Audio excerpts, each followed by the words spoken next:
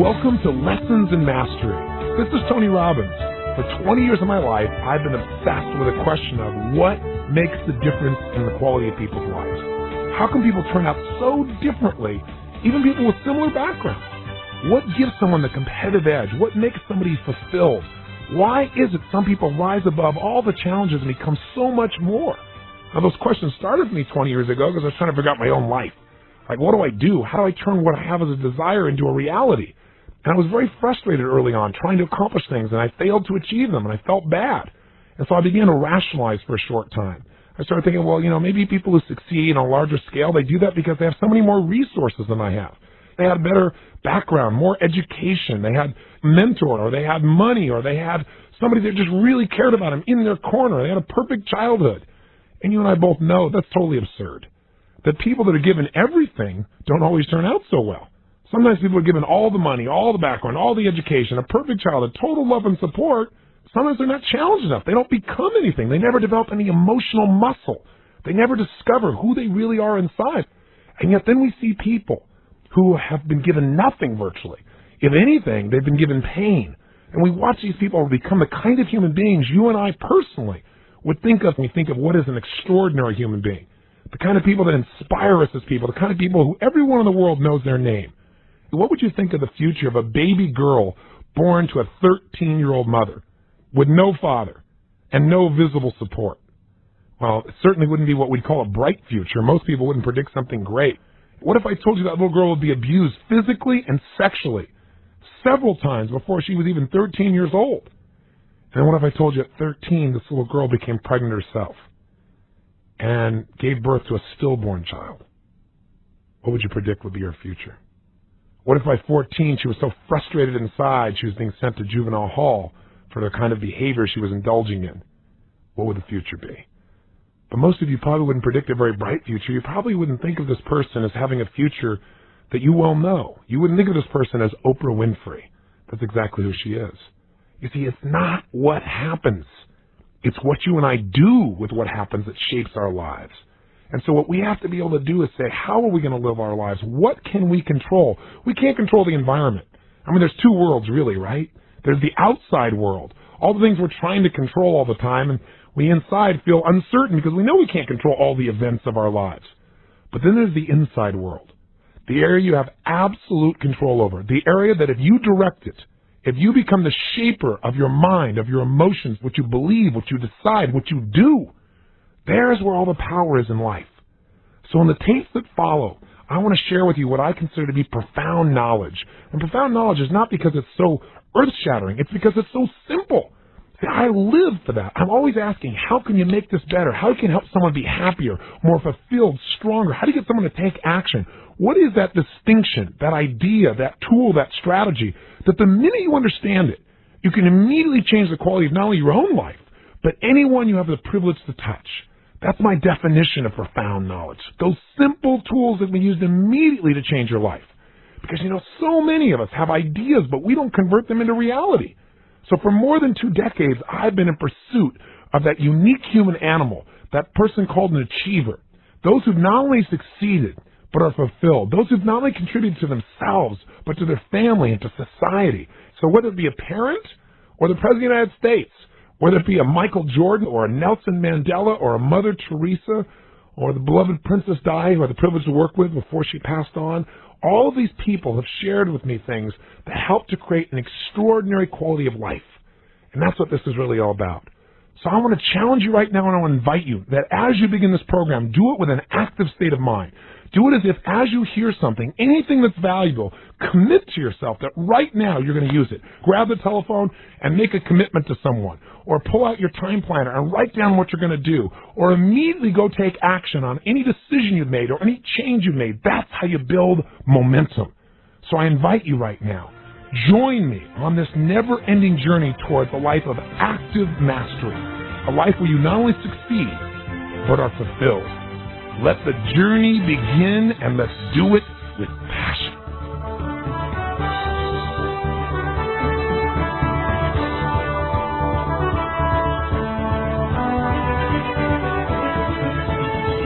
Who are you? Who are you really? Think about it. Your answer to that question is shaping your destiny. It's going to determine how you're going to respond to innumerable situations. Our beliefs definitely control our behavior. So the beliefs you have about one person, like a friend of yours, will determine how you interact with that person. The beliefs you have about a food will determine whether you eat that food. That's pretty basic. But the beliefs you have about people in general are global beliefs, and that'll affect all kinds of relationships. And the beliefs you have about yourself are the most potent beliefs of all. Not only the beliefs you have about what you're capable of, but the beliefs you have about who you are.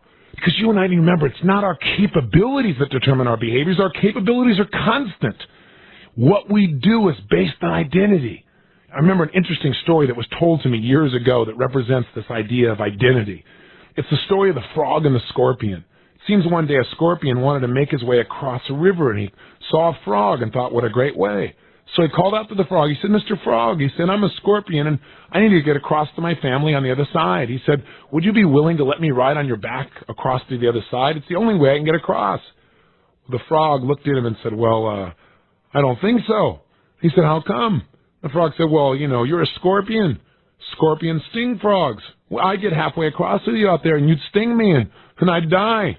And the scorpion looked at him and said, oh, Mr. Frog, he said, you're not thinking with your little frog brain. He said, if I stung you, he said, I'd kill you, but I'd drown too.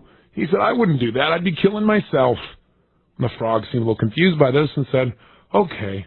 He let the scorpion jump on his back. He started to swim across the river, and about halfway across, sure enough, the scorpion stings the frog. He can't even believe it.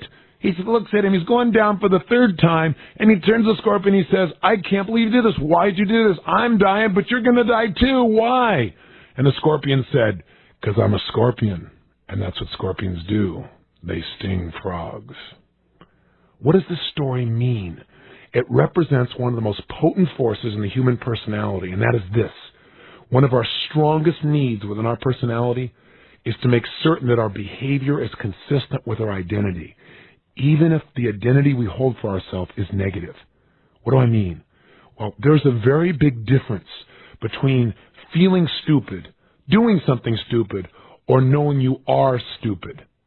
Now, that may sound like semantics, but it makes a huge difference in how you live your life. We all feel stupid at times. We all do stupid things at times. But if you make the jump from feeling or doing something stupid in the moment to believing you are stupid, that belief about who you are will color every single behavior you're involved with for the rest of your life. It defines you and it limits you. You see, the beliefs we have about who we are, our identity, creates the boundaries within which we live our lives. And it isn't limited to something like whether or not we think we're smart or stupid. You say, well, I would never say I'm stupid. I'm smarter than that. Well, maybe you put it in the area of that I'm a procrastinator. See, it's different to have been a person who's procrastinated at times or to procrastinate in the moment than to know you're a procrastinator. Once you decide that's who you are, that behavior will be consistent. Just because you need to be consistent with your own identity. It works in every context you can imagine. It's different to know that you've got 10 extra pounds on your body. That's different than knowing you're a fat person or that you're a compulsive personality. You got to be very careful of the labels that you create for yourself or you allow others to give you, because they begin to define your experience. They begin to change what you notice about yourself, what you're willing to try, what you're not willing to try. They define the way you live. I can tell you, I've met with people over the years who tried everything to make a change and have been even successful in changing a behavior, like let's say stop smoking or stop using drugs or something, but it was usually short term and it didn't last. Why didn't it last for them previously? And now I worked with them and we got something that now 2, 3, 4, 5 years later, it still seems to be working. In fact, there's not even a struggle. They're not working not to smoke. They're not working not to take the drugs. Why? What did we do different this time? Well, in the past, they tried just to change their behavior, but they didn't change their identity. They didn't change their beliefs about who they were as a person. See, I can show you how to get off drugs and not use drugs. But if you believe you're a drug addict and then you don't use drugs for 6 months, I guarantee you it's going to be a struggle. Because you're fighting who you are the whole time. And eventually there's a good chance you'll go back. Or for the rest of your life, you'll have to go to sessions where you try to remind yourself that you can't use drugs. You know, there are plenty of people who've been addicted to drugs for years, hard stuff. And then one day they quit and never touched it again. How did they do that? Wouldn't it drive you crazy till you figured out someone made a change like that? A change from Saul to Paul, where one day what you loved you now hate, and what you once hated you now love. That's an identity change. That's powerful. That happens when you no longer see yourself as a drug addict. See, you can't be a drug addict and expect your behavior to be easy to change. It's much harder to change who you are in most people's perception than to change a behavior. See, that's the shift. You have to become the kind of person who would never even consider drugs in a million years. Think about it. Isn't there something in your life that you would never do? I mean, never. I know one for me is I would never murder another person. I mean, there's not even a question in my mind about that. So the thing to think about is this. If you would never murder someone, in your case also, why wouldn't you do it? So it's unthinkable. Why is it unthinkable? Oh, because I would just never do that. Why would you never do that? Because it's not part of your identity. It's not part of your beliefs about who you are. See, your beliefs about who you are define what you will and will not do. See, it goes way beyond what you're capable of. Are you capable of murder? Some people say, well, maybe I'm capable, but I would never do it. There's a big difference between capability and how you live. And closing that gap requires an understanding of identity, an understanding of how to stop pursuing the kind of person you want to be, and in the moment, suddenly being that person right now and from this day forward. By the way, you may be asking, well, Tony, why do people behave consistent with an identity that makes no sense? Because in our culture, consistency is constantly rewarded, and change is often met with pain. I don't just mean pain within yourself, I mean pain from society. Think about it. In our culture, what do we call someone who says one thing and later on they do something different? We call them inconsistent, a liar, somebody you can't trust, somebody who's wishy-washy. I mean, we could go on and on with the labels. Nobody wants those. We link pain to creating change, especially at the level of who you are. Hey, how come you didn't tell me you're that kind of person? Well, you might say, well, I've been changing. Oh, yeah, sure you have. But on the other side, what do we call somebody who stays consistent? Somebody says that they're a certain way and they behave that way over and over again. Sure enough, that person is trustworthy. That person is somebody who's honest. That's somebody you can count on. That person is stable. So what this does is it tends to lock us into whatever identity we used to have. And that becomes a big limitation. Either that limit or the limit that comes from being successful. See, when we become successful, oftentimes we become superstitious. We don't want to lose what we've got. After all, we work so hard to be in this position. Somebody comes by and says, hey, you could change that. You could make it better. They go, oh, wait a second. You don't understand. This is what's made me successful, being this way. Well, there's a great phrase that I kind of paraphrase from Einstein, and that is that really, in essence, the level of thinking that's gotten us to where we are is not what's going to get us to where we want to go. See, to get to where we want to be, we got to take on a new level of thinking. We got to know that what we've done up until now has been great. There's nothing wrong with it. It's fantastic. But to get to the next level, we've got to look at life in a new way. And one of those new looks is we've got to perceive ourselves in a different way. Not just our capability, but who we are right now. Not someday, today. That shift begins the minute you begin to consciously define yourself instead of letting the environment do it for you. Because think about it. How do most of us define ourselves? Where do we come up with our identity anyway? Well, it comes from a variety of environments, but maybe the best way to answer the question is ask a different one. How do you define the people around you? How do you know if they're a friend, if they're a good person or not? The way we define other people, the way we discover their identity is we watch them. We listen to them. We judge people's identity usually by their behavior. Isn't that true? I mean, think about it. Somebody treats you real harshly several times each time you're around, and pretty soon you go, I know that person. That person's a jerk. You know what the challenge is?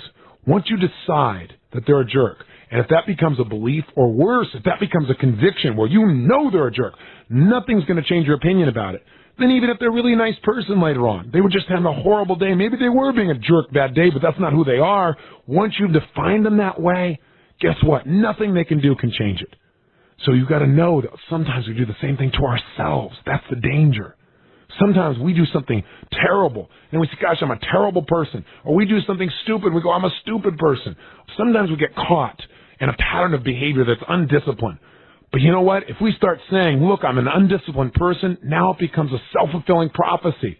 If now all of a sudden you start defining yourself as an undisciplined person, if that becomes your belief as to who you are, not that you're capable of being undisciplined, everyone's capable of that, not that you've been that way at times, but that's who you are. Once you put that label upon yourself, now your future behavior and therefore the results of your life are going to be colored by it. So you got to be careful.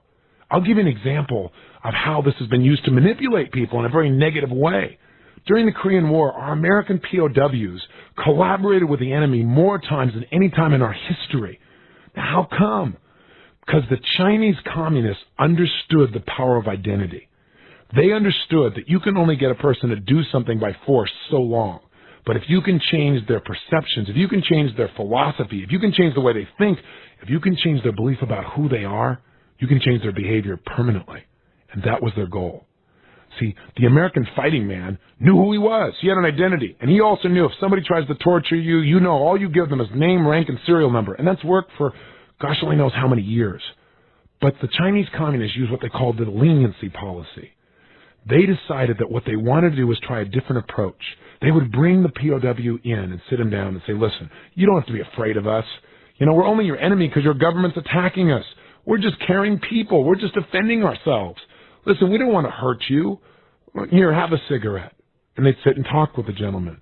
And this American POW would be very suspicious. But after 4 or 5 or 6 hours of talking and having a nice conversation, he began to get a little tired and a little exhausted, a little worn down, but these people were so cordial. They'd say, look, your government doesn't care about you. Don't you understand the kind of unrest that's happening in your nation right now? They said, we care about our people. They said, let me ask you a question. What's really not perfect about America? Are you going to try and tell us it's perfect? And the American POW would usually respond, well, of course, America's not perfect. That's all they needed. Their whole goal was to break into the shell of identity and get you to make some very small commitments and then enlarge them. What do I mean? Well, they'd say, well, how is America not perfect?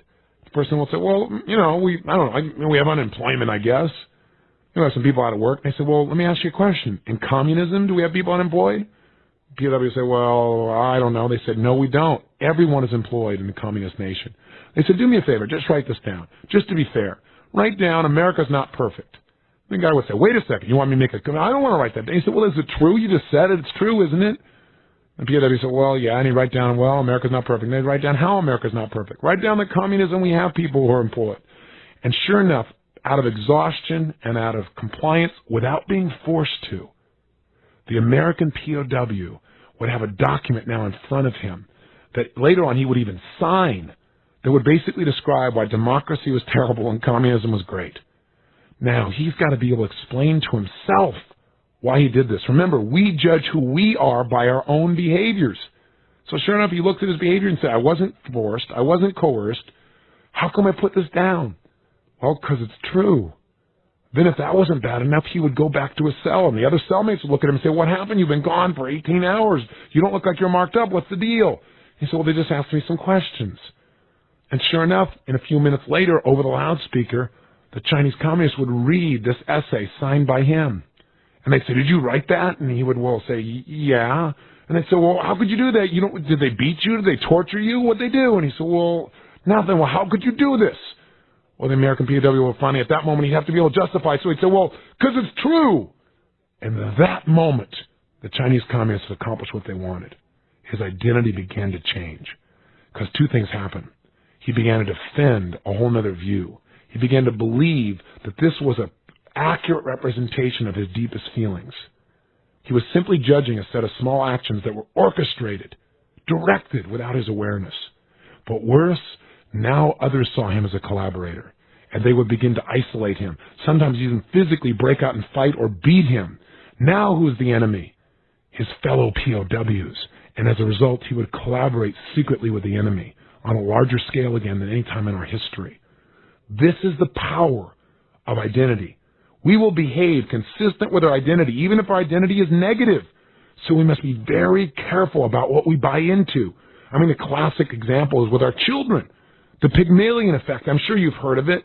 What it is research study that's been done over the years where they take teachers and they tell them that a particular student is absolutely outstanding, that they're a gifted child, for example, and that they'll need to be challenged a lot, though, because otherwise they'll just slough off. You know what invariably happens? The child becomes the leader of the class. Or if it's a group of children that they bring to the teacher, those students begin to excel higher than almost anyone else in the class, all because of expectation. What do you think that would do to you to have somebody tell you you're gifted? If you didn't get that gift earlier, why don't you give that gift to yourself right now? We're all gifted. All that is a darn label.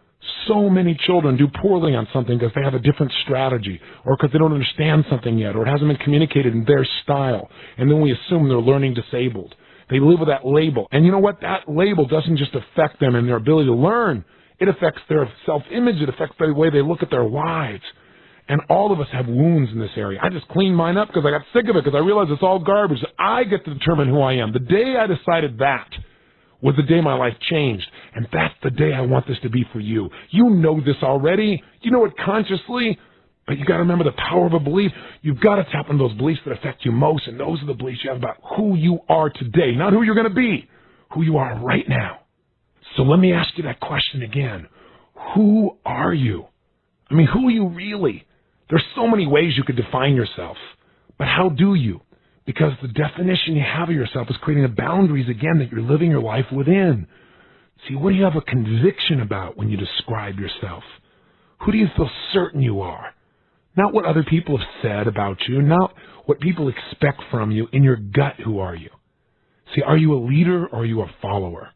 Are you a person who makes a difference or are you a victim? Are you someone who's constantly trying to figure out how to grow? Or are you somebody who is constantly looking for an excuse? Are you merely a collection of habit patterns? Or are you something deeper, something richer?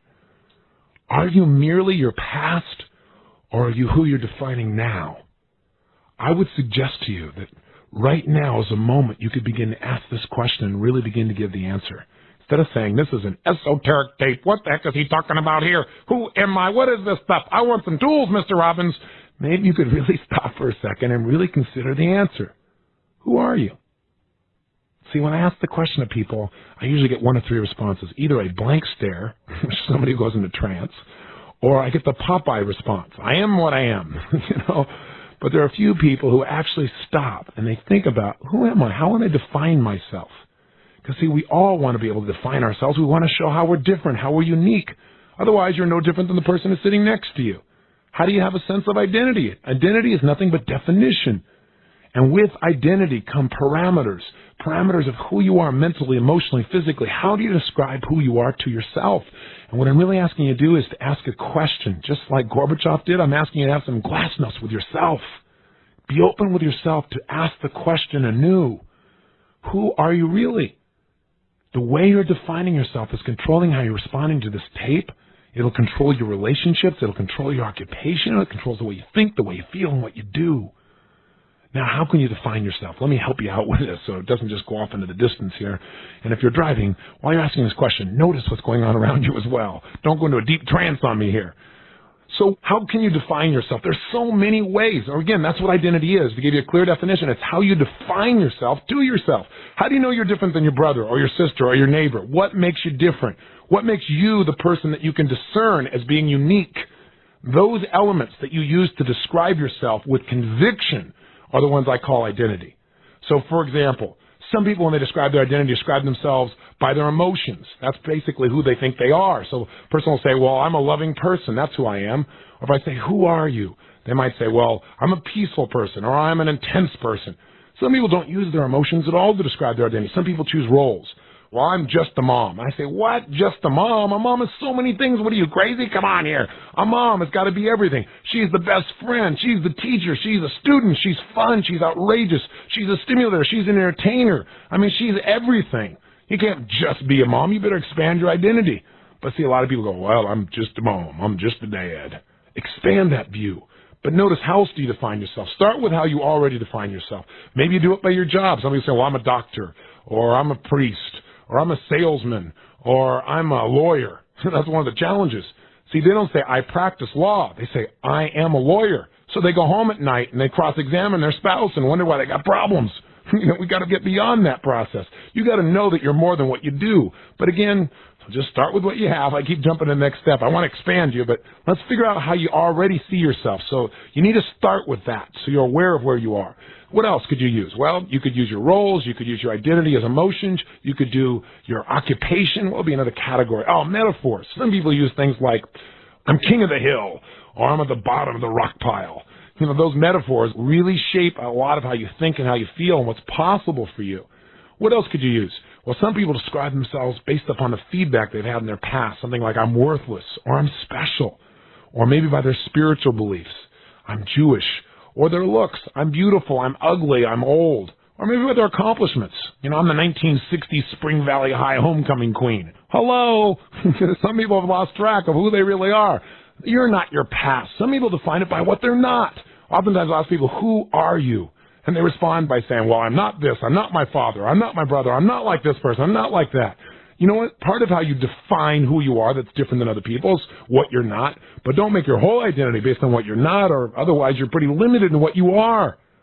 Some people describe themselves based on their past, their failures, for example. Other people do it based upon their future. How are you defining yourself? Who are you?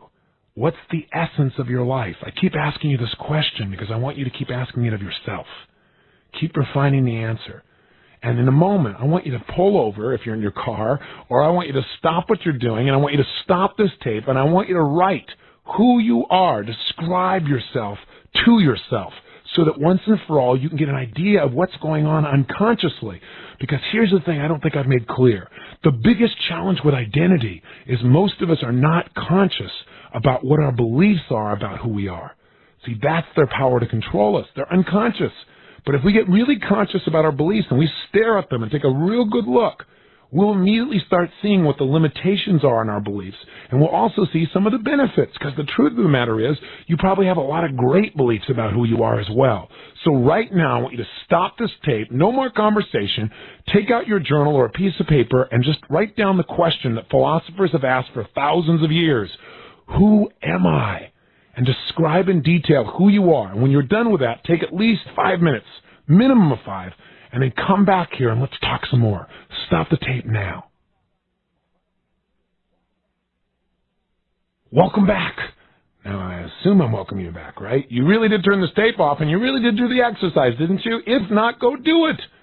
Because if you didn't do that, why didn't you? Because you're busy? You're too busy? You said, Tony, I'm really busy. I got a lot to do. I don't have time to think about my identity. Give me a break. And more scary than that, do you do this in a lot of areas of your life? Do you unconsciously identify yourself as a person who listens to things and then doesn't act upon them? I doubt it. Because I think if you're the kind of person who listens to this kind of tape, you obviously are committed to make your life better. So now that you know who you are, who do you really want to be?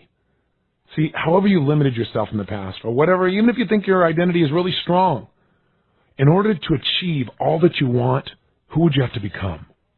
Think about it. Would you have to be more gregarious, more outrageous, more fun, more passionate, more disciplined? Whatever you have to be, you need to become it now, not someday. You don't need to make it a goal. You need to fuse with that identity. You need to start thinking, if I was this person, how would I breathe? How would I walk? How would I talk? How would I treat people? What would I do when I woke up in the morning? How would I speak to myself? How would I think about life? And then you need to think about this and literally fuse with it. Imagine stepping into the body of this person and becoming this person, and then immediately go out and act this way. I remember years ago I used to tell people, listen, if you want to change your life, conduct your life as if you were a public figure. I said, think about how public figures have to be, how they have to live, how they have to treat people, what they have to do. And I said, if you do that long enough, the quality of your life will literally transform. Well, you know what? I became that person. I became a public figure, and I wasn't one. But now I am. It's an amazing experience. And what's great about it is I don't have to behave any different than I have for years. The way you hear me now is the way I am. This is who I am. I don't have to fake it or act like it. This is who Tony Robbins is. So now when people see me in an airport, I don't have to be constantly monitoring myself and saying, well, am I being appropriate or am I going to be misinterpreted? I'm just being who I am. That identity is real for me. And you might want to take that advice again. You might want to think about how would you conduct your life if you were a public figure? How would you be if you were already living your dream? See, if you'll start behaving, thinking, feeling, and knowing you're the person you've been pursuing, I can promise you many of the goals that are way out there, you'll start to experience them as a reality right now, or whatever's necessary to make them real will show up. For example, if you believe that you are an intelligent person, it's because you had an idea called I'm an intelligent person, and at one point you didn't believe it. It was just an idea. It was like a tabletop with no legs. But then you took some tests successfully. People told you were intelligent. You noticed you could figure some challenges out. And each one of these became a leg underneath your tabletop. So now the table is solid. It'll stand there. It's a solid belief. You feel certain about it. Well, that's the same way you can help yourself to change your identity. Go out and do some of the things that a person like this would do. Now, don't limit yourself to this technique, because you can change your identity right now by making a decision. Now, for some people to decide, by the way, they need to go through a ritual. Throughout human history, people have used rituals to change their identity, not only within themselves, but the way other people see them. Because the way other people see you and the things they expect from you tend to influence your behavior if you're not clear yourself who you are. You got to be careful. You got to have such a conviction about who you are that nobody can sway you. You know who you are inside, regardless of whether you're getting the results you want or not in the short term. But if you want to make a difference, look at what would be a good ritual. Again, if you look at the African culture, for example, I remember years ago when I saw the movie Roots and seeing Kunta Kinte, who's a friend of mine, LeVar Burton, who played that role so powerfully. But Kunta Kinte was part of a village, and how did a boy know he was a man? There was a specific ritual, so in one day he transformed. The boys in the village kept talking about, they knew the day was coming. They heard stories that on the day you become a man, somebody came and put a hood over your head, and they took you to this special place and took you to this ritual. And that's exactly what happened. And the rituals were varied. And one of them I will not describe, but I can only tell you it was somewhat painful, and it was a way for them to have physical evidence he was a man. He came back walking different, literally, and he was wearing a special outfit. And sure enough, when he came back, the whole village now, because he was wearing that outfit and had been through the ritual, knew he was now a man and began to treat him differently. Our environment reinforces or takes away from identity. That's why we've got to decide the identity we want within ourselves. Today, how do people know if they're a man or a woman? Well, I guess the ritual in our culture is drinking. In Judaism, how does a boy know he's a man? He has a bar mitzvah. The girls have their version of that process. So we've missed a lot of that in our culture. But we've found ways to replace it. They're just not quite as clear. And maybe we found ways that are not real resourceful. Going and getting wasted on your 21st birthday may not be the most powerful way of being able to identify yourself as a person who's free to do what they choose. Maybe there's a better way. But regardless, think of what might be a nice ritual for you.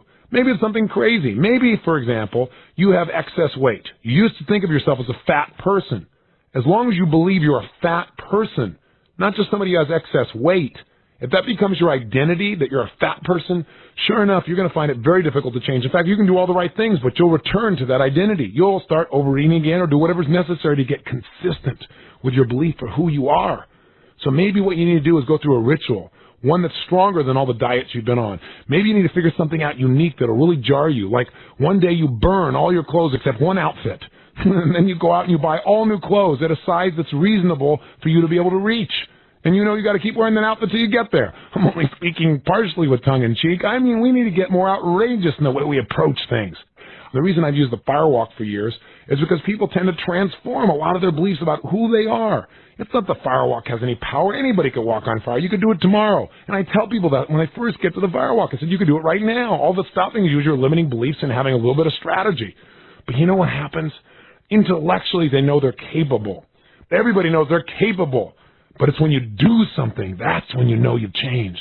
And what happens is they get on the other side of this fire and their brain says, my gosh, if I can get myself to do this and it's this easy, what else did I used to think was so difficult or impossible that now it's probably just as easy? It begins to change their picture of who they are.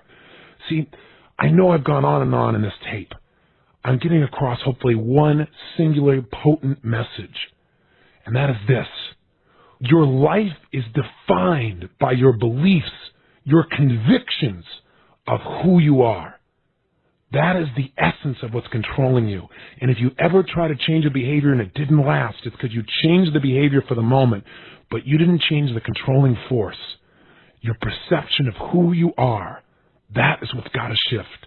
And maybe for you it's subtle, and maybe for you it's huge. I don't know. But I can tell you this. The first step is what I said earlier. Become aware of the unconscious beliefs you have about who you are. And again, those beliefs are sometimes reflected in your behavior, sometimes not, so that's not the way to define it. Just sit down and answer the question, who am I? It's a question that philosophers have asked for thousands of years, and it's one you deserve to ask yourself, and give it enough time. Spend at least 10 minutes answering the question, who you are. I know you're busy, okay, but take the time to ask the question, and don't just give the Popeye response, I am what I am. Stop and think. And give some meaningful answers of the first things that come out of your gut. And even if you don't like them, like, if you say something like, well, I'm inconsistent, or I'm a person that never follows through, write those things down. It's okay. The first step is to notice what you believe. And you know what? You probably have references to back up those beliefs. Remember, you can find references to back up the idea that anybody is a good person or anybody's a bad person. If you look for something, you'll find a reference to back it up. If you want to back up the idea that people are basically rotten and they'll rip you off, anybody has references to back it up if they want to. If you want to back up the idea that people are good people and they care, everyone's got references to back that up if they look deeply enough. So the fact that you believe something in the past does not mean it was true. Just find out first what you've been believing about yourself. Write it down. Then step 2, immediately begin to question those limiting beliefs. Say, is that who I am or is that how I used to act? That's a very important question. Just because I've acted that way a bunch of times in the past, am I my past or am I who I decide to be now? Could I change my entire life right now regardless of how I've been in the past? And because I behave that way, is that because that's who I am at the deepest level? Is that who I am at the core? Is that the essence of who I am? I doubt it. Who we are is spirit. We're more than our physical bodies. We're more than beliefs. We're more than values. Somewhere inside of you, there's a part of you that's everlasting. There's a part of you that's never ending. You need to check in with that. When you start feeling overwhelmed or you start feeling like, I can never accomplish this or I'm just not cut out for this, remember, you're cut out for whatever you decide to be cut out for. You have the capacity. You are bigger than any challenge you could ever meet in your life. Connect with a greater source. Remember the miracle that your life represents. See, if you just remember what's going on inside of you right now, just for you to be listening to me, all the processes, with a heart that beats constantly, pumping blood through 60,000 miles of blood vessels, that's what's inside of you. If you put them end to end, they'd wrap around the earth twice at the equator. Very thin, I might add, but it would still do it. The point of the matter is, this is the power that's inside of you. Who are you? You're a miracle. The fact that you're alive is a miracle. The fact that you're living in these times is a miracle. If you start realizing that you're a miracle, that you're a gift, if that becomes part of your definition of yourself without a big ego about it, then all of a sudden life has a different quality. The types of actions you take are different. The way you treat people is different. And the results that you generate in your life will be transformed.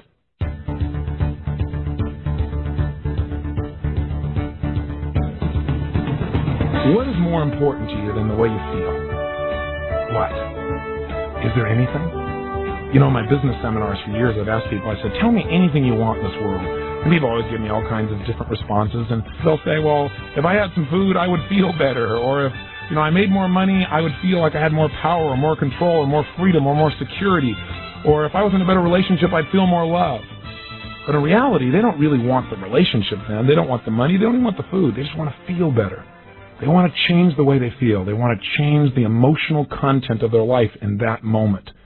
And I think it's real important for us that we take a new look at emotions, that we see that some of the emotions that we consider sometimes to be negative, the emotions that we think are most painful, may in fact be our best friends. They may be giving us signals that we need to make changes. If we heed these signals, and if we utilize them, we can change the quality of our experience and our life immediately. So just remember, emotions are the ultimate power. They start wars. They cause us to get married. They cause us to get divorced, to create children. They can even make us ill or they can make us healthy. In essence, the history of your life, the history of this world is the history of emotion. Emotions are the core that call us to action and change our entire lives. So where do they come from? What's their real purpose? What are some of the most intense emotions that we experience day to day that shape our destiny and that most of us never really learn to master? And then how can we master them and how can we utilize those to increase the quality of our life? Those are, in essence, the questions I want us to answer together today. How do you deal with your emotions right now? I'm curious. Because I found that people deal with emotions in one of basically 4 patterns. Either one, they avoid them.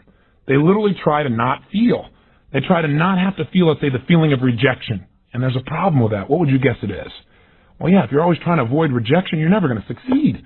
Because anything in life that requires you to deal with other human beings on a massive scale, where you're taking a step forward and you're trying to create change, exposes you to a point where somebody may disagree with you. They may reject you. See, the ultimate fear of rejection keeps people out of relationships. They never get to have the feeling they do want, which is love or intimacy or a feeling of connectedness, because their fear of rejection keeps them out of it. So you can't ever avoid completely negative emotions. They're part of life, and they cause us to grow. Some people don't try to avoid emotions. Instead, they go into the I'm going to endure it phase. Or worse, I'll endure it but deny it. Those people usually try and disassociate from their feelings. They try to say, well, it doesn't feel that bad. But meanwhile, they keep stoking the fire inside themselves by thinking about how horrible things are, or how someone has taken advantage of them, or how they do everything right but things still turn up wrong, and why does this always happen to them? In other words, they never change their internal conversation. They never change their internal focus or their physiology. They keep feeling like heck, but they try to pretend like it's not there, deny it or disassociate it.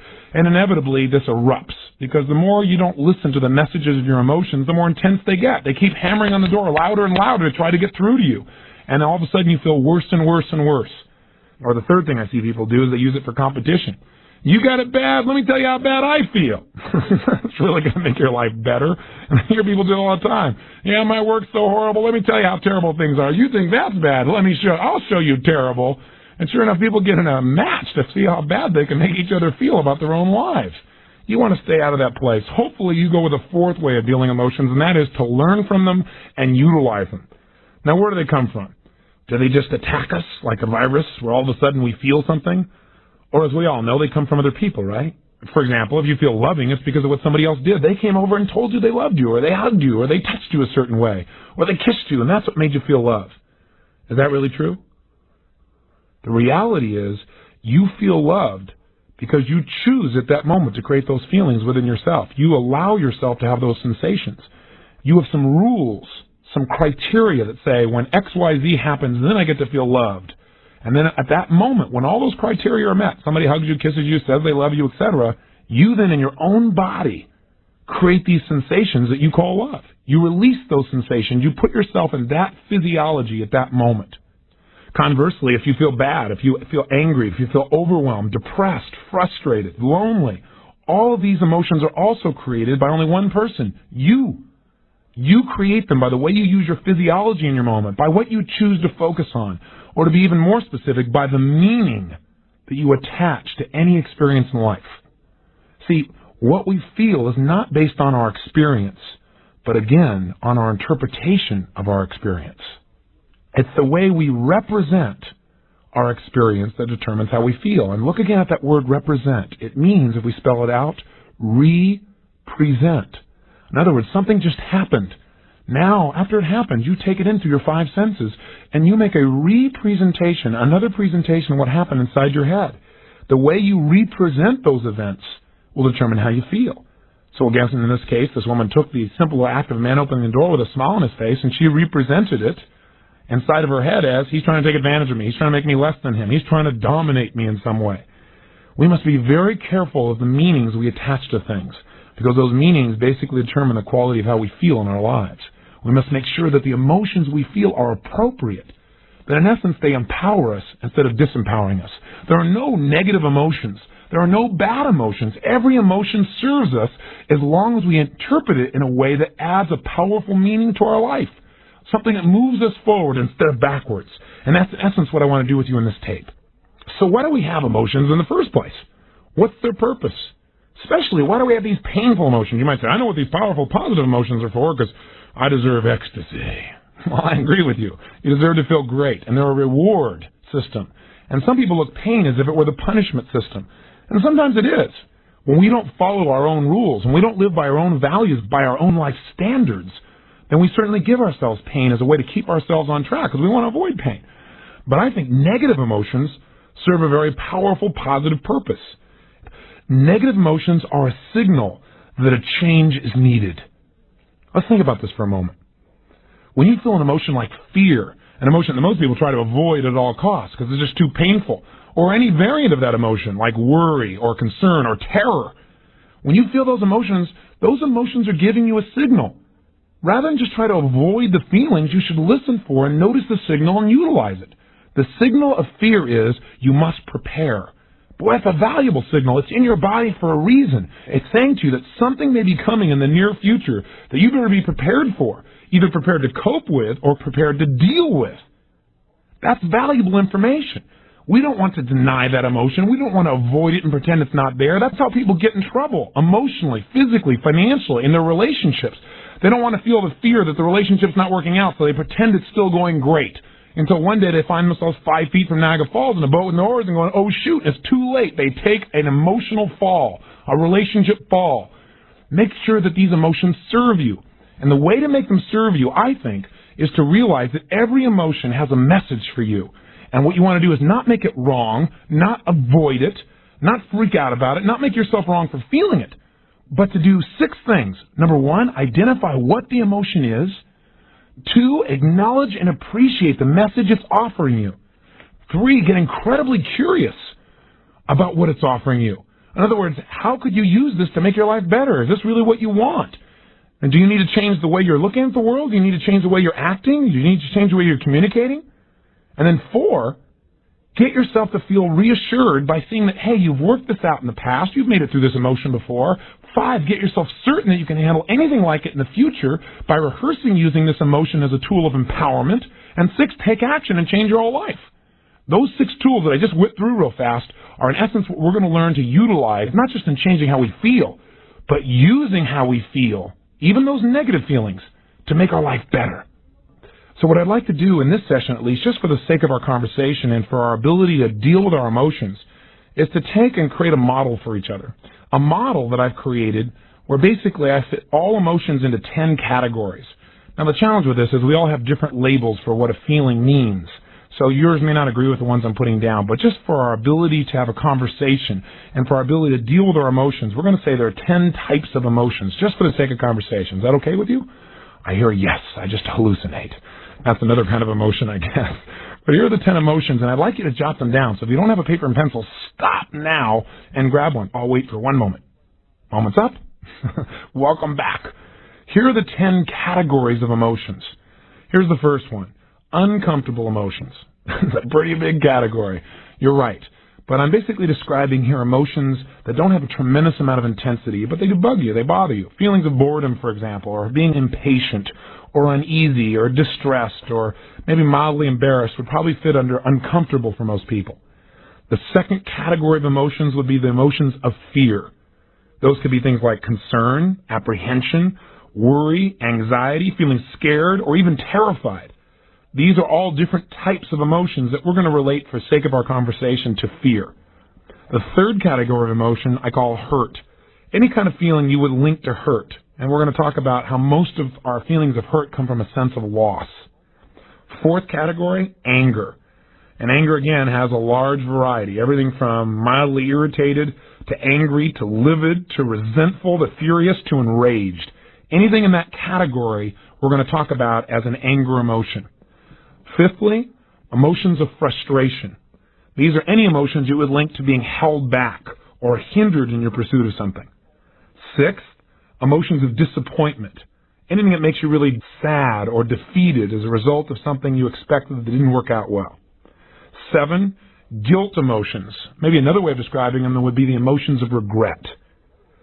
Number 8, feelings of inadequacy. Any emotion you've ever experienced that you would consider causing you to feel like you're less than or unworthy would fit into this category we call inadequate. Number 9, feelings of being overloaded. Now again, overloaded I'm using to make it soft, but most of the emotions you should probably link in here would be feelings of being overwhelmed or even hopeless or depressed. Anything that makes you feel like there's more than you can possibly deal with would fit into the overloaded category of emotion. And lastly, number 10, lonely emotions. Anything that makes you feel alone, like you're lonely, like you're apart from or separate from, would fit into this category. So again, the 10 are 1, uncomfortable feelings, 2, any feelings of fear, 3, any feelings of hurt, 4, any feelings of anger, 5, any feelings of frustration, 6, any feelings you would link to disappointment, 7, the category of guilt and regret, 8, feelings of inadequacy, 9, feelings of overload, overwhelm, hopelessness, or depression, and 10, any feelings you link to loneliness. All of these emotions, these categories of emotions, are there for a reason, and they're to give us a message that something needs to change. Now, one of two things has got to be changed when we're feeling any of these emotions. And before I tell you this, let's make sure you're enrolled here. How would you feel in your life if you knew, no matter what emotion you felt, you could go, okay, am I feeling uncomfortable, or is that a feeling of fear, or is that a hurt feeling, or an anger type of feeling, or a frustrated type of feeling, or a disappointed, or a guilty, or inadequate, or overloaded, or lonely feeling? How would you feel if you knew that in a moment or two, you could instantly get out of that feeling, no matter how intense it had been? Would that be useful? Then stick with me, okay? Because I know this may seem a little bit cumbersome at first, so listen to me carefully. At any moment you feel any emotion, the first step you're going to always want to take to master your emotions, first step always will be to identify the signal. And what I mean by identify the signal is figure out, if you're having a feeling, which one of these categories does it go into. So let's take a look at how this might work. Let's say something happens between you and a loved one, and as a result you feel rejected. You look at your list of 10 here and you say, rejected's not on here, Tony. Well, step number 1 is identify which category it most fits. Well, when you feel rejected, you really could feel a lot of things about that rejection. You might feel uncomfortable, you might feel actually hurt, or you might feel angry about it, or as a result of rejection, you might feel lonely. What I'm trying to do is get down to the core emotion that really is controlling you, rather than just this giant word called rejection, which really isn't the essence of what you're feeling. As you go down and you look through your list, and by the way, I know you're not good at this list yet because it's brand new, but you'll memorize it simply by listening to this tape over and over again. By the end of this conversation, hopefully you'll know the 10, and I'll keep saying them again for repetition's sake. What we're going to call them from now on is action signals, because that's exactly what they do. They are signals for you to take action, to reevaluate the way you're perceiving something or the way you're proceeding, the way you're communicating your feelings to other people, or the way you're behaving around other people or situations. In other words, they're going to tell us we got to make a change in order to get what we really want. And that's what these action signals are all about. They're not negative, they're not bad, they're there to serve us. But for now, let's come back to the example. We said step number 1 then always is identify the signal. That simply means where does it fit in here? So in this example, we've said that rejection really was just uncomfortable for you. Maybe what happened is you turned to kiss your husband or wife and they were busy reading or writing or something and they didn't really reciprocate. You felt, kind of uncomfortable about that. You didn't feel lonely. You didn't feel hurt. You didn't feel angry. You just felt a little uncomfortable. The signal of being uncomfortable is calling to your attention a message. And the message of uncomfortable feelings is, 1, realize you need to change your state. That right now, no matter what happens in the state you're in, you're not going to appreciate it. You're not going to be resourceful in understanding what things really mean. Say, for example, you're feeling in a state of being uncomfortable about that, you're going to start hallucinating. Well, gosh, my husband or wife, they weren't really loving to me. Does that mean that they're not interested in me anymore? Does that mean that, that our relationship's not as strong? We tend to hallucinate when we get in an unresourceful state. So when you feel uncomfortable, first message from that signal is, hey, change your state. Second, clarify what you want. Immediately, you got to clarify what you want. That's what this signal is trying to tell you. So, yeah, don't just be uncomfortable. What do you want? If you want your husband or wife to be closer to you, get clear that's what you want. And step 3, immediately take action in that direction. And the way to take action in that direction is communicate your desire or do something that expresses it. Make sure you do something until you achieve what you want and you're no longer uncomfortable. It's literally that simple. Don't just sit around and go, gosh, I feel bored. I feel foolish. I feel insecure. I feel kind of rejected. I feel uncomfortable. Say, great. I need to change my state. The fact that I'm uncomfortable is a signal. It's giving me a message to immediately change my state. 2, clarify what I want. And 3, take action in that direction. If you do that, you've conquered this emotion immediately. Let's say you felt rejected to the point where you called it hurt. You really felt hurt inside. Well, what's the message of hurt? When you feel the sensations you call hurt feelings, that signal is giving you a different message. And the message there is that there's an expectation you have that's not been met, and you have a sense of loss. That's why it's more intense than just being uncomfortable. You feel like you've actually lost something. Now, the challenge with this, as with all these emotions, is that when you identify the message, you must immediately clarify what has to be changed. Whenever you have what you used to call a negative emotion, you're now going to call an action signal. You know that that action signal is signaling you need to change one of 2 things. Either your perception or your procedure. Now let me clarify what I mean by that. Your perception might be, for example, that, gosh, you feel hurt. You feel like your husband doesn't love you so much anymore, or your wife doesn't love you so much anymore because, gosh, when you first met, boy, all you had to do was, look at them and they dropped their newspaper and came over and hugged you, and now they don't. You have a sense of loss, and that hurts you inside. And that hurt is a lot more painful than the feelings of just being uncomfortable. The point, though, is this. Is this an appropriate emotion for you to feel based on this situation and this time with this person? And that's really the question we want to ask ourselves whenever we have an emotion. We know that when we have that signal, we need to first identify it, and then secondly, immediately appreciate this signal is offering us a message, and the message is we need to change. Again, our perception or our procedure. So our perception might be, person doesn't love me. Do we need to change our perception? Do we have some rules that are inappropriate in this situation? And the answer here probably is yes. Wouldn't you agree? This person is just wrapped up in what they're doing because they're just immersed. It doesn't mean they love you any less. What this emotion is telling you is you need to change your perception because otherwise you're going to feel pain for no reason. You might also look at the same situation as a symbol that you need to change your procedure. Procedure means the way you're proceeding with this information. In other words, what this may be is a signal to you that you really aren't communicating your real needs to your husband or to your wife. Maybe what you need to do is change your procedure, and instead of feeling hurt or instead of feeling uncomfortable, turn to your husband or wife and say, honey, I know you're wrapped up in your work. I know you're totally immersed. I know you're trying to do stuff that supports the whole family here. But you know what? I just need, 3 minutes with just you and I, because I really need right now to just feel loved by you. I need to hold you. I need to feel connected to you. Now, if that person starts to get upset, obviously you're getting feedback that your procedure still didn't work. You have to be a little more flexible, a little more creative, or maybe a little bit more loving in the way you do it. Or maybe change the timing in which you go about something. But that's changing procedure, changing the way you communicate. Or another way of changing procedure might be it's a signal that says that the way you're communicating your husband or wife doesn't make them want to make you feel loved right now. That your present behavior may be turning them off. For example, let's say you feel rejected by them because when you come in the door, they don't rush up and give you a hug. They're immersed in something. Now, how do you respond to that? Well, what a lot of people do when they feel rejected is they feel uncomfortable with it, or they feel hurt, or some people get angry when they feel rejected. Now, what's the message of anger?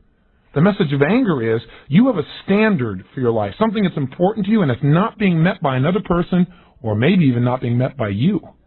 Sometimes we get angry because we're not living our own standards, huh? So let's say as a result, one of your standards is that people who love you, they run up and they greet you in your home. They don't do that today. Well, you feel angry. One of your standards has been violated. Something you believe important is not happening, and now you're angry about it. How do you respond now to your spouse who doesn't even know what's going on? Maybe you give them a dirty look, or maybe you make some snide remark, or you find something wrong with what they're doing. As a result, this person may very well purposely reject you.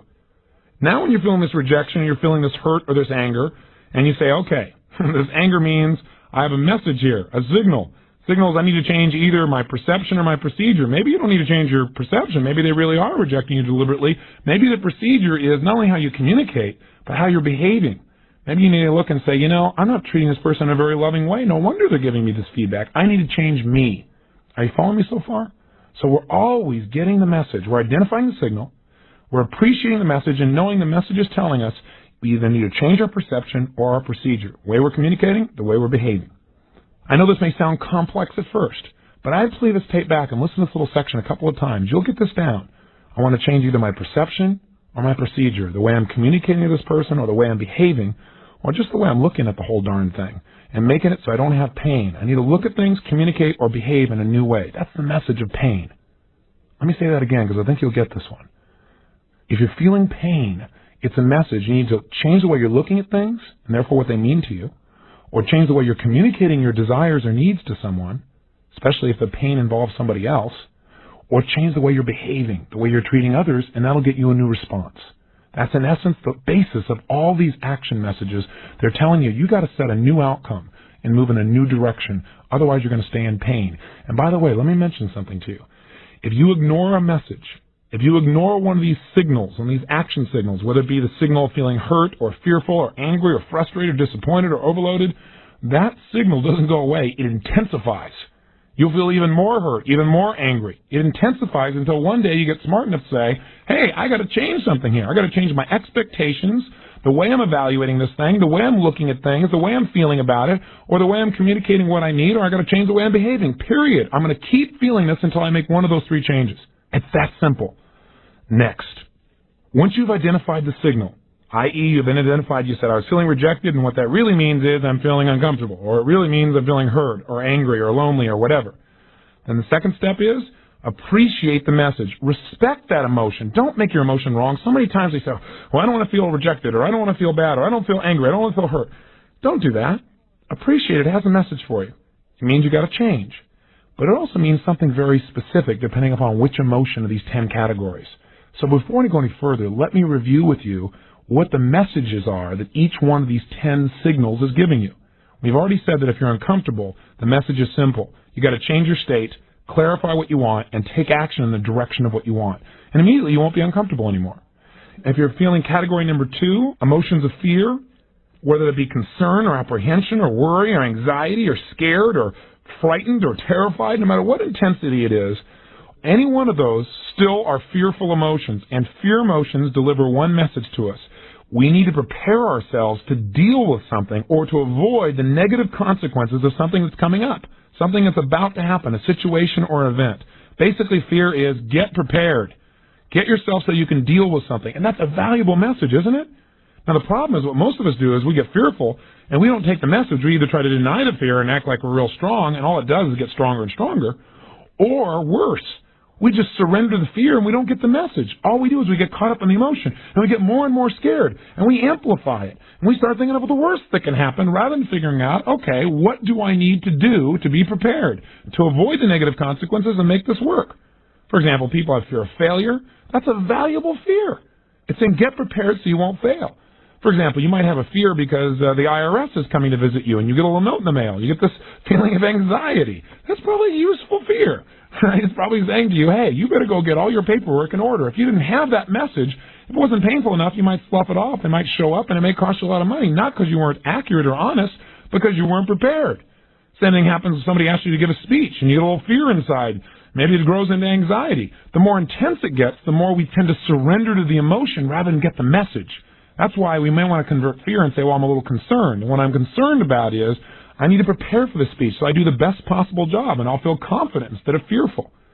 Now, again, with each of these emotions, we want to hear the message and see if the message appropriate. You may already be prepared. You may be as prepared as you can get. There's a limit to what you can do, right? There's a point where you have to have some faith. At that point, you might just have to say, you know what? This is a message I need to change my perceptions, not my procedures. I'm prepared by my procedures. I know what to do. I know how to do it. But I got to stop focusing on this thing being the worst possible situation. I just need to decide to become confident now, to focus on it working instead of it not working. The third category of emotions, those of hurt feelings, give us a signal and a message that says you have an expectation that's not been met and you have a feeling of loss. I.e., you expected somebody to keep their word and they didn't. That hurt your feelings. Or you expected someone never to share something that you told them privately and they told somebody else. And now you feel hurt. You feel a sense of loss of intimacy with them or loss of trust. And that sense of loss is what creates that feeling of hurt inside of us. What do we need to do? It tells us immediately that we have to evaluate, is there really a loss here? Again, do we need to change our perception? Maybe you just didn't communicate to this person that when you told them this, you wanted them to keep this information private. Maybe you haven't lost anything. Maybe you just have to change your way of communicating your needs, or again, change your behavior. The next category is anger. That's the fourth category. And again, emotions like irritation or feeling livid or furious or enraged or resentful, all of these fit into this category. Any of these emotions are simply signals giving you a message, and the message here is that an important rule that you have in your life has been violated by someone else or maybe even by you.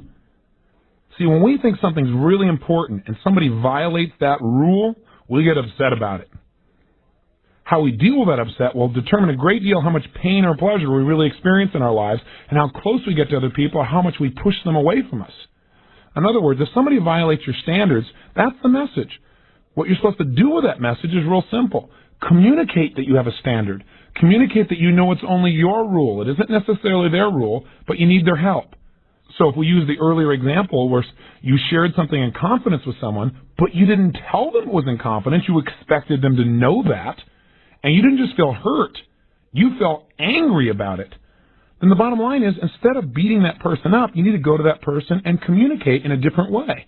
Right? Change the way you're communicating. Change your procedure.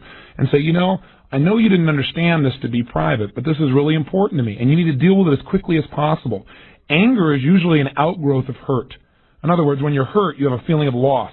Something you expected didn't work out. When you're angry, it's because it's something you think is really important that wasn't handled, or you've got a lot of hurts that have built up and you've not expressed them. You've not communicated them.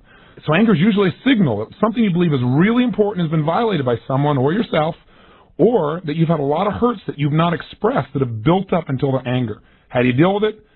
Change your perception. Maybe this person wasn't trying to hurt you at all. Change your procedure. Communicate better what your real needs are, or change your behavior. Tell people up front, hey, this is private. Promise me you won't share this with anybody because it's real important to me. Either way, you'll get out of your anger quickly. It's simply a signal that says you need to clarify with the people what your rules are and get them to agree to meet them, or you need to compromise them possibly. You know, some things you get angry about, you're going to get angry about for the rest of your life. And you better identify those things and realize that those are just your standards. They're not everybody's standards. And if you go around being upset because everyone doesn't live by your rules, you're going to be upset your whole life. So again, maybe you need to change your perceptions, change your rules, so that life is a lot simpler and a lot less painful for you. The fifth category of emotions, frustration. These action signals are telling you you need to change your approach to achieving your goal. Whatever you're going after, you're not going to get it the way you're doing it right now. That's why you're frustrated. You keep trying to get the same result by doing the same thing over and over again. There was a definition given a long time ago about insanity. It said insanity is attempting to get a new result by doing the same thing over and over again. It'll never work. So you've got to change your approach. When you feel frustrated, just know, hey, that's a message. I got to change my approach. I need to be more flexible in this situation. Category number 6, disappointment. If you start to feel disappointed, that's a signal. And that signal is bringing you a message. And the message is that you need to realize an expectation you had, an outcome you're going after, is not going to probably happen unless you change your expectation and make it more appropriate for the situation at hand. In other words, maybe you wanted something to happen in too short a period of time. Realize disappointment says you need to change your expectations. You need to change simply your view of things and come up with a more appropriate outcome for the time that you have involved, the people you have involved, the situation you have involved. So that's the message. Listen to it. Utilize it. Don't keep re-experiencing disappointment and stacking it until you feel overloaded or overwhelmed or hopeless or inadequate, which are emotions we'll talk about later. But first, let's talk about the next one. The 7th major category of emotions are guilt or regret emotions. Hey, when you've got feelings of guilt or regret, a lot of people say, well, don't feel guilty about anything. Garbage. Guilt serves you if you hear the message. And the message of guilt is really simple. It says you violated one of your own standards, and you must do something immediately to ensure that you're not going to violate again in the future. That's why you have the pain of guilt. Now, what most people do is they do one or the other. They either deny the guilt, take themselves out of it, and don't feel guilty at all, which, I agree you shouldn't stay in guilt, but if you just deny the guilt and don't get the message, the guilt's going to come back. It'll get you sooner or later. It's back there. It's deep. It's dark. It'll get you. So with that fear, maybe you should turn that fear into getting the message instead of being overwhelmed and, again, surrendering to guilt. That's the other extreme. People just walk around and they allow themselves then to feel inferior for the rest of their life. They feel so regretful about what they once did. That is not the purpose of guilt. It's to make sure you clean up your act. It's to make sure that you don't violate this again. It's that you make things right when you screw up. That's what you got to do. Now, sometimes you can't. Sometimes someone has passed away or something's occurred where you feel guilty about something that happened in the past you really can't change. The only thing you can change is your present and future behaviors. When you do that, you can let go of the guilt. But that's the message it offers you. And again, when you immediately feel the signal, what do? You identify the signal and you realize, hey, I'm feeling regret or I'm feeling guilt. Secondly, you appreciate the message. It's a message that says you need to change something, either your perception or your procedures. Maybe you're feeling guilty about something you shouldn't feel guilty about at all. Have you ever done that? I know I have. I felt guilty one time because I didn't help somebody feel happy enough. I used to run around. If everybody around me wasn't happy, I'd feel guilty if I felt good. How stupid. We don't want to fall into that category. You might want to change your rules or your perceptions. Or you might need to change your procedures again. Maybe the procedure is you feel guilty about the way you communicated to somebody. You were too harsh. Go back and clean it up. Say, hey, I'm sorry. I didn't mean to do this. I really regret what I said. I was wrong. Boy, the guilt will disappear. Or change your behavior in the future. Change the way you're going to communicate to that person or people like them. Any one of these 3 changes, again, will immediately eliminate the guilt, and then guilt has served a good purpose, hasn't it? It's kept you on track. It's moved you forward. It's made you a better person. That's why it's there. Utilize it. Don't wallow in it. Let's go to category number 8, inadequacy. Boy, if you feel inadequate, those are any of those emotions, again, that make you feel like you're less than. Feelings of being unworthy, for example, would be inadequate feelings. Whenever you feel this emotion or emotion like it, get excited. Appreciate it's offering you a message, and the message it's offering you is simple. It's saying you need to do something to get better in this category right away. It doesn't mean you have to be perfect at it. Inadequacy just says you got to do something. Don't sit on your duff anymore. You're feeling inadequate because you haven't done anything to be really good in this area. Now, the first thing you got to do is, as you go through this process, is ask yourself, is this really an appropriate emotion? That is, am I really inadequate, or do I need to change the way I'm perceiving things? Maybe I got some rules that say, in order for me to be adequate, I have to go on the dance floor and outdo John Travolta. That's probably inappropriate perceptions. You need to change the perceptions, or it may be changing the procedures, which is, I need to prepare myself by doing something right now to get better. One thing you could do is just go practice. One thing you do is go out and initiate some communication. So inadequacy is a message to get up and do something to become better, or to change your criteria. to look at what you're doing and make it easier for yourself to feel adequate. You probably got rules that are too harsh. Now, category number 9. This is one of the categories that I think immobilizes and destroys more people's lives than virtually any of the others combined. And that is a feeling of being overloaded or overwhelmed or hopeless or depressed. They all fit together. I use overloaded to make it sound simpler. Because if you say, gosh, I'm depressed, you'll immediately feel much more intensity than if you say I'm overloaded. The key here is to realize that this is a signal. When you feel hopeless, depressed, overwhelmed, or overloaded, the message that's offering you is that you need to reevaluate what's most important to you in this situation. Sit down right now and decide what is absolutely important, what's a necessity for you versus what's a desire. Write down all the things that are most important for you to accomplish. Then, 2, put them in order of priority. And then 3, take the first one on your list and do something about it. It's the same thing with depression, the same thing for being hopeless. Sit down and saying, okay, instead of saying it's hopeless, I need to change my state, number 1. That's always the message of all these emotions.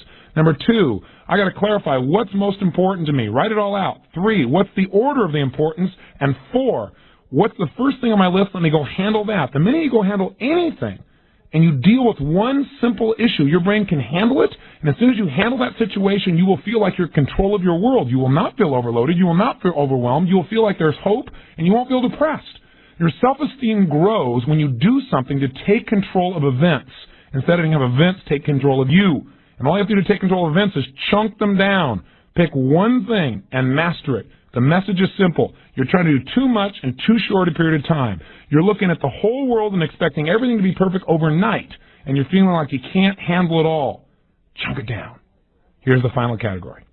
Category 10, feeling lonely. Have you ever felt really lonely? Gosh, I don't think there's anybody alive who hasn't. But what does it mean when you feel lonely? What is the message that you should get from that signal? I think the message is really simple. What we really need at that moment, the message is telling us we need a certain connection with people. The challenge with that message is a lot of times people take the word connection or the idea of the need for a connection with another human being and they make it into a sexual connection or instant intimacy. And then they feel frustrated because even when they have that, they still feel lonely. What we really need to do is identify what kind of connection. Maybe you do need an intimate connection. Maybe you just need some basic friendship or someone to listen to or somebody to laugh with or someone to talk to. It's real important when we feel lonely just say, hey, this is really neat. What's great about being lonely is it says I really care about people. I love to be with people. And I need to find out in what way I want to be with somebody right now. And then take an action immediately to go in the direction we want. In other words, all 10 of these emotions are a message to our brain to say, hey, what you're doing right now isn't working, and you need to change it.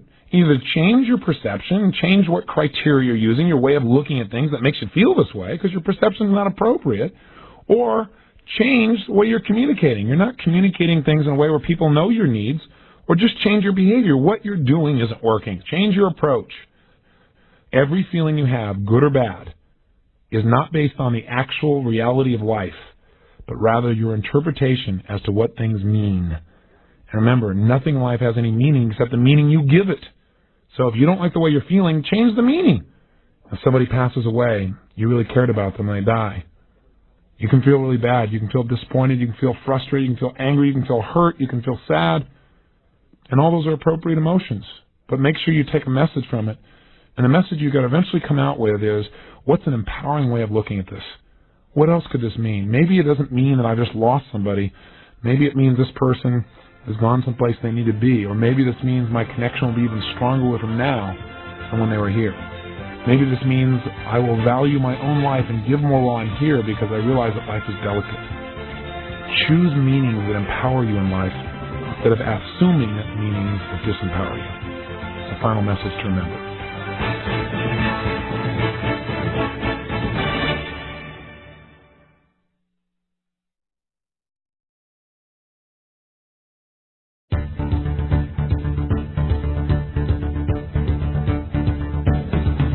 If you and I are going to have the privilege of really enjoying true success, we must be able to define it. Most people have no idea how to define what real success means to them. Sure, they have all of society's rules for what success means, cars and homes and money and prestige or degrees or a certain level of recognizability. But you know what? That rarely creates that sense of peace that sense of connection, that sense that our life really is at the level of quality we really want it to be. How can we define success in a way that will cause us throughout our life to not only pursue it, but to live it? I personally believe that success comes through a consistent increase in the quality of your life. Now let's think about that for a minute. Let's start with the word consistent. What does every champion have in common? Any great success, whether it be in sports, business, politics, relationships, is not consistency really the foundation? I mean, after all, anybody can get any result once in a while. But see, it's not that you're able to apply yourself once in a while. It's that absolute consistency that creates the fabric of success for a lifetime. And isn't that what you really want? You want lasting success. And that only comes from consistency. I remember Pat Riley one time speaking about the idea of the difference between having an excellent game or having game excellence. Well, what's the difference? Well, there's a very big difference. An excellent game is you go out and do something well for a very short period of time. You know, excellence means to excel, so you've excelled for a short period of time. But game excellence means that you consistently excel, you consistently expand. And that's the second part of the definition of success, that it's a constant increase in the quality of your life, in virtually every area of your life. From your spiritual life, your emotional life, your physical life, your mental life, your relationships, every aspect, your business. It's only then that we feel like we're really living life at the deepest level. So let me ask you a question. Are you truly successful right now in your life? Are you consistently increasing the quality of your life? Are you doing it in at least the 5 areas that I talk about? Are you constantly increasing the quality of your emotional life? Are you developing more passion and compassion, courage? Are you shaping yourself or allowing the environment to shape you? And is this improvement just once in a while, or is it constant? Is it daily? Even if it's on a small scale, we're not talking about huge improvements to feel like we're successful. We're talking about very small incremental improvements, because all those little incremental changes constantly come together. They accumulate to create momentum in your life and the experience of true success. How about in your physical body? Are you consistently increasing the quality of your physical vitality and energy? Or have you bought into a bunch of limiting beliefs that say, well, I'm getting a little bit older, can't quite do things the way I used to? Tell that to Marva Hooks. At age 67, this woman decided she'd become a mountain climber. And at 92, she climbed to the top of Mount Fuji, the oldest living person to make it to that peak. Not too bad, huh? What about the area of your relationships? Are you consistently improving in this area? Because I got news for you. We're either climbing or we're sliding. There's no in between. There are no plateaus. Are you improving there in your relationship with your spouse, in your relationship with your boyfriend or girlfriend, with your relationship with your kids, with the people you're in business with every single day at work? What about in the area of your finances? Are you consistently finding ways to increase the quality of your economic life? And how about your time? Have you learned ways to be able to distort time, to increase the quality of the time you do have, instead of just complaining about, oh, there's no time for anything you can really do? If you're not, I know you're not satisfied. And my bet is that no matter how well you're doing in one category, there's an area that probably isn't improving as much as you want. And the reason is we get distracted. There's so much to do in this life, and there's so many challenges. But you know what? The only way we're going to get what we really want is by understanding what's most important to us, and that is a sense of increasing quality in every area of our life. Are you sold on the concept? Okay. Then how do we change things? What if we look to an area of our life and we aren't happy with it? What do we do to change? Well, the answer is we take action. First of all, we got to get aware that there's a challenge, and just focusing on the fact that an area isn't good enough is a good first step. So you go out and you take action. Does that really change the quality of your life? The answer is yes, in the short term, and that's critical.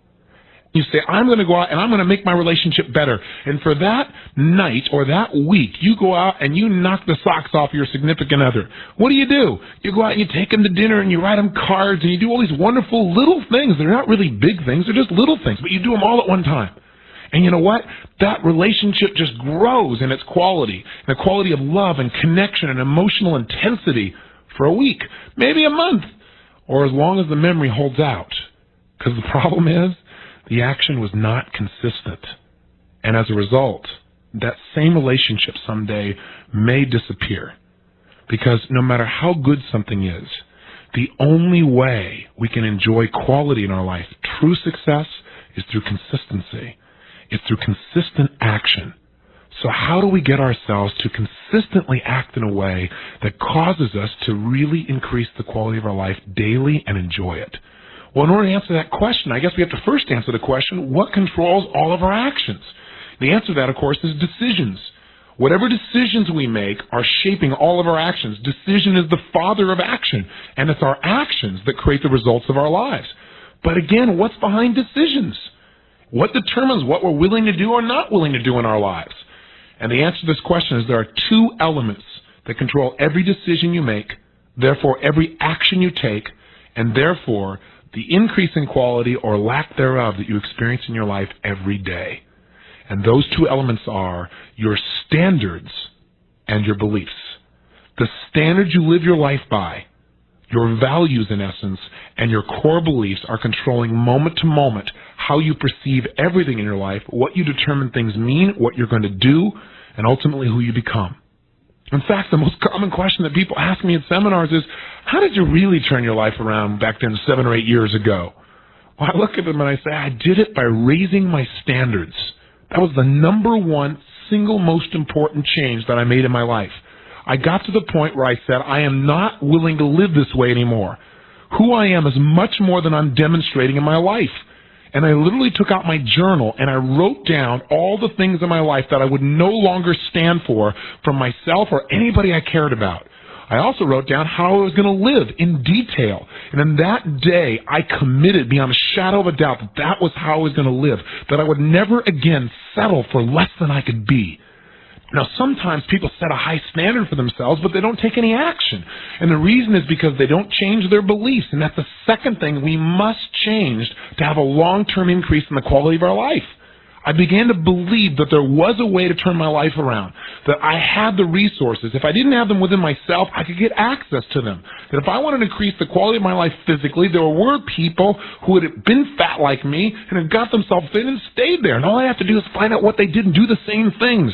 As I began to develop beliefs that I could in fact turn things around and that I would in fact, that sense of certainty got me to take consistent action, not just action for a moment to see if it was going to work or not. The increase in my personal standards for myself and the increase in the quality of my beliefs increased the quality of my life. They set in motion that day, immediately, a force that began to change everything in my life. But I have a question for you. Do you think that if I would have lived continuously by the standards I set for myself that day, that that would have created the quality of life that I now enjoy? The answer is no, because the quality of life that I now enjoy is a much higher standard than I had ever even dreamed of back then. There's only one way that I've been able to turn my dreams into reality, and that is what has changed my life was not a single action I took 7 or 8 years ago, not even setting higher standards then or even increasing the quality of my beliefs then. Only one thing has created a life that I now enjoy, and that is a commitment to the discipline I call Kanai, capital C-A-N-I with an exclamation mark. What is Kanai? It stands for a commitment to constant and never-ending improvement. That core value, that core belief has permeated every experience of my life. It's who I am.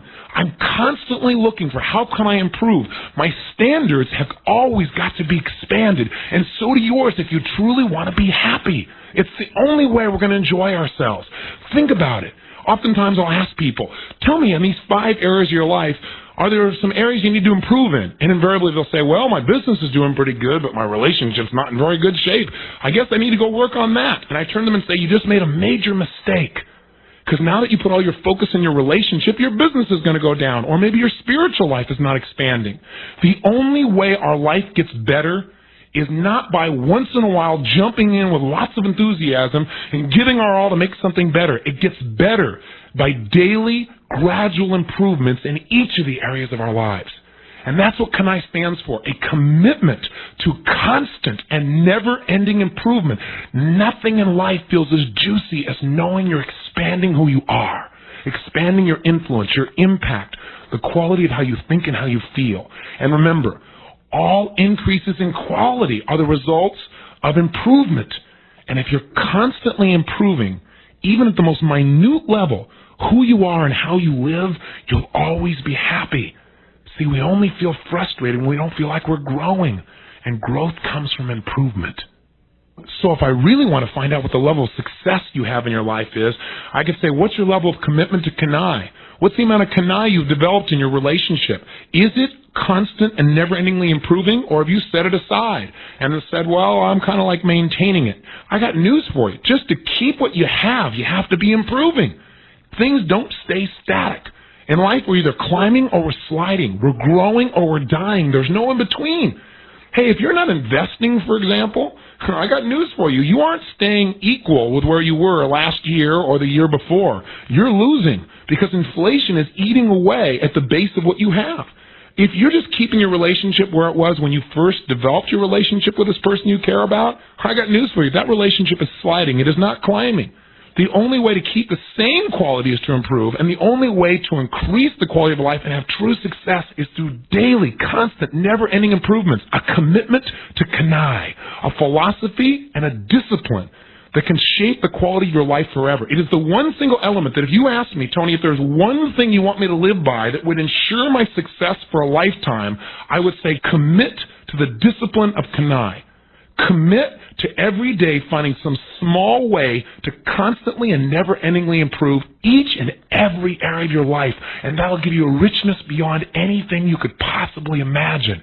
Because each day these tiny little improvements that seem like nothing will build one upon another until one day you wake up and discover that you're now living what was once merely a dream. That's your life. That's the richness, and it comes from only one thing, Kanai. Constant and never-ending improvement.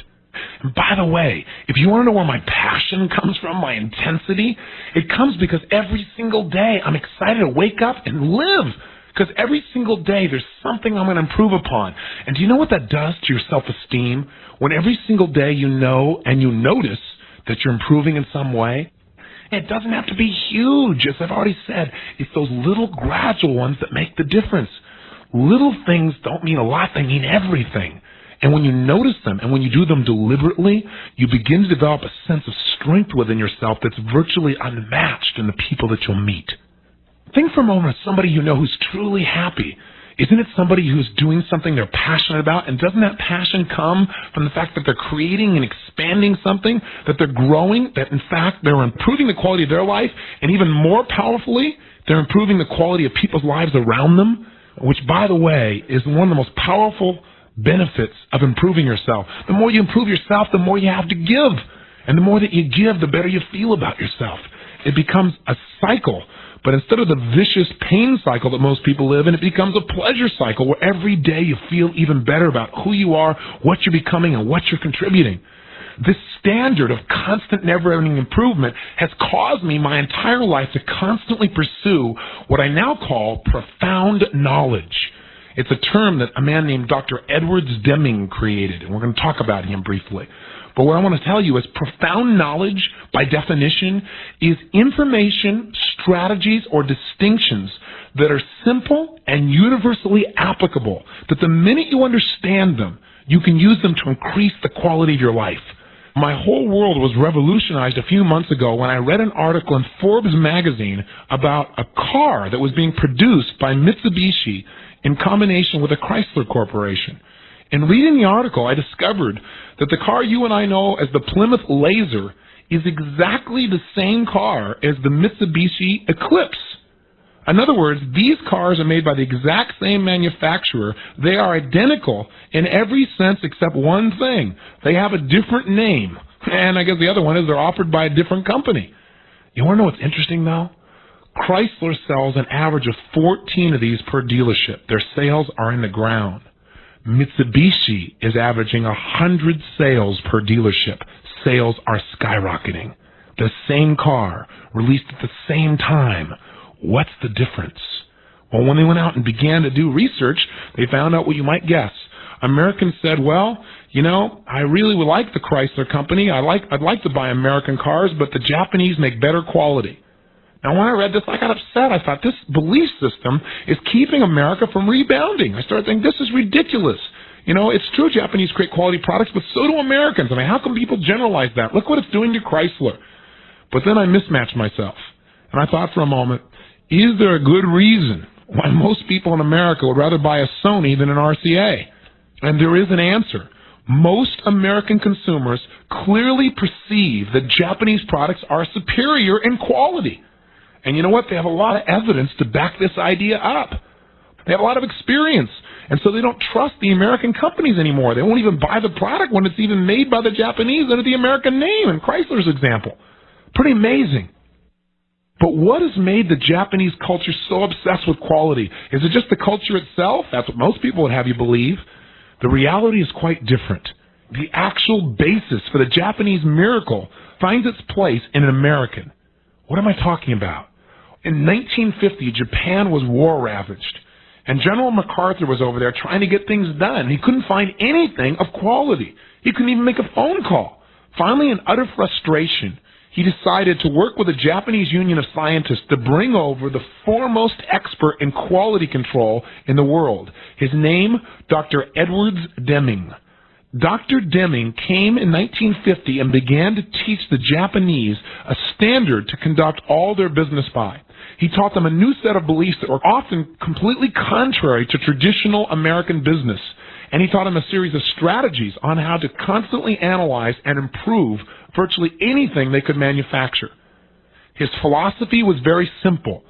The only way the Japanese people could rebuild their economy and compete would be by setting a new standard within their businesses, and that standard was to focus on how they could constantly and never-endingly improve their quality. He said if they would increase their quality, quality would always cost less in the end. That an obsession with cutting costs and increasing revenues is what eventually destroys most companies. That most American companies' focus is on meeting a particular standard. And once we met that standard, we have satisfied customers. He said, you do not want satisfied customers. You want loyal customers. And the only way they're going to be loyal is if they believe that what they're getting from you is the highest quality possible. And if you're constantly improving the quality of what you make or what you do, they'll stay with you. He said the biggest mistake that American management makes is that they set an arbitrary standard and they believe that the only way to increase that standard is by spending more money, which would reduce their profit. He said nothing is further from the truth. Your key to success will be to make gradual, constant, never-ending improvements at an incremental level, that by constantly improving the little things, quality will come together at a level people never dreamed possible. He said, but it must be daily. It must be management. It must be workers. It must be supervisors. It must be all people working together to produce this consistently. Deming continued to come back year after year to teach the captains of Japanese business, some of which, by the way, were just getting started, little companies like Sony with Mr. Morita. He promised them that if they absolutely committed to constant, never-ending improvement in the quality of their products and services, that shortly they would flood the world with quality products and become a dominant power in industry and eventually a dominant economic power in the world. Well, to war-ravaged Japan, where you couldn't even make a phone call, this seemed absolutely absurd. But the Japanese people, the captains of business, believed him and applied what he said rigorously. A national award was developed back in 1950 in Japan called the Deming Award. For the last 40 years and continuing through today, the Deming Award represents the company that has demonstrated at the highest level the power of constant, never-ending improvement in quality. It's competed for with a level of intensity that's very difficult to even describe unless you've met a Japanese CEO, supervisor, or worker that's part of a company that's in this contest. The award is given on national television. Deming is recognized in Japan as the father of the Japanese economic miracle. And yet, we barely hear about him here in the United States. Well, that began to change a little bit back in 1980. One of our major television news magazines did a story on the American who's responsible for the Japanese economic miracle, Dr. Deming. In this story, they went and interviewed the Japanese companies that had revolutionized industry using Deming's principles. And they began to talk to Japanese officials to find out that, in fact, this man's standards, his philosophy or beliefs, and his strategies are used daily and precisely by these multinational companies to create world dominance in their area of competition. One of the millions of people who watched this show was a man named Donald Peterson, chairman of the board of Ford Motor Company. He didn't just watch this show, he took action upon it. Instead of saying the Japanese are beating us because they're lucky, he said, I believe the difference is quality. We're losing because they're building a better quality of product, and there's no reason why we can't develop better quality of products here in the United States. We're going to implement this man's standards, his beliefs, and his strategies throughout Ford Motor Company, from the top down, from the chief executive officer to the people on the assembly line. He brought them in, and that is when Ford changed their focus and what you heard in their ads to Ford quality is number one. That wasn't just an idea. It wasn't just an ad. It's something that Ford did throughout the entire company.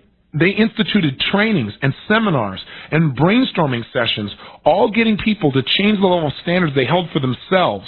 Rather than waiting for a supervisor to come by and say, well, that's not good enough quality, each individual began to develop a new belief that the way Ford was going to compete and win in the auto industry was by constant, never-ending improvement at the most minute level, so that everyone's contributions would create a momentum that would turn the company around.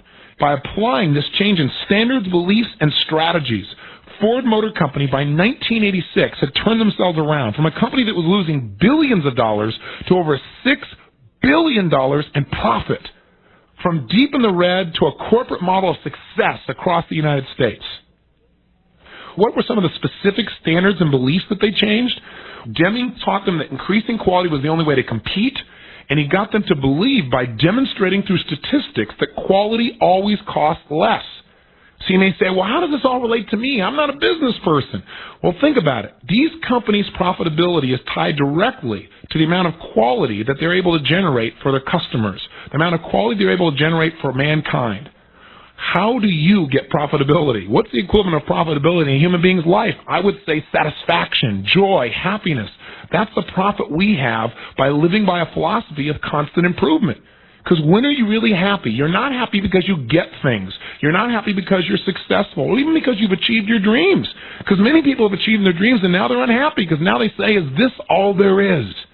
The only time that you and I are happy is when we know that we're growing. And we're only going to grow if every day we're trying to improve. And the biggest mistake we make is to try and just change everything overnight. We go out and say, gosh, I'm overweight. Let me go run 10 miles. Boy, have I been guilty of this one in the past. Go out there and run your guts out, and the next day, what happens? Do you build from that level? Of course not. What happens when we go out and we just innovate, that's all we do, is we don't build a foundation to continue to expand from. If you go out and work out like that, the next day, the quality of your life goes down. What you have to do is each day do a little bit more. I have a friend that now runs marathons. And you know what? He started out one day just trying to run from his front door to the first telephone pole he could see, which was probably about 30 yards away. And his goal each day was go a little further. And that was all he did. He practiced kanai, constant and never-ending improvements. Very simple, very gradual. But you know what happened? He started to develop momentum. That's the power of kanai. He constantly was improving, and he got addicted to the feeling. And sure enough, the next day he's going further and further, and his self-esteem grew, and his physical vitality grew, until now he's a dominant force in any marathon he runs in.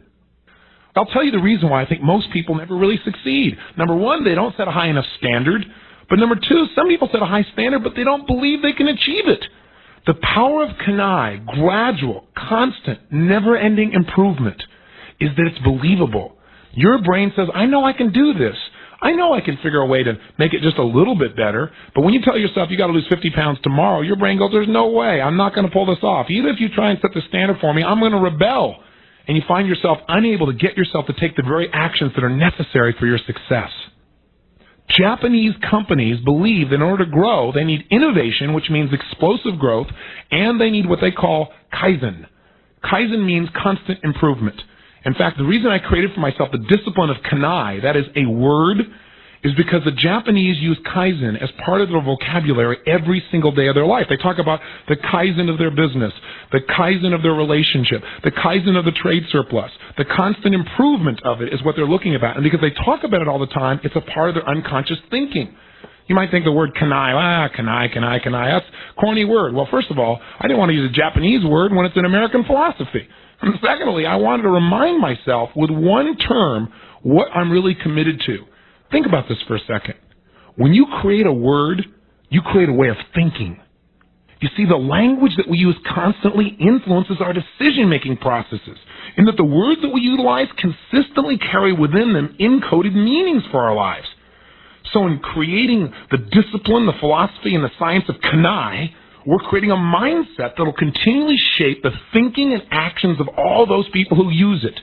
You might want to take this term and promote it, not only within yourself, but the people around you. It's new. You have to get used to it. But pretty soon you get excited. You start asking people, tell me something. How committed to Kanai is the organization? What's the person's level of commitment to Kanai? There's only one result that will consistently come from a commitment to Kanai, and that is a profound increase in the quality of your life, an experience of true success. When you live by the discipline of Kanai, when it's the strategy you live every day by, you will experience that constant improvement that creates lifelong joy and power. So by adopting this word into our vocabulary, we make it a constant focus. So instead of a Japanese term, we're using an American term. Constant, never-ending improvement, a commitment to Kanai. Let me share with you that I believe our level of personal and professional success is in direct proportion to the level of our commitment to Kanai. See, a true commitment to Kanai is reflected by constant improvement in every area of your life. And a true commitment to Kanai has got to be measured. You've got to be noticing along the way how you're improving. Kanai is a science. It recognizes that problems are an opportunity for growth, and it provides a system for solving problems before they even come up. The best time to solve a problem is before it becomes one. And if you're always improving the quality of what you do, you start to handle problems before they even exist. You handle them at the level where they're not quite a problem yet, but they're not quite right. That's how you create a life where you have momentum and power and joy. So what's valuable about Kanai? It's a new standard, it's a new philosophy for you to live by. And most importantly, it's believable and achievable. Who else has used this throughout history? A gentleman who probably represents the greatest level of consistent success in sports history. His name is Coach John Wooden, the past coach of the UCLA Bruins, a man who created a dynasty beyond description. In his last years with the UCLA Bruins, Coach Wooden won 10 of 12 national NCAA championships. This is unheard of. He won 7 of these in a row. Now, to give you a perspective on how powerful this is, there have only been 4 teams since 1939 that have been able to win 2 of these in a row. His teams won 88 games in a row. He had 4 seasons where they didn't lose a game, 3 seasons where they only lost 1 game in the entire year, including the playoffs and the championship. Was this man lucky? Well, if your definition of luck is labor under correct knowledge, L-U-C-K, then I'd say the answer is you're absolutely right, he was very lucky. No, what made this man successful is he lives by a philosophy of constant, never-ending improvement. In fact, Coach Wooden, the only man to be inducted into the College Hall of Fame as both a player and a coach, and the man with the most wins in college basketball history, never talked about winning to his players. I repeat, in 27 years as a coach of the UCLA Bruins, he did not talk about winning. What he talked about constantly was that his players needed to improve themselves every day, that every day they had to make some kind of tiny improvement in what they were doing, and if they did that every day, they would truly be champions, regardless of the score. But he said, I think you'll like the score as well. More importantly than his victories on the ball court is what he did to increase the quality of life for these men, because he taught them a philosophy of life that many of them, including Kareem, acknowledge to this day. And you know what? He was able to teach these men, and they were willing to listen to him because he lived it personally. He's constantly lived by a series of principles that his father gave him, a creed when he was 12 years old. Every single day when he did a practice, his first question was, how can I improve this? How can I improve each of these players individually in some small way? He kept a journal, and he measured the results of every player during every practice they were ever involved with him in his 27 years. He can tell you how every player did every day and what he did to improve him. That's the level of his commitment. So what's the message? I've hammered at you again and again throughout this tape. It's very simple. Success in life can only be measured by the level of our fulfillment. We are only going to feel good about ourselves long term if we consistently increase the quality of our life. We can only increase the quality of our life consistently by committing to a discipline, a standard for our life of constant and never-ending improvement. Kanai. a commitment that permeates every area of our lives, and a commitment that understands that constant and consistent improvements, no matter how small, eventually produce massive increases in quality. A commitment that allows us to constantly not only maintain what we have, but go beyond it. A commitment that understands that if we don't improve, we won't even keep what we have, whether it be happiness or a level of competition in the marketplace. So the biggest mistake that most people make in their lives is they hate repetition. They say, well, I already know something. Well, I got news for you. There's a big difference between knowing what to do and doing what you know. Every master I know, whether it be a guy like John Wooden or a Pat Riley, I don't care who it is, whether it be in politics or business, is a person who's willing to do the quote-unquote boring things every single day and find a way to improve it. When I worked with Grandmaster Jun Rhee and I began to develop my Taekwondo skills, I developed my black belt in 8 months by constantly improving every time. He taught me that doing the same things over and over again was not just repetition, but if I was going to be a master, I had to find a way at some subtle level to constantly be improving those same exact actions. Remember, repetition creates a certain level of power, but repetition with kanai, with a commitment to constant, never-ending improvement, creates life mastery. And lastly, I should say this. There are 3 questions that I ask myself at the end of the day. They help me to stay on track with my commitment to kanai. And they are, number 1, what did I learn today? Every day, ask yourself, what have I learned today? And it can be something very little. And if you haven't learned anything, it's time to go do something quick, even if it's late at night. Second, what have I improved? Or what have I contributed? Either one of those, in order to contribute, I think you have to improve. And again, it could be a tiny improvement, your attention span, your touch, your focus, the way you used your physiology, the way you said thank you, the way you looked into someone's eyes. And thirdly, what have I enjoyed? Because if there's anything we want to improve in our lives, it's our ability to enjoy each and every day. We don't want to get hooked in the situation in our lives where we start taking things for granted, or we always need things to be bigger for us to be able to appreciate them. Well, maybe what we need to do is learn how to enjoy the adventure of a smile. Maybe we need to learn how to enjoy just being with the people we care about. If each day you improve your capacity to enjoy your life, then you'll live a life that other people will want to model. Your experience of life will be legendary. Don't we deserve each day to constantly improve the quality of our lives? I think you know the answer, and I hope you demonstrate it in your life.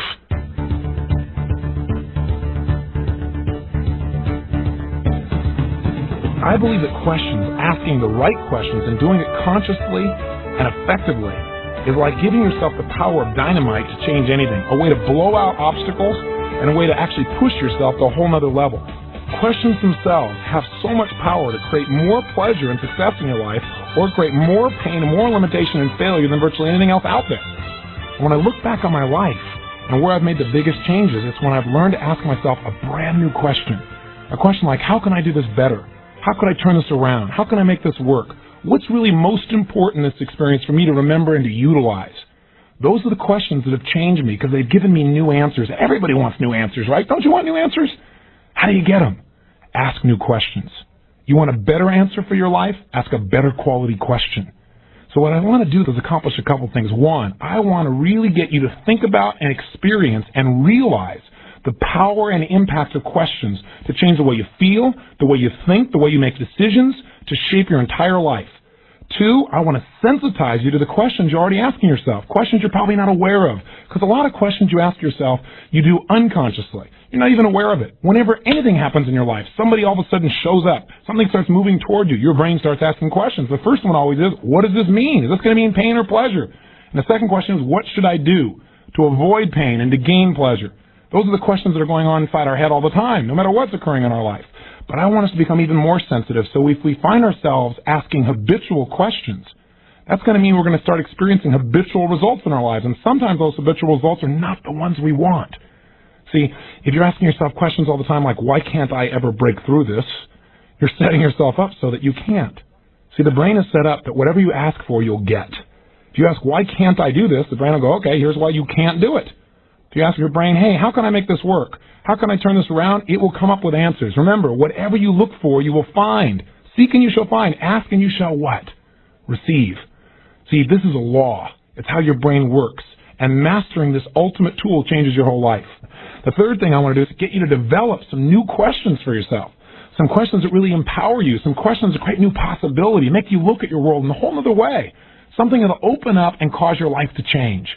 And finally, the fourth major result I want to come from this tape is I want you to get in your gut, not just in your intellect, a simple reality. And that is that your entire world can change at any moment in time just by asking a new question. You can literally change the way you think, the way you feel, your direction, the momentum of your life, your ultimate destiny by consistently asking new questions. My life changed when I realized that the only difference between me and the people around me who seemed to be doing better was they were asking better questions. See, my whole life changed one day when I realized that whatever I'm experiencing in life is not based on life itself, but what I'm focusing on. Focus equals reality. Whatever you focus on, that's what you get. Hey, right now in the news, you could feel really bad. How could you do that? Focus on all the horrible things in the news. It's not hard. Turn on your television set. You hear about all the murders. Did you know in this year the death toll from murder is higher than ever before? Isn't that exciting? And you could look at that and say, why are people so terrible? Why are people so destructive? And you could get yourself whipped into a frenzy about it. I'm not saying you should ignore it, but maybe a better question is, what's going on to cause this? What could we do to help change this? How can we utilize an understanding of human behavior to change this trend in our society? See, those questions will lead us to answers instead of just focusing on the problem itself. Whatever happens in life, whatever we feel is not based on the reality, but based on our focus. See, you could be really depressed right now, focus on all things that have ever been terrible in your life, or you could be really excited right now by thinking about all the great things that happen in your life, or all the things that could happen in the near future. Focus equals reality. And here's the key. If you want to change your reality, change your focus. If you want to change your focus, change the question you're asking yourself. That's the key to everything. Questions are the control tool to focus. Therefore, questions are the control to your own experience of life. If you change your consistent questions, you can change consistently how you feel, how you think, how you make decisions, and who you become. The only difference between you and other people is the questions that they ask. That's it. If you see someone who has more success, the first thing you should do is find out how do they think.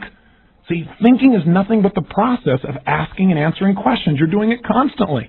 That's all it is. Here's an example of a woman who asked herself disempowering questions. Here are questions she asked in a period of 20 minutes of herself in conversation with a friend of mine. And we just wrote them down as we listened to them. And I'll just give you a little background on this woman. She's quite unhappy. She's an artist, and she was just divorced. Listen to some of the questions. First question, she looks at her artwork. She's given her heart and soul to it. She says, is this saleable? Next question, am I doing this with integrity, or is it just another sale?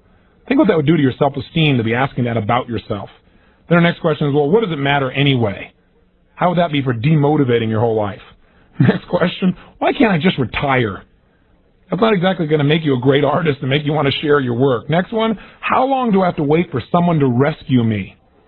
There's a situation where you're not going to be empowered in your life, totally in reaction. Next one, what should I tell my therapist about this? Next one, she said, is should I tell my therapist about this? Next, she said, do I have any experience doing this?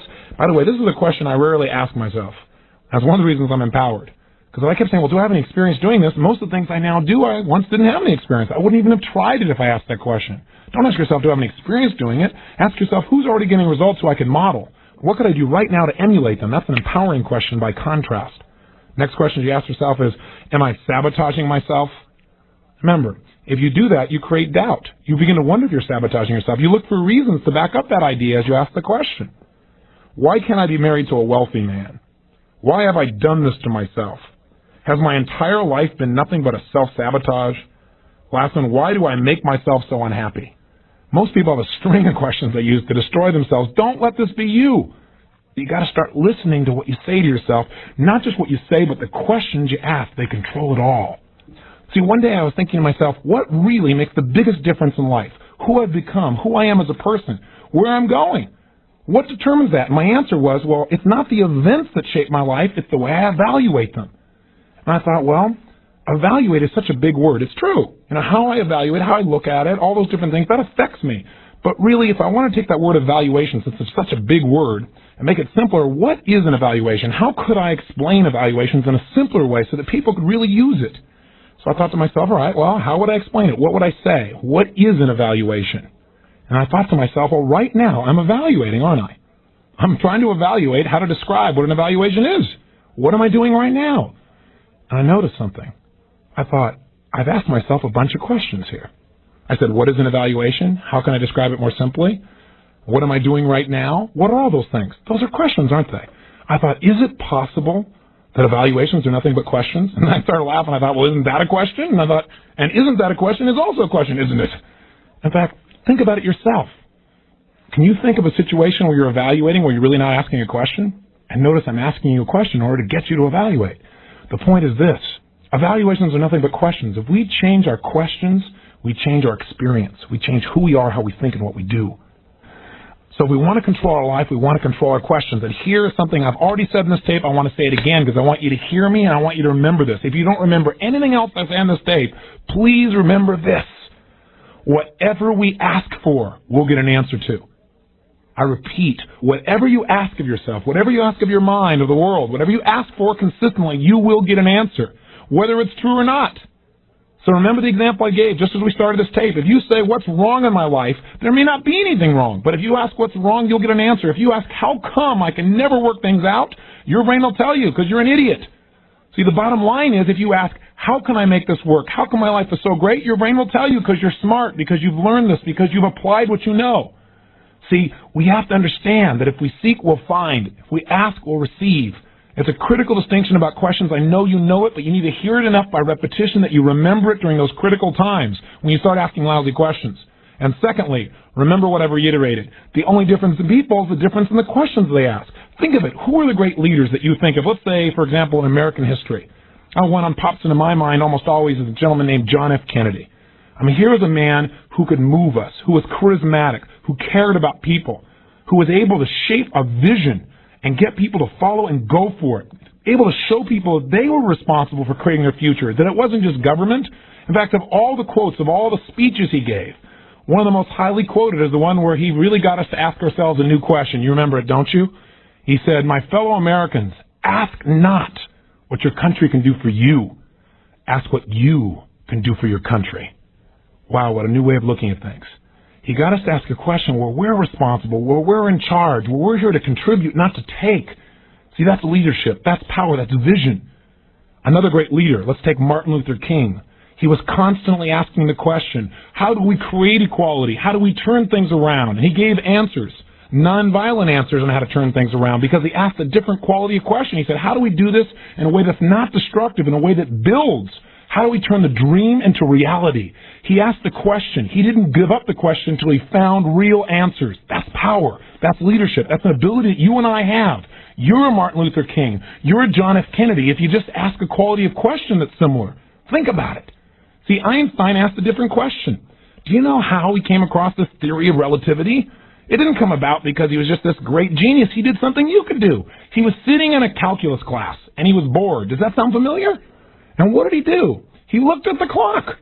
And as he looked at the clock, he asked himself a series of questions, 5 questions that really changed probably the history of physics, the history of how we look at our universe for many people.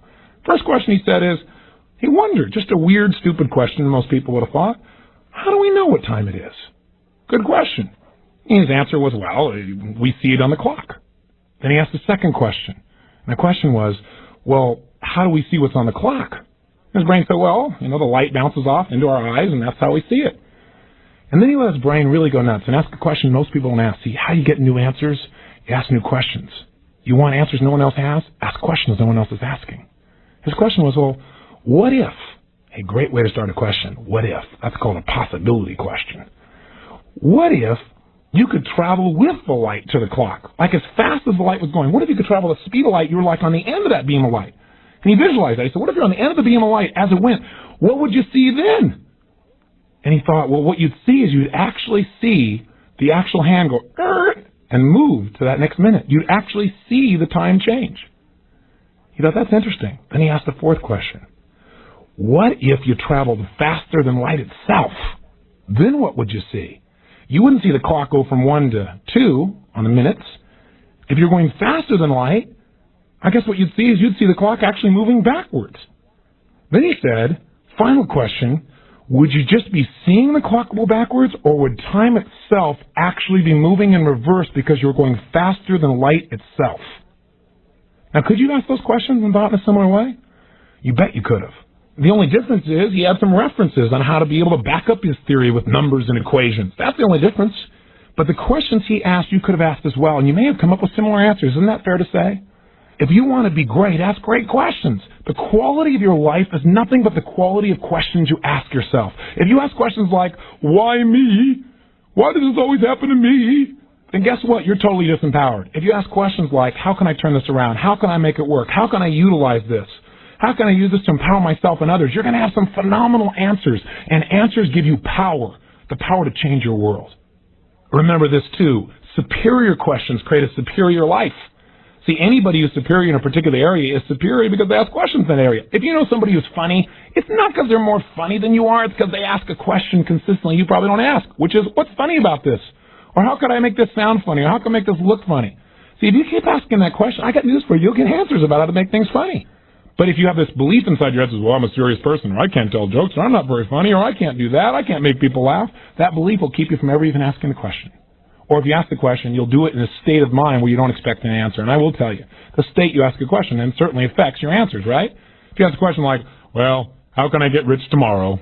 It's highly unlikely your brain will go, well, here's 52 ways to turn it all around. But if you say, hey, how could I really make a difference? How could I add value and be profitable in the process? And you say it with a state of expectancy, your state will help you get real answers. If you ask a question expecting an answer, you'll get it. That's part of superior question asking. Put yourself in a state where you expect the answer, and if you don't get it, keep asking. The answer will come.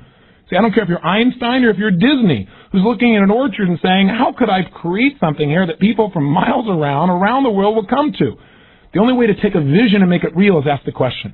But most people are afraid of asking questions, or most people have the habit of asking disempowering questions. You don't want to be part of that.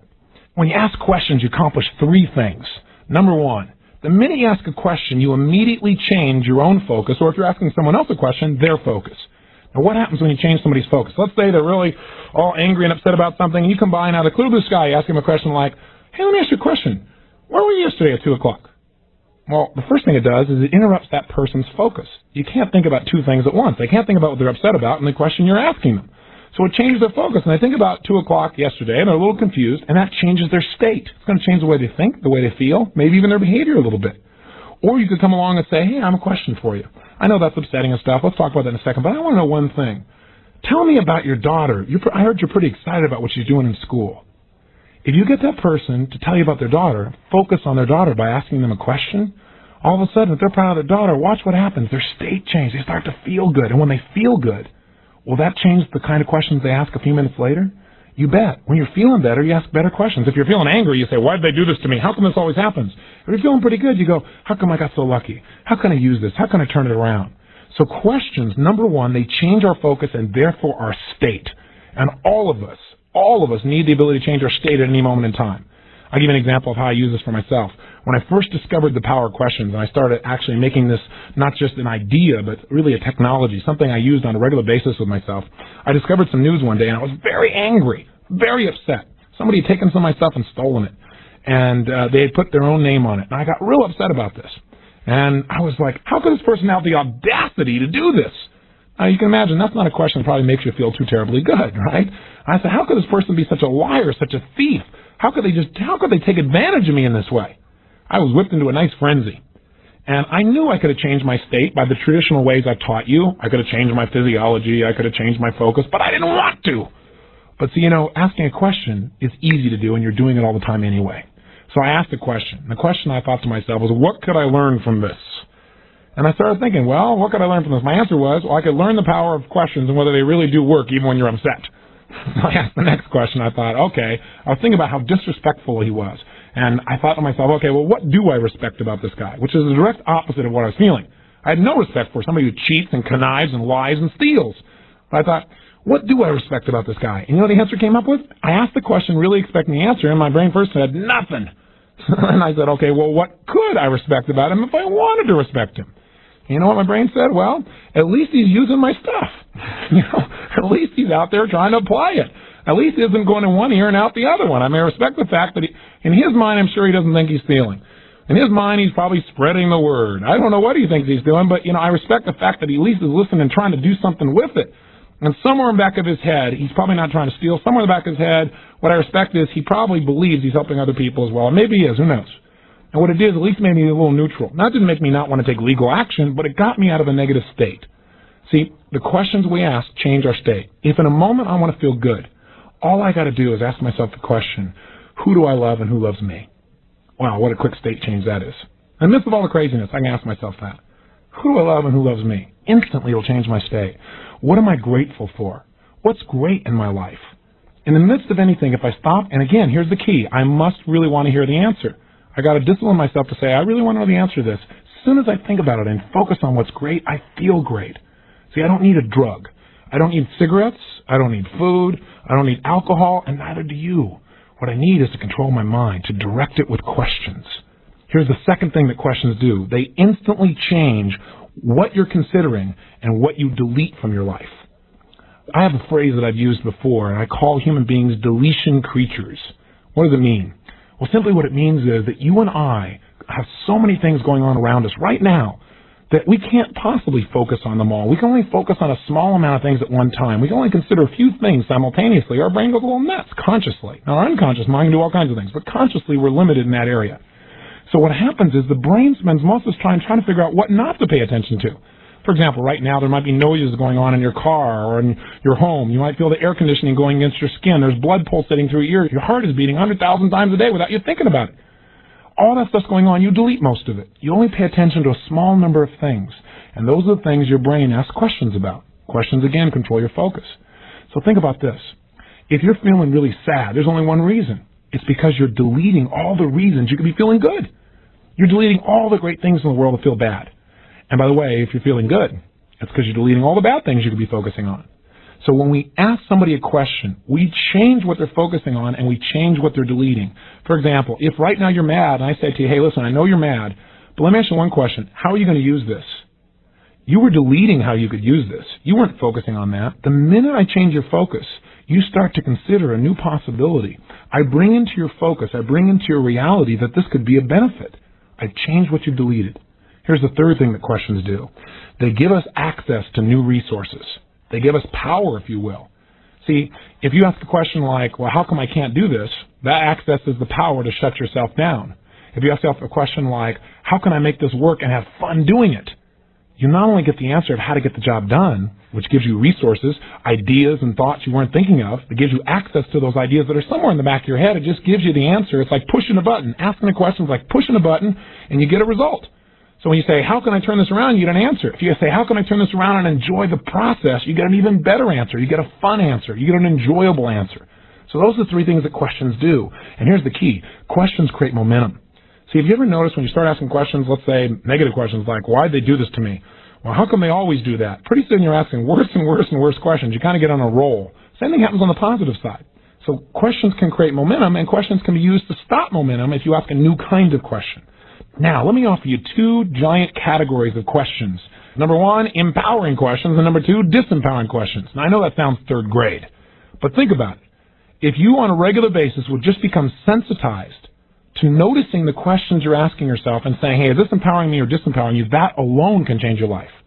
I'll give you an example of the difference. My definition of an empowering question is one that provides new understanding.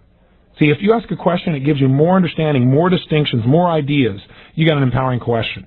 Another definition might be an empowering question is one that focuses you on solutions instead of problems. See, if you're focusing on solutions, if you keep asking for solutions, you're going to get them. It's that simple. And a third way of defining empowering question for me is if a question moves you to action.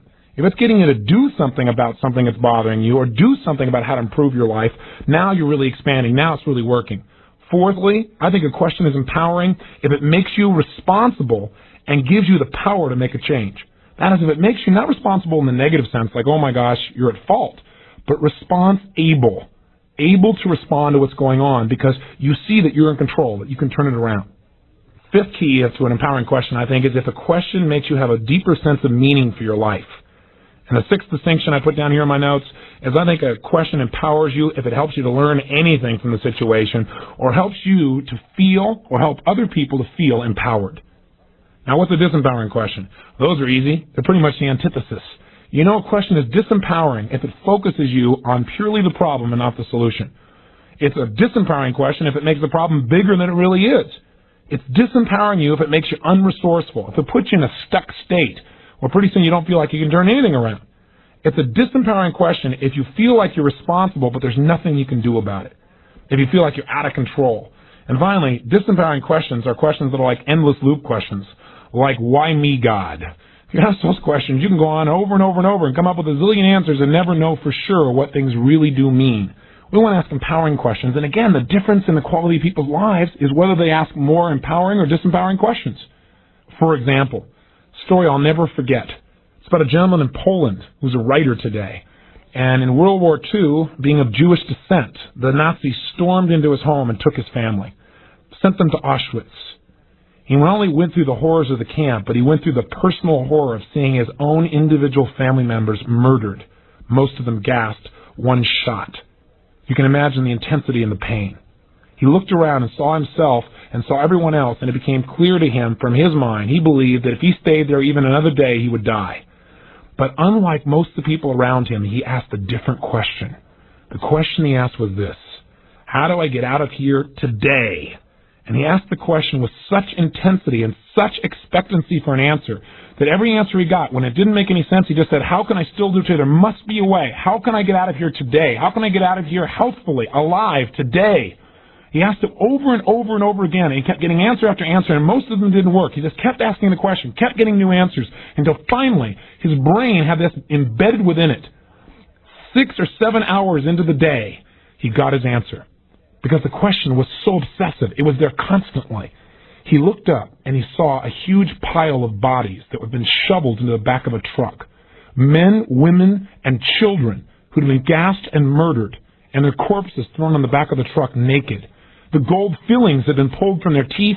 Any jewelry that they once had, anything that they owned was stripped of them, including the clothing, so it wouldn't be wasted. Instead of saying, how could these Nazis be so abusive, so destructive? How could God make something so evil? Why has God done this to me? He asked a different question. He said, how could I use this? How could I use this to escape? And he instantly got the answer. In a heartbeat, without hesitating, he ripped off his clothes. He hid them, and he immediately dove into the pile of bodies while no one was looking, and pretended that he was dead, remaining totally still while his body became almost crushed by an additional pile of bodies that were poured on there. Cadavers, the smell of rotting flesh, and the rigidity of the remains of other beings surrounding him everywhere. He waited there and waited, hoping that no one would notice that he was there, hoping sooner or later the truck would drive off. And fortunately it did. It not only drove off, but when it dumped the bodies, it dumped them in a giant open grave, thank God. He remained there for hours until nightfall. And finally, when he felt certain there was no one there, he eventually crawled and extracted himself out from the cadavers. And he ran naked 45 miles to freedom. What was the difference between him and other people? He asked a better question. Think about it. I'm not saying that everyone there, if they would ask the question, would have escaped. My point, though, is if you want a unique experience, ask a unique question with total expectancy for answers. And if you don't get the right answer, keep asking it. Ask with consistency. Ask with intensity. Another example is my good friend W. Mitchell, a gentleman who found himself in a motorcycle accident with 2/3 of his body burned off. Not only did he recover from that, but then he turned around and had an airplane accident, became paralyzed from the waist down for life. And yet one of the most incredible people I know, ran for Lieutenant Governor of Colorado. He's now a speaker all over the nation. A man with real heart, real soul, a real success with great relationships everywhere he goes, including the relationship he has with his lady. But here's the key. When he found himself in the hospital, 2/3 of his body burned off, and everyone else around him feeling sorry for themselves, saying, why me? He didn't ask that question. He asked, how can I use this? Pretty important question to ask.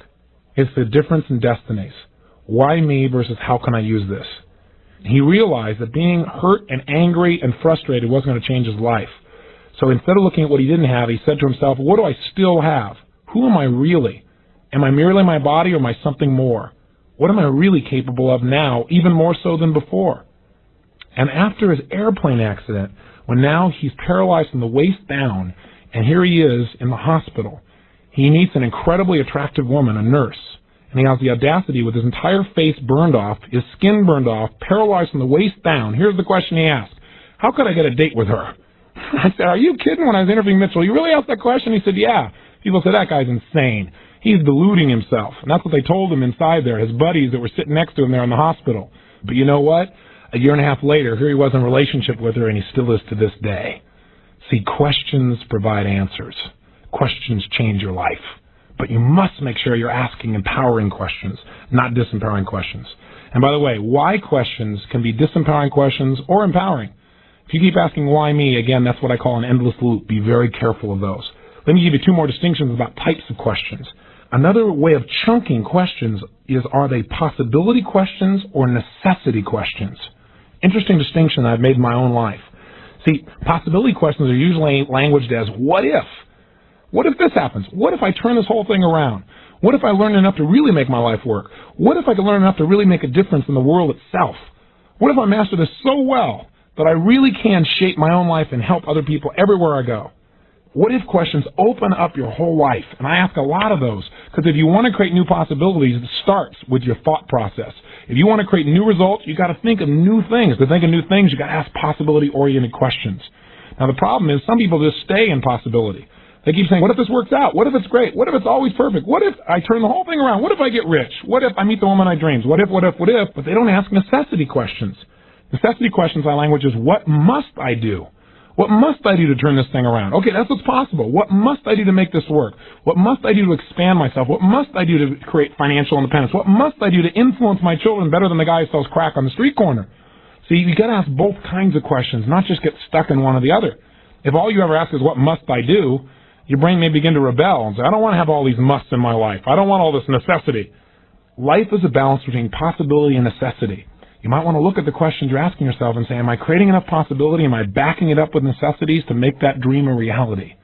And a third way of chunking questions or looking at them is, are your questions matching-oriented questions or mismatching-oriented questions? What does that mean? Well, if you're in a matching mode, what it means is if somebody brings up an idea or concept, you ask yourself questions like, oh, what do I like about that? You're kind of matching with that person's enthusiasm. Or what's great about this? Or how can I use this? Or how is this like what I want? For example, if you're going to work with someone on, let's say, creating an agreement in a negotiation, you don't want to start with constant differences. You want to see what things you agree on first so you can get some momentum in the relationship. What's great about this? What do I agree with? What's right? It creates a real rapport. In a brainstorming fashion with people, it helps you come up with lots of ideas when you're matching. If you said, I want to change the world, and somebody said, oh, that's stupid, and immediately mismatched you, you'd lose your enthusiasm. So they might say, yeah, I want to change it too. What are some ways we could do that? What if we did this? What if we did that? What if we started with ourselves? What if we started tomorrow? What if we started with what we're doing with our family? As you ask questions like that, questions that are matching, you get a lot of enthusiasm, a lot of energy, a lot of momentum. However, there is a time for mismatching questions. Some people never ask, well, what if it doesn't work? And you got to ask that question too.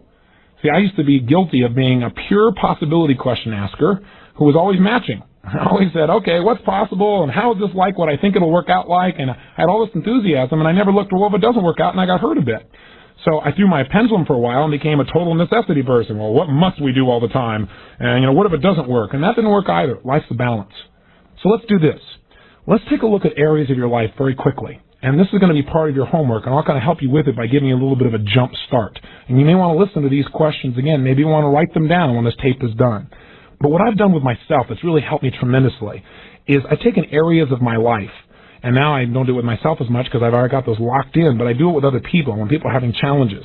Take areas of a person's life and find out what are some questions. Just ask yourself, what are some questions that you ask yourself a lot when people upset you? Now, for me, for example, if I said, how could this person do this to me? What that did is it made me angry. It made me feel like they were doing something to me. I wasn't in control. I was resentful towards this person. What I've learned to do now is if somebody does something, like, for example, let's say somebody comes up to you and they're really harsh with you, and you haven't even started to talk to them. You've done nothing wrong. A better question that I ask myself now, if somebody's really rude with me, for example, is I say, I wonder what makes this person treat people this way. Notice how different that feels. A lot different than, how could this person dare do this to me? To, I wonder what makes this person treat people this way. It changes my focus to what's going on with that person. And by doing that, I usually can find out something I can help that person with. And when I help them, they treat me great. See, part of life is being a leader. In order to be a leader, you've got to control your focus. You can't just be in reaction. The way to do that is install within yourself, just by habit, a set of questions that empower you. So I put that question, by the way, when I realized it would work, put on the visor of my car. Because in my car was one of the places I asked, how could this person cut me off like this? And I look up and see this question and say, I wonder what's going on with that person right now that makes them treat people this way. Well, maybe they're trying to make it to the hospital. Maybe something's happened I'm not aware of. Maybe they're just stressed out of their mind. I wonder what's going on in their personal life. And it made me curious instead of angry. It really worked. So I want you to take the area of people upsets, and I want you to, at the best of your ability, think of what are some of the questions. Think of a time when you really got upset, and then what were you saying to yourself? What were you asking yourself? Write that down and come up with a better solution and write it down on your page, a better question. Here's another area I hear all the time in seminars. People are asking themselves questions like, why can't I get ahead financially? Or how come every time I start to do well financially, I sabotage myself? A better question to ask in the area of money is, what do I really want? What am I really committed to, not just interested in financially? Who's doing well that I could learn from? How could I develop financial security for a lifetime instead of just for the moment? See, if you ask questions like that, you can get the resources to turn yourself around financially. What other areas? How about food and weight? I always love talking to people who can't lose weight, and the reason they can't lose weight is that very phrase. They ask questions like, how come I can never lose weight? Well, think about that. If you ask a question like, how come you can never lose weight, your brain goes, because you're a pig. I mean, come on, you don't want to do that. A better question than how come you can't lose weight is, how can I lose weight? Of course, then your brain will probably say, go on a diet. And then your brain will say, oh, yeah, but that's painful. So ask a better question. Ask, how can I lose weight now and enjoy the process? See, if you add enjoy the process, your brain will come up with a fun way to lose weight. Maybe it has something to do with exercise. Maybe it has to do with sampling new kinds of unique foods that happen to also be better for you. There's all kinds of possibilities, but you don't get the possibility till you ask a better question. Now, I've dumped a lot on you in this tape. I've dumped so many questions on you. Your brain may be fried. The idea here is to stimulate you to think. I want you to realize thinking is nothing but the process of asking questions. And I want you to think about the quality of them. Are they empowering? Are they disempowering? Are they giving you new possibilities? Are they being backed up with the necessities necessary to turn dreams into reality? Are they causing you to build something or tear something down? And in asking those questions and looking at them, realizing that if you want to, at any moment, you can change your whole life by asking questions.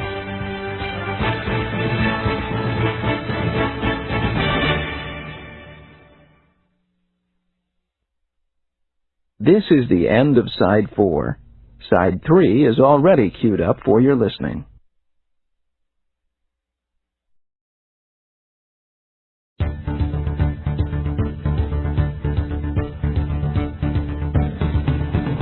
Most of you who spend any time with me know that I've spent most of my life constantly searching for ways to make changes in human behavior and feelings.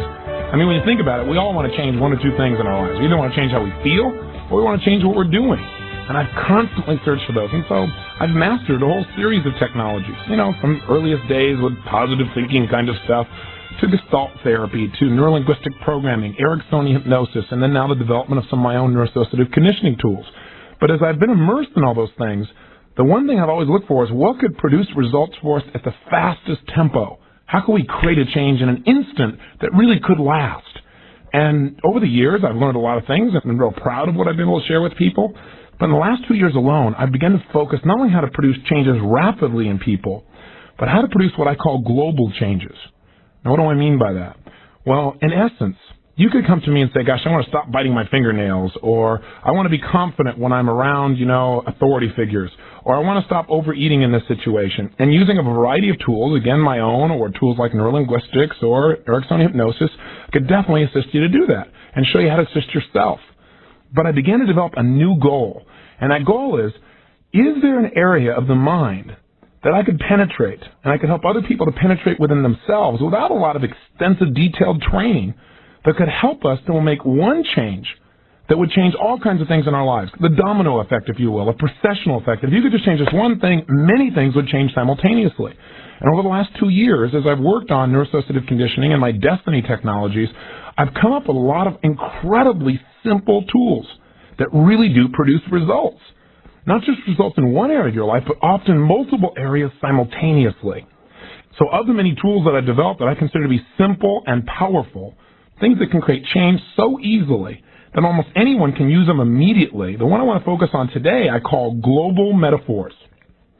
Now you might say, Tony, already it doesn't sound that simple. What is this metaphor stuff? What is a metaphor? Well, think about it. A metaphor is nothing but a figure of speech that usually implies a comparison between two things that really aren't alike.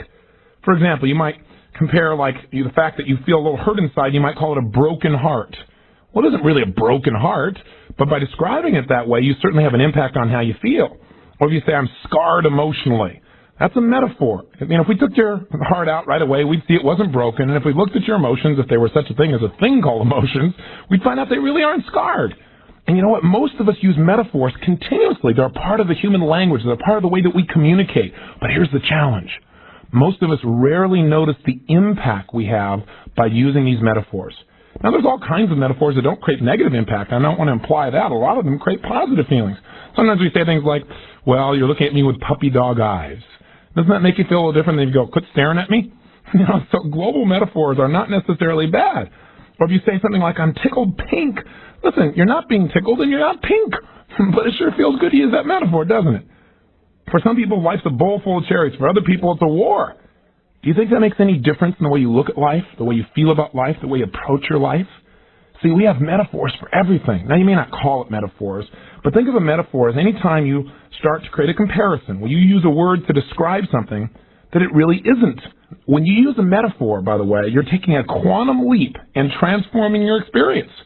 Global metaphors change the way we perceive, the way that we think, the way we feel, what we experience of our lives. See, we don't experience reality. We experience our representation of reality. Again, what does that mean? Well, I've given you many metaphors to describe this. Metaphors are an easy way to teach.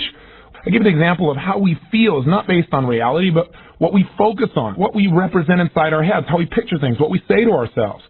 For instance, I think I've given you the example in the past of maybe you're going to meet your husband or wife for dinner one night, and you're supposed to be there at 6:30, and you get there at 6:30 and they're not there. How do you feel? Well, no problem for most people. 6:45, well, some people start to have a little change of state. 7 o'clock, some have even bigger change of state, and some people, by the way, get worried. Some people get upset. Some get angry. What's the difference? The difference is not based on reality. It's based on the way we represent reality. And in this case, it's not being done metaphorically. The person who's worried is thinking things like, oh my gosh, what if this person was hit by a car? And they may be making pictures in their mind and representing to themselves a scenario that makes them feel fearful or concerned. Whereas the person who's upset is assuming a bunch of other things. They may be upset because they're representing inside their head that, gosh, this person really doesn't care, or they're not committed, or they're off with somebody else. And we have emotional reactions to however we represent our world. Now, the person may come through the door, and it was neither of those things. It wasn't that they didn't care, and it wasn't that they were in an accident. But during that time, during the time we were focusing in that way, representing things in that way, we felt those emotions. How does this relate to metaphors? Well, realize it's not life, but the way you represent life that determines the way you feel. So when you turn around and you say, gosh, I'm scarred emotionally, that is exactly how it feels. It does not feel just hurt a little bit. It feels scarred. And that metaphor will come up to make you feel the same way again and again and again. See, oftentimes we use metaphors out of convenience without looking at their impact. Again, both positive and negative. How do we normally use metaphors? Well, we use them, number one, to learn or to teach. See, oftentimes we can't understand something because we don't have the experience of it. A metaphor is a way of transferring understanding by taking something you already understand and attaching it to a new idea. For example, many people believe, even those of different faiths, that a man named Jesus Christ was one incredible teacher. His works have survived thousands of years. And the way he taught, the way he shared ideas and understandings often was through metaphor. He adapted his style of communication so that it met the understandings of the people he was speaking with. For example, when he went to fishermen, again, he didn't say, let's go recruit Christians. He said, I want to teach you to become fishers of men. Immediately, there was a whole set of understandings about how to get the job done then, because they knew how to fish. They knew what was involved, and they could apply those understandings to impacting people. While metaphors can certainly help us to understand things much more quickly, that's one of their powers, they can also sometimes, while they're empowering us, limit us just a slight bit. Because we've got to realize our metaphor is not the same as reality, but we start responding like it's identical. A modern example of this would be studying physics. For years, people who were studying atoms were taught that an atom is like a solar system, in that in the middle is this nucleus, which is like the sun. And then revolving around it on the outside are protons and electrons. Well, with that understanding and using that metaphor, what rules come with that metaphor? What preconceived notions? Well, one would be that these electrons and protons stayed equidistant, or a certain exact distance away from the nucleus as they revolved around it. But this isn't true. They vary in distance constantly. And as a result of this, a lot of people are locked into a mindset that kept them from being able to solve certain problems in physics. So we have to be selective in the metaphors that we utilize, because metaphors have tremendous power. They can help us share ideas. They can help us to share our emotion. They can intensify our emotion or lessen it depending upon which metaphor we select. I mean, think about it. All of poetry is really based on metaphor, isn't it? but we must know the impact of the metaphors we utilize, and we need to be conscious in our selection. Let's take a look at some of the impact of metaphors you may have that you're not even aware of, because you may be sitting there saying, metaphors, I don't use this word, I don't use metaphors. Oh, yes, you do. They're a living part of your language.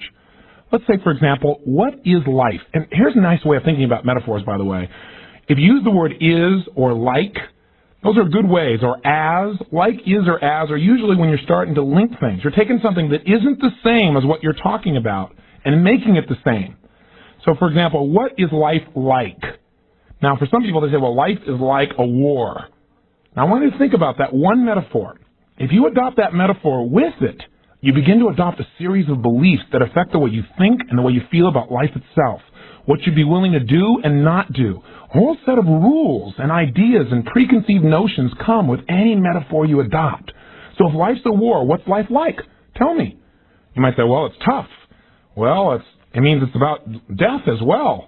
You might say, well, it's going to be me against somebody else. You might say there are going to be battles. You might say, well, if life is really a battle itself, then maybe, I'm going to get hurt. All of those filters will affect your decisions and your feelings. Now, some people say, no, life's not a war. It's not a battle. Life's a test, though. Well, great. What comes with the belief that life is a test? What comes with that global belief? Well, if it's a test, again, maybe it's going to be tough. Maybe you better study. Maybe you better be prepared. Maybe, again, you could fail. And some people look at life as a test. For example, I was reading an article not long ago where they interviewed Donald Trump. And he was saying, well, life's a test. You either pass or you fail. If you're not in first, then you failed. Can you imagine how that metaphor has affected his decisions in his life and how he feels emotionally? For some people, life's a game. Now, if life's a game, what would you believe about life? How would that affect you? As an ultimate filter to all your thinking and all your beliefs. Well, it might be fun. What a concept. It might be somewhat competitive. It might be a chance for you to really play a lot and enjoy a lot more. Some people say, well, if it's a game, then there's going to be losers. Other people say, well, it'll take a lot of skill. It all depends on what beliefs you attach to the word game. But with that one metaphor, again, you have a set of filters that are going to affect the way you think and the way you feel. What if we thought life was sacred? I hope you do think that. But if that was your primary metaphor for life, some people say, well, then it would be something that you would cherish. Other people say, well, then I'd be really careful with it. What if you thought life was a dance? Wouldn't that be a little different? What comes with life being a dance? Well, it's something beautiful. It's something you do with other people. It has grace. It has rhythm. It has joy. Maybe it has sexuality tied into it. Who knows? Maybe it's a lot of fun. I'm not saying there's a right or wrong way of looking at life. Maybe life's a gift, right? Think about how your life changes and how you look at your entire life differently just by changing the global metaphor you adopt inside your head. Are we limited to metaphors about life? Oh, no. We got metaphors about our work, for example. Some people go, yeah, I got to go to the prison today. You think that might affect the way you feel about what you do? Other people see it as, oh, my gosh, I'm going to go be with my friends. I'm going to go join that team. I know a lot of business people who use global metaphors for their businesses they own, and it's things like, well, it's my asset. And I look at people as either assets or liabilities. And do you think that affects the way they treat people, the way they think about people, the way they connect with people? That one belief changes it all. In my business, I think of it as a family. And you know what? That totally changes the connection I have with the people that I work with every single day because we're all one. We're all together. Some people look at it as a unified team, a team that's going to go out and win. Other people look at a business as being like a garden where every day you've got to do things to maintain it and somehow improve it so that someday you can reap a reward. See, again, the metaphors you select will affect you tremendously. And I'm here to tell you that these metaphors are going on whether you're aware of it consciously or not. That's the scary part, because you may have never consciously decided what metaphors you wanted to use to describe life. Where did you get your metaphors? Well, probably you picked them up from people around you. You may have picked them up from your parents or from your friends. And again, you didn't think about their impact. It just seemed convenient or fun to say, or maybe you didn't even think about it at all. It just became a habit. I'll give you an example of how I really learned all this, the power of metaphors. Because certainly I heard the word metaphors before, but I thought of metaphors as only being stories. Or maybe a quote would be a metaphor, like one that guided my life during tough times when I felt a little fearful was, a ship in a harbor is safe, but that's not what ships were built for. So that's a great metaphor. It instills a belief. It makes you think of yourself like a ship, and you got to make it through the storms and everything else, but that's what life is for. That's what life is about. I'll never forget years ago, I was doing a seminar, a certification program, and in the middle of the seminar, about a week into it, this one gentleman jumped up and started screaming at the top of his lungs and like stabbing out at people with his bare hands like he was holding a knife. And he started saying, I'm blacking out, I'm blacking out, I'm blacking out. Well, the psychiatrist in the front row said, he's having a psychotic episode. Fortunately, I didn't take his view of things, or I would have been in deep trouble, because maybe I don't know how to deal with psychotic episodes, but I sure know how to change people's states. And I didn't know it at the time, but I know how to change people's metaphors. So I came up to this guy and I yelled, okay, then just white it out. White it out. You know how to do it. Use that stuff when you were typing. White it out. And the guy went, huh? It just totally broke his state. And all these people that were running for him paused to see what was going to happen. I said, come on, do it. You know how to use it. Just white it all out. And all of a sudden his face changed and his body changed. He started to breathe differently. And he looked at me and I said, so how's that? He said, well, that feels a lot better. I said, well, sit down. And I went right on to speak. And everybody looked dumbfounded, and the psychiatrist was dumbfounded. I was kind of dumbfounded, except I had to look cool, like I knew what I was doing. So I just went on and continued, right? But what I'd done, I wasn't aware of it, is I had changed his metaphor. And by the way, I didn't have another challenge with a guy, and he came up to me 2 days later, and he said, I don't know what it was the other day. He said, but I turned 40 that day, and he said, I just lost it. Which, by the way, is that a metaphor? Losing it? How do you lose yourself? You're here. Hello? Are you here? I'm noticing. I'm talking. Let me see your hands. Now, we got to realize we oftentimes make these metaphors as if they're real. They're not real. They're just figures of speech. But we start responding to them like they're real. And he said, I just lost it. And he said, I was experiencing this unbelievable thing. Like I felt like stabbing out and jamming out because I was in this blackness and I felt like it was swallowing me up. He said, but boy, when I put that white out on there, he said, everything just brightened right up and I felt totally different. And he said, I haven't had a challenge with it since. He said, you know, I went and read the paper that day and I started thinking of new thoughts, and he said, you know what? He said, I feel fine today. And he was fine the rest of the time, just by changing one little metaphor. I didn't even know what I was doing then. You know, realize how easy it is to create a change.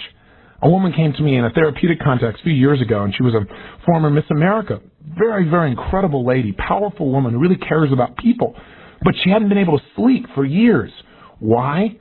Well, simply because as a young girl, she was molested by her father year after year after year. I think it was from the time that she was approximately 6 or 7 years old up until the time she was about 14. And she tried to tell people and she tried to communicate it. And when she tried to bring it to the family, they all tried to deny it had happened because it was so shameful for them all. And as a result, she really beat herself up. And she'd been through every kind of therapy you can imagine. She was taking drugs to go to sleep. And so I sat down with her and I started working with her. And I said, well, you know, tell me, you know, what's going on? Why is this happening? Why can't you sleep? What's going on? And she didn't tell me at first what was going on. She first told me through metaphor. She said, I don't know, I just feel like I'm marble, like I'm stone. I'm shiny and bright on the outside. And everybody thinks I'm so wonderful, but on the inside, she said, I'm hard and I'm cold and I can't feel anything. And I said, well, you're marble, huh? And I said, and she said, what are you doing? I said, I'm drilling holes in the marble. She looked at me like I was crazy, which immediately interrupted her pattern. I said, let's take a look in here. What do you see? Help me out. What do you see there behind that marble? And we looked at the little cracks in the marble. What happened there? She goes, well, it's really loving and warm in there. And that little thing that seems like nothing, see, when we use a metaphor, we kind of trance ourselves out. We start distorting reality. So why not distort it in a way that serves you? And as I got inside there, I started following everything she said with metaphors. And we entered in behind the marble. We jackhammered out the rest of it and got inside there and started flowing on this river of love. But it was stopped up at places. So what do you think we did? We brought out the liquid plumber and, you know, plumbed it all out and started flowing some more. And eventually we got to this room. And this is the room that kept her up at night.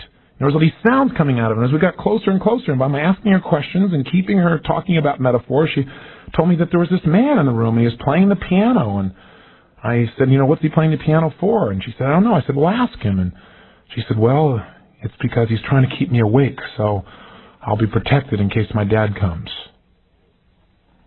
I said, well, your dad's no longer here, is he? She said, no. I said, well, look how old that guy is. Now, by the way, when people use metaphors, they're highly suggestible because their metaphors are made up anyway. She goes, yeah, he is old. I said, isn't it time for him to retire? And she looked at me and smiled, and she said, yeah. I said, well, go give him a big hug and thank him for taking such good care of you. Tell him it's time for him to retire. Tell him he can come back and play, though, but during the daytime. You know? And she did. And you know what was amazing? I'm cutting the story short for obvious reasons, but for 2.5 hours we did this, one metaphor after another, changing them and changing them and changing them. And the next day she was able to sleep without drugs for the first time. See, metaphors have more of an impact than we realize. And changing a metaphor can change your whole life. You got to discover what the metaphors are you're using so that you can change them consciously in a way that really enriches your experience of life. So what can you do if you find yourself saying things like, well, I'm at the end of my rope? Put the rope down. That's what you can do, and walk away. When people start doing that stuff, that's what I tell them. I go, I'm at the end of my rope. I say, well, I don't say tie a knot and hang on for dear life, baby. I say, well, set the thing aside and walk over here. And they get this dumbfounded look on their face, and then all of a sudden they start to grin, and it instantly breaks their pattern. Remember, whenever we have a pattern of looking at the world or making things up in our head, if we do something radical to interrupt that pattern, and we keep interrupting it, pretty soon we can't get back to it. Anytime you find you've constructed your world in a way that creates limitations, interrupt it and replace it with power. Replace it with something that's more loving. Replace it with something that's more fun. See, if you find yourself saying things like, oh, I'm over the edge, maybe an alternative might be enjoy the slide. There's all kinds of possibilities. Be creative. Be playful. Now, here's the challenge. A lot of people get like one metaphor, and they filter everything through that one metaphor. Like everything in life is a war. Everything is a battle. It doesn't matter whether it be a relationship or whether it be their business or anything else. See, no one metaphor is the right metaphor. In fact, our real goal is to be flexible in using our metaphors. Even in my own business, where I saw my businesses as being my extended family, and I didn't call it extended, it was my family. Because of that, I do almost anything for the people in my business. I care about them tremendously, and because of that, I could never fire anybody. How do you fire a family member? And sometimes I needed to. So once in a while I had to change it and say, okay, it's not my family. What this is a vehicle to reaching and impacting people. And there are parts of this vehicle that need to be updated or maintained, or there's parts of this vehicle that have to be taken out and reinstalled with an updated version. The bottom line is, if what you're doing isn't working, change your metaphors. Now, what are some examples of empowering metaphors? Well, one of the most empowering ones that has guided my life through tough times is the metaphor of seasons. Because when times are the toughest, you need to be able to make some kind of meaning out of that. And it's tough when you're in the midst of it. Your brain just goes, oh my gosh, this is going to go on forever. But what I began to do is, hey, life is like the seasons. And I'm in winter right now. But the great thing is, if you adopt this metaphor, what always follows winter? Spring, sun comes out. You're no longer freezing to death, right? Where all of a sudden you're able to plant new seeds. You get to notice all of nature and the beauty and the life and growth and all those wonderful things. And then there's summer. You're doing everything right. You planted your seeds and it's hot and it's warm, and you either burn out your seed during that time if you're not careful, if you don't nurture it, or maybe you get tan. All depends on how you look at things. Once you got a metaphor, you can lay metaphors on top of metaphors. Kind of fun. And then there's fall, where you get to reap your rewards. And sometimes you've planted a seed and you made it through the hot summer and you get to fall and it doesn't work out well. Well, that's true. Sometimes that happens in life too. Sometimes before you reap, a hailstorm comes in and destroys your crop. But see, if you believe in seasons, you know that you're going to get another chance. Also, as I began to look at that metaphor, I started to come up with the idea that, hey, in winter you don't have to freeze to death, you could ski. Again, laying another metaphor on top of a metaphor. We need to find things that empower us. And during my darkest time, that metaphor almost always pulled me out. Or another one a friend of mine shared with me, who, by the way, wrote a book with a metaphor as a title. His name was Harvey McKay. It's called How to Swim with the Sharks and Not Get Eaten Alive. It's kind of a metaphor for how he felt about certain people he was doing business with and that you may be doing business with. By the way, one challenge with adopting a metaphor, you don't want to start seeing everyone as a shark. Seeing everybody as your friend, seeing everybody as like your puppy dog, or seeing everybody as your associate or partner in life is a great idea, except when that person is a shark. In which case, they're operating from a different set of frames. They have a different set of rules. So you don't want to see everybody as a shark, everybody's your partner. You want to see the best in people and be able to change metaphors where it's useful. But the story he shared with me is one that shaped his life. And it was about persistence, because Harvey's one of the most persistent people I know. I have tremendous respect for him. And that story is the story of the stonecutter. His father told him that the reason he would never give up, and the reason his father became so successful, was because he believed in stonecutting. He said, I want you, son, to become a stonecutter as well. He said, what a stonecutter does, he takes this big hammer and he smacks this giant boulder as hard as he can. And he hits it again and again and again and again. And you know what happens? He could hit it 100 times, 200, 300, and not even have a scratch. But he'd keep on doing it.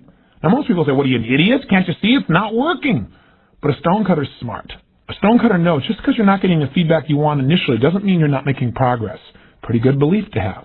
He said you keep hitting and hitting, and at some point, maybe on the second 100, third 100, maybe on the 1,004th hit, the stone splits open right there. It doesn't just crack. In one hit, it breaks open. And again, it wasn't that hit that did it. It was the constant pressure being applied to the challenge at hand. So Harvey's metaphor for himself is, I'm a stonecutter. That's what makes me successful. That metaphor works for me as well, maybe for you. I know years ago I began to have this belief, and I was explaining to people that it didn't look like I was making progress, but I had my wrench on a fire hydrant, and I was pushing on that thing as hard as I could, and once it opened, it was just going to keep pouring forever with just tremendous force. And they all looked at me like I was crazy. But that metaphor kept me persistent, kept me going. Your metaphors don't have to be elegant. They just need to be effective in getting you to take action. By the way, whole cultures are shaped by metaphors. A great example is if you decide to go trekking in Nepal and you meet people along the side of the road, strangers, people you've never met before. The one thing you notice most about these people, very much like Fijians, they're incredibly loving people. These huge smiles and this warm welcome you get as if they've known you forever. And you know why? As they call to you, they call out a phrase which in Nepalese means little brother or big brother. They just decide which one you are. I tend to get to be big brother because of my size most of the time. But whatever it is, little sister or big sister, everyone is addressed as their brother or sister. Would that change the way you approach people if that was the filter you had on every human being you met? See, as a society, we've adopted this idea about 10, 15 years ago of planet Earth or spaceship Earth. That sounds like a great metaphor, but it didn't work. You know why? You can't get emotional about a spaceship. We don't notice, we don't create the Earth when we think of it as a spaceship the way we do when we look at it as, let's say, Mother Earth. What if you thought that everything that you received in your life you were receiving from the breast of your Mother Earth? And that's what was nourishing your family. Some of you are like raising an eyebrow right now, but it's a different metaphor, isn't it? You'd probably be a little more sensitive. You probably wouldn't put some toxic waste right on your mother's breast, would you? You'd probably think a little different first. We've got to be really careful. We've got to think long-term in the development of our metaphors, not short-term. In fact, most boats or ships, as well as aircraft, we usually relate to them or describe them as a she, not a he. We have female names for them, or we say, take good care of her. Why do we say her? Why don't we say, take care of him? Or, yeah, take care of Joe here, my boat. You know, we might treat it a little different, right? Yeah, like slap the thing around a little bit. But no, not a she. We're delicate. We caress her. We take care of her. We nurture her. The metaphor works. It enhances that area of life. And you know, there are many cultures, not just the country you live in, but what you do for a living provides another culture with different metaphors. For example, oftentimes lawyers have some challenges in their personal lives and can't imagine why when they come home and try and apply the same metaphors that they use at work at home. They start to have a conversation with their wife or their husband, and next thing you know, they're trying to find out what's wrong with their argument and what their evidence is for backing up what they've said, and they try to have a debate. And that doesn't work too well in a personal relationship. Or I'll never forget working one time with a couple, one of whom was a quarterback, a star quarterback in the NFL. And he was dating and considering marrying, and she him, a woman who was a pretty powerful movie star. And they had all these problems in their relationship, and most of them seemed to be coming from his upsets. He was upset with her all the time because she was breaking his rules. And almost all of them, though, came into focus as soon as I realized, wait a second, this guy is a quarterback. What are the rules for someone, metaphorically, who's playing a game constantly where they're a quarterback? Well, number one is you got to run the show. You call the plays. People respond to you. You're the director. You're making things happen. And as you're moving up to become the best, you have to be the star. Even though everyone else needs to be a star, too, they need to be a star with you. And so the bottom line is this person going off on her own, deciding what she wanted for her life and how she was going to be, and her being a star without having to catch a pass from him. That didn't go over too big with him. It created a lot of challenges. Or an example would be a jet pilot I did some work with. This guy is always finding something wrong with people. He's always seemed to get himself into fights. And the reason was he thrived on having an enemy. You know, without an enemy, there was no way he could really be the best he could be. Or maybe one of my favorites, because it was so simple to make a change in, was this man who was so disassociated. His family members and his kids just couldn't get through to him, didn't feel connected to him, and they really resented him because he didn't give any feelings and he was always directing them. You know what he was? An air traffic controller. You know, as an air traffic controller, he had to make himself not be stressed. He had to stay disassociated. The guy on the radio heard his voice going, okay, well, just keep circling around for another couple hours. It'll be okay. That wouldn't have gone over too big, right? So he learned that when there's a trouble, say, yes, just make a circle and I'll get back to you. You know, that certain disassociated fashion works wonderful there. It doesn't work at home. So we got to be careful that we don't carry the metaphors that work in one context, like the environment we work in, into another context, like our relationships or our businesses or our families or our friends. So what are some of the metaphors that you use daily in your day-to-day life without thinking about it? Do any of them come from your work, for example? Or do you describe yourself in ways like I'm burnt out versus maybe you could have something like I'm recharging? Or do you get upset and say it's an eye for an eye? Maybe you need to come up with a different metaphor, one that's less intense. Or instead of feeling like you've got a mountain full of work to do or millions of things to do, maybe you've got a few things to do, and you start taking that mountain and representing it as a stack. Maybe that feels a little different. You know, you want to make sure you set yourself up to win the game, and the way to win the game is pick the right metaphor. Let's take a second look at relationships. What are the metaphors you have for relationships? Is the person you're in a relationship with your partner in life? Are they your team member? Are they your lover? Are they your better half? Or do you talk about them as your dictator, the old ball and chain, the old lady, the old man, you know, that jerk, an idiot I live with? You know, do you think those metaphors might make a difference in how they feel? I'll never forget, I had this one lady in a Date with Destiny seminar. Every time she talked about her husband, she talked about this jerk I'm with, this idiot. And so I turned to her and I said, ma'am, I'm sure you have a lot of challenges, and I'm sure this man has made a lot of mistakes. And I know you haven't made any. But I'm just curious. Do you think your relationship's going to get any better as long as you hold that he's a jerk and an idiot? I said, also, notice what's happening here. You call him a jerk and idiot, and the times he's talked about you, I hear him say things like, you're the love of his life, or you're his better half, or you're his gift from God. Maybe you ought to re-examine the metaphor you're using to describe him to yourself and to other people, and pick something that's more appropriate. Because sometimes we use a metaphor so often it becomes habitual, and we start thinking the metaphor is real, and it's just not. How about kids? What are your metaphors for your kids? Are they the Rugrats? One of my friends who obviously doesn't have kids used to have a metaphor. He called them barfers. You know, because all kids do. Whenever you're around, they barf all over you. So as long as you hold that metaphor, can you imagine how he responded? He just recently, by the way, got to fill in for Santa Claus at a department store, and he didn't want to do it. A bunch of us put him up to it and set him up so he had to do it. He got to have hundreds of these barfers come and sit on his lap, and you know what? Most of them, with one exception, didn't barf. And the bottom line is he got a whole other view of what children are about, and he got to change his metaphor, and I called them cuddlies. And you think that might change the way you feel? You better believe it. Brats doesn't usually make you want to have more of them, nor does it make you want to take good care of them or nourish them. So you got to really make sure you got the appropriate metaphor in each area. Now, how about the metaphors for your body? What is your body? Is it a machine? Is it a disaster? You know? Is it an opportunity for growth? Is it a vehicle? Is it the temple? See, most people don't treat it like it's a temple. There was a gentleman who we learned to call Maestro, and Maestro was just this wonderful guy who was extremely overweight. They've been trying to lose weight through every diet you can imagine. But when I got him up on stage and we did one of these things I call the rules realignments, a special technique we have for changing the rules that your brain uses to make decisions, as we got through it, it became clear that he associated being fat to being spiritual.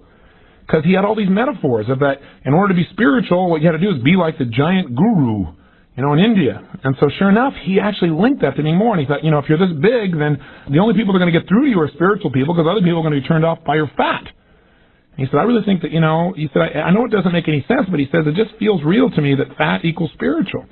And so I gave him a metaphor. I said, well, I don't think that. He said, I think God loves fat people. I said, well, you know, I think God loves everybody, but I think what he does with fat people is just sticks them on a skewer and roasts them above hell.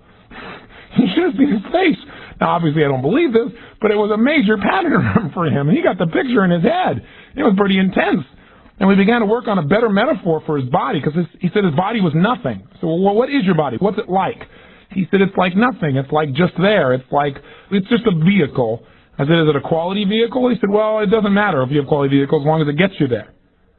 So we got him to adopt the idea of a temple. And you know what? That was the only major change. With that, a bunch of his rules changed. Because when he went to pick up food, he said, would I put this in a temple? By the way, he's lost 90 pounds in the last 90 days. Simply by adopting that metaphor and adopting it fully. I mean, living it every single day. It's become habitual to him. He said that once in a rare while, if he finds himself going down an old aisle that used to be familiar, he just pictures that body in a skewer above hell. And he said that's all it takes is a metaphor to knock him right out of it and get him out of those aisles he doesn't belong in.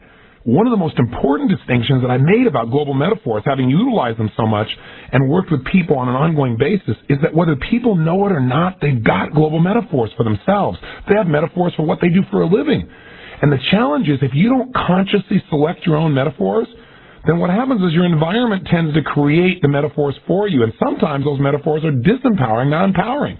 I know for myself, for example, people used to ask me, well, what do you do? What are you exactly? I mean, you're not a psychologist, and, what are you, a motivator? And I said, no, I'm not a motivator, because I'm not a motivator. What a terrible metaphor. You pump somebody up, and, a little bit later they drop right back down again. It's like taking a warm bath, and I've never considered myself just to be a motivator. Hopefully what I do helps people to motivate themselves by having them change some of their core beliefs and helping them develop strategies on how to produce consistent and specific results. But being a motivator is not what I want to be known as. So some people say, well, gosh, if you don't know what you are, I know what you are. You're a guru. And I got to see that in Life magazine and newspapers. And sometimes to this day, media will cover me as the guru of something. I don't want to be somebody's guru. I'm not any better than anybody else, and I'm not here to go out in the world and be everybody else's leader they're going to come pay homage to. That's not what I'm about. So I thought, well, I'm a teacher. But I thought, oh, no, I'm more than just a teacher. Humble as I am, there's got to be something more. And somebody said, you're a comedian. I thought, well, that's a nice compliment, but there's some serious stuff here. So I finally came up with, I'm a peak performance consultant. Well, that's accurate, but it's not very emotional. It didn't really create the emotion inside of me. We all need to find a metaphor for describing who we are, what we do. And one day I finally got it. I'm a coach. I thought, that's really what I am. What is a coach? To me, a coach is somebody who really cares. It's somebody who's warm and committed, and they're your friend. They also are a person that's going to challenge you. They're not going to let you off the hook just because they're your friend. They're the kind of person who knows they've got knowledge and they've got experience. They've been there before. They have lots of distinctions. And the key is, yes, they do teach you new information, new strategies, and new skills and how to get results that are measurable. But a good coach affects your beliefs. And a good coach gets you to not only know what to do, they get you to do what you know. And that's when results really change in our lives. And I thought, that's what I am. And by the way, a coach isn't any better than the people they're coaching. In fact, some coaches coach people that are better than them. They just seem to have a few distinctions because that's been their area of focus. And you know what? As soon as I started using that metaphor for what I was, that I'm a success coach, I help to coach people on how to achieve what they really want more quickly, more easily. It changed the way I thought about myself. It made my work warmer. It made me enjoy everything I was doing. I thought, yeah, that's who I am. I'm a coach. I've also found that having metaphors to describe what my seminars are really helped me out tremendously to be more effective and help me to translate to other people what they were really about. Now you say, well, that's just in the seminar business, right? Wrong. It's true of your business. It's true of your avocation. You've got to create a metaphor that creates a greater sense of richness and joy and fun and playfulness. Then you'll get more out of yourself. I'll give you an example that's measurable. I know several years back, P-I-E, the trucking service, they had some major challenges, and they found that 60% of all their shipping contracts were erroneous. It was costing them more than $250,000 a year. Well, they did an intensive study, and they found out that 56% of these errors were based on misidentification of containers. Well, they brought in a man named Dr. Deming, the man who's both famous and infamous in American culture. He's an American consultant who went over to Japan and whose philosophies on management and quality have been adopted wholeheartedly by the Japanese. In fact, they give away each year the Deming Award. It's the highest award a Japanese company can receive, and it is always broadcast on national television. In fact, over there, it said in the Wall Street Journal that Deming is considered to be up there right next to God, at least in the business circles. The bottom line is, based on their understanding of Deming's work, they decided to change the view that the workers had of themselves to get them to be more quality-oriented. And instead of seeing themselves as workers or truckers, they started telling people, you know what you guys are? You're craftsmen. At first, people looked at it kind of funny, but then they got hooked on the idea. They said, yeah, I'm a craftsman. And they kind of teased each other and smiled about it. But you know what? When you adopt a metaphor, along with it, you adopt a set of rules of how to think about yourself and how to behave and what to do. As a result, in less than 30 days, they cut their 60% erroneous shippings down to less than 10%, saving more than $250,000 a year. Metaphors pay. Metaphors make the difference in how you feel. Metaphors change the way other people see you. Select them carefully. Select them intelligently. Select them in a way that deepens and enriches the experience of your life and the people you care about. Become a student of metaphors and become sensitized to them, and your whole life can change. Anytime you hear a metaphor that creates limits, just step in and offer a new one. Offer a new possibility. Break a pattern and give them a new choice, including yourself. Take out your journal, and I want you to write down the following. Number one, what is life? And I want you to come and write down, number one, the metaphors you already linked to it. In other words, life is like what? It's as if life was what? Just brainstorm everything you think of it, because I bet you got more than one metaphor you link to life. When you're in a lousy state, you probably call it a battle or a war. When you're in a good state, maybe you think of it as a gift. But I want you to write them all down. And then I want you to decide, out of the list that you make, if life is this, then what does it mean to me? Like, if life is sacred, what does that mean? If life is a dream, what does that mean? If all the world's a stage, what does that mean? Each of your metaphors, by the way, will have benefits and they may have limitations. And all the world's a stage may be great because it may mean that, hey, you get a chance to go out there and make a difference and do something and you'll be heard. But also may make you be a person that's always performing. You don't want to be that. You want to be real. So take a look at the metaphors you have available. I want you to also make a list, number 2, of all the metaphors you link to relationship or marriage. Take a look at those metaphors. Are they empowering or disempowering? And then again, just being aware of your metaphors can change them. See, conscious awareness alone can transform things, because your brain will start to say, that doesn't work, that's ridiculous. And you can adopt a new one so easily. That's the beauty of this technology. It is so darn simple. And thirdly, I want you to pick another area of your life that impacts you most, whether it be your business, whether it be your family or your children, whether it be your ability to learn. What are your metaphors for what learning is? So I want you to pick the third one for yourself, but write down the metaphors you currently use, brainstorm them out, look at their impact. Ask yourself, what are the consequences, positive consequences and negative consequences of this metaphor? And then after you've done that, see if you can't create some new ones you've never thought of before and decide, from now on, I'm going to think of life as these 4 or 5 things to start with at least. Life is not a war. Life is not a test. Life is a game. Life is a dance. Life is sacred. Life is a gift. Life is joy. Whatever it is for you. And decide you're going to live those for the next 30 days. So if somebody asks you, how's it going? You might turn back to them and say, the gift is being enjoyed. I'll look at you and say, what? So nothing. Just my global metaphor for life.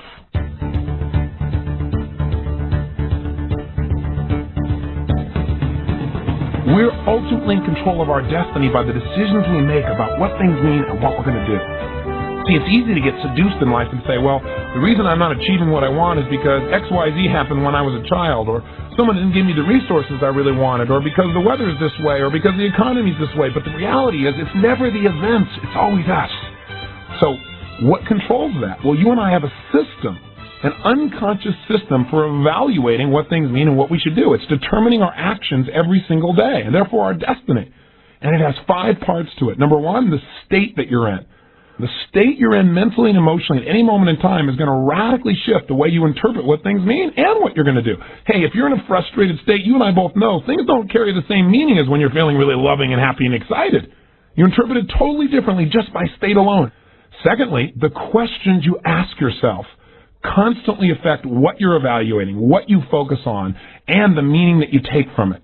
Whether you ask yourself disempowering questions like, how come I always screw things up?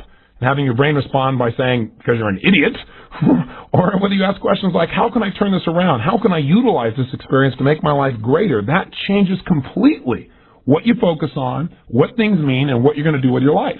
It changes the event immediately and gives you control. The third element is values. See, the values that you hold constantly determine what you pay attention to most, what you try to move towards in your life. Is your life focused on contribution? Is your life focused on love or security or adventure or passion or success?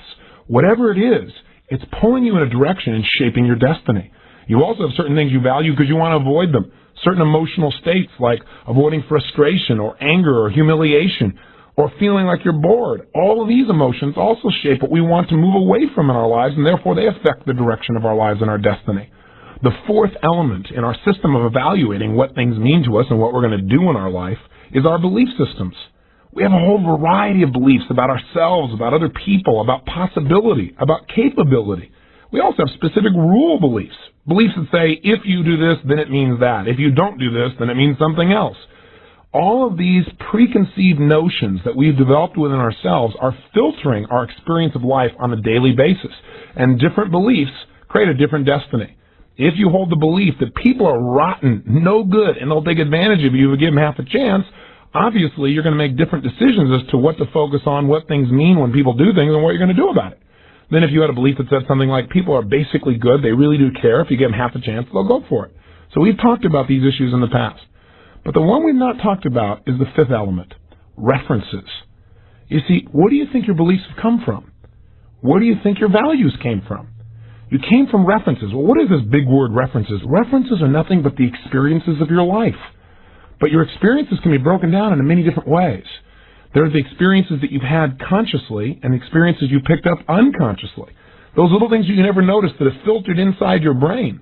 Your references aren't just limited to the story of your life, but quite literally, your references might be considered metaphorically as like a giant file box in your brain where everything you've ever seen, heard, tasted, touched, or smelled is all stored.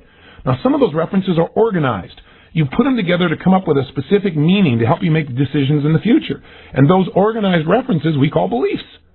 You say, wait a second, now I'm really confused. Well, think about it. What is a belief? A belief is nothing but a feeling of certainty about what something means. If you say, I believe I'm really intelligent, you're saying, I feel certain I'm intelligent. What makes you certain? You have references. Yeah, you've had experiences in your life where you learned something, or you took on a challenging environment and you were able to master it, or maybe somebody told you that you were intelligent, or you passed some tests. All of those experiences take the idea, the simple idea that maybe you don't believe to start with that you're intelligent, and make them solid by putting these legs underneath it. Think of references like the legs of belief. They make a belief solid, they make it real, they make you believe it. They make you feel certain about what something means. To give you a clearer picture, think of an idea as being like a tabletop that has no legs. It's not very solid, pretty wobbly. But the way we take that idea, whatever it is, let's say the idea is that you're sexy. The only way you're going to believe you're sexy is if you feel certain you're sexy. Now, I know you already believe this, so this is probably a moot point. But let's take it as an example. You just say, I'm sexy. You can say that and not believe it, not feel certain that it's true. But if you do say, I'm sexy and believe it, that is, you feel that certainty inside, why do you? Because underneath that tabletop, you got some references. Now, I'm not going to call on these people, but I'm sure you have some, right? You have some people you've had some experiences with who told you what a great, sexy person you were. Maybe, you looked in the mirror one day and you compared it with some other picture of somebody else and said, I'm so much sexier than him or her. I don't know what you've done, but I'm sure you got plenty of those things. Or maybe somebody looked across at you while you were in bumper-to-bumper traffic and kind of got your attention and smiled at you and pointed at you. And you said, see, that means I'm sexy. The truth is they were telling you to move, but you interpreted it as a reference that you were sexy. The point is really simple. We can take references for virtually anything and make them back up any idea we want. Hey, I got a question for you. Do you have references to back up the idea that people are rotten and they'll take advantage of you if you give them half a chance? Now, I know maybe you don't have personal references, but have you read about people who've done this? Have you heard about people who've done this? Have you ever had any experiences in your life? I know you don't believe it, but do you have references to back it up? Yes or no? You and I both know the answer is yes. Don't you also, though, have references to back up the idea that people really do care, and if you give them half a chance, they'll want to help you? If you don't have them personally, you certainly have read about them. The other day I heard about a man on television again, found $35,000 and returned it, and refused to even be on camera. He just said it was the right thing to do, and had to give it back. And it turned out it was the life savings of a 68-year-old woman. But he didn't want anybody to know he'd done it. Why? Because he has some references in his background as to what that would mean if he were to take credit. And maybe it's different than you. You might say, well, why would he do that? I mean, he doesn't have to boast about it, but why wouldn't he at least, come on camera and say, I just thought it was the right thing to do. Why wouldn't he do that? See, if you've ever wondered why people do what they do, why they do something different than you, I have the answer. References. They have different references than you do. They've organized those references based on their life experiences to develop some beliefs. They believe if they would do certain things in a certain way, it would mean something good or it would mean something bad. And all of our beliefs, based on the references of our life, are shaping our life moment to moment. It's literally directing our destiny. So maybe we should take control of this process. Think of it metaphorically. All the different reference experiences of your life, both the good and bad, the challenging and the exciting, all of these have been woven together to create the fabric of your life. And from that fabric, you've made decisions about beliefs and values that you were going to cut from that fabric. In other words, there's plenty of fabric there. You can shape it any way you want. You can create whatever beliefs or values you decide to in the moment. But the decisions you've made out of those references as to what shapes to pull out are going to determine what you sew together to shape the quality of life you have today and ultimately your destiny. Probably one of the most valuable things that references do for us is they help us to have a feeling of certainty when we go about doing something. Otherwise, we live our whole life afraid or in doubt. What would allow you right now to get up and step down on the floor and not be worried about whether the floor would support you or not? References. You got plenty of them. What would disturb you if suddenly the book in front of you began to float across the room? The only thing that would disturb you is it doesn't match your references. Why will a baby reach into a dirty ashtray, pull out a cigarette butt, and chew on it? Why? Because they don't have references to know it's not good for them. The bottom line is our references are shaping our life. And the problem is most of us are not paying attention to how we're interpreting our references, much less focusing on how do we get the references we need in order to succeed and achieve our goals. Hey, don't certain goals require certain references? Don't you have to have certain experiences, certain understandings, certain strategies in order to succeed? Well, think about it. References are not limited to our own conscious experience of life. References come in many shapes and types and sizes. We have the references of our past, yes. We have the references of the experiences of our present, but we all have the ability to pull references from our future. You might say, well, what do you mean by that? I mean, references are not limited to your actual experience. Your imagination is a source of references. Anyone who's created anything had to create a sense of certainty within themselves that they could achieve, that they could go. How did Columbus get himself to be able to come here? And he had to develop some references, and there weren't any. So what did he do? He unleashed his imagination. Your imagination is 10 times more powerful than your willpower. Our imagination unleashed can give us a sense of feeling and certainty and vision that goes far beyond the limitations of our past. And we're not limited to references as far back as 1492. We can come into the modern day. Lee Iacocca created references for himself and for everyone around them to believe that Chrysler could make it, so that our Congress would be willing to put money in to support that organization in turning itself around.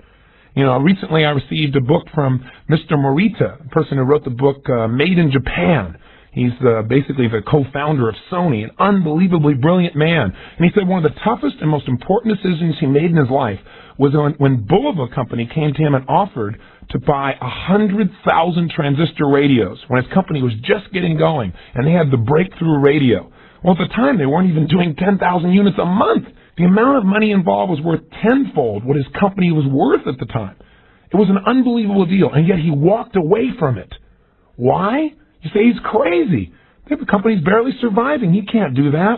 But what they want to do is put Bulova's name on those radios. And Mr. Morita said, there is no way I'm going to do this. And they said, look, you can still make your own radios too and put your name on them. We've been around for 50 years. You can benefit by putting this out. You can get the capital to expand your business. He said, yes, sir, that's true, but I'm going to turn you down and say no. He said, because 50 years from now, my company's name will be as big as yours. And I know this radio is going to help us to develop that name. Now, everyone around him told me he was crazy, even his partners. They said, this is insane.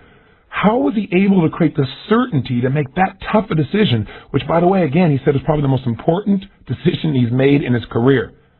He did it by using his imagination. He focused in his mind on what he wanted things to be like, and he believed with absolute faith and certainty his vision.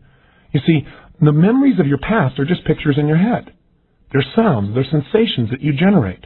You feel them when you focus on them.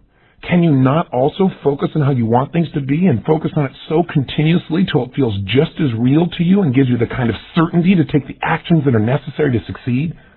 Because you haven't done something doesn't mean you can't. Because you've tried something again and again and again and failed doesn't mean the next time you won't succeed. The past does not equal the future. Thomas Edison attempted to make the electric light bulb thousands of times. He could have taken all those experiences of things not working out and called them failures. Instead, he used every one of those as a reference for himself that he was getting closer to the solution.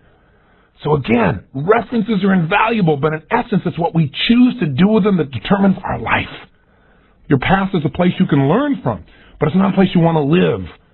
See, it's a place to spring forward from. And what doesn't work, throw it away. It's never too late to have a happy childhood.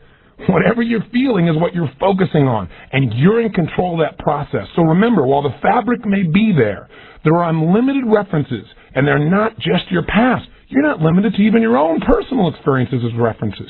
You can borrow the references of other people. Most of my life early on, I didn't have the references that I could be a great success, or that I could achieve on major scales, or I could go out and turn things and people around. I did it with my imagination. I did it by reading stories of people that were succeeding and saying, hey, they've done this, and seeing where they really started and that hard work was really a part of it, and that they kept their vision, they persisted, and they didn't give up. Those references made it real for me. So you can borrow from Emerson. When you read great poetry or when you read a great book, the power of it is as you read the book, you start thinking like the author. You start to feel like they feel, think like they think. You begin to imagine the way they imagine. You begin to develop those references as well. That's the power of culture. That's the power of literature, of a good play, of music. That's why we want to constantly be expanding our references, exposing ourselves to things that maybe we don't think we're going to like, and all of a sudden you find out you love them. I'll never forget one time I used to think, I don't want to go to a play. And one day I went and saw a play years ago called Les Miserables. Wow. One of the most powerful references of my life. I got to tell you, I have never seen or read or heard anything that moved me as deeply as that play did. I mean, I love the power and the majesty that human beings can translate through so many different areas, through story, through music, through drama. See, we want to expose ourselves to all of those things. We don't want to prejudge. You know, I've done a lot of things that were lousy too. But my attitude is if I can get one idea from it, if I can get one feeling, one experience, one exposure, it expands me. Limited references create a limited life. You want to expand your life? Expand your references consciously by pursuing other ideas and experiences that you haven't currently been exposed to. Experience is an invaluable tool, and you can pull so much from others as well. And we all are going to have times in our life where something's going to happen we have no references for how to deal with. And instead of just sitting there and giving up or saying, you don't know how bad it is, and telling them how terrible your life is, what eventually you must do is stand up and create those references or seek them out. See, no matter how bad you think things are in your life, somebody else has got it worse. No matter how well it's going, somebody else is doing better. Use contrast to move yourself forward. See, the only danger that destroys the quality of our lives are destructive beliefs. So when you start believing the way you're supposed to be is immobilized by pain or by problems, or that because you've got so many challenges no one else can understand, or because you've had a loss of a friend or a business or a goal or a dream for the moment or forever, that your life is over. When we start adopting those kinds of beliefs, our life ends. Instead, we must seek out references. And again, somebody out there can help you to feel better, if not by showing you that they're feeling worse. I mean, all you got to do is look around. You know, for example, I talked to somebody recently who works within our fortune management team, and the guy's really stressed out because he's making $150,000 a year as a doctor. Now, when he started with us 3 years ago, he was making $13,000 a year, and he was stressed out.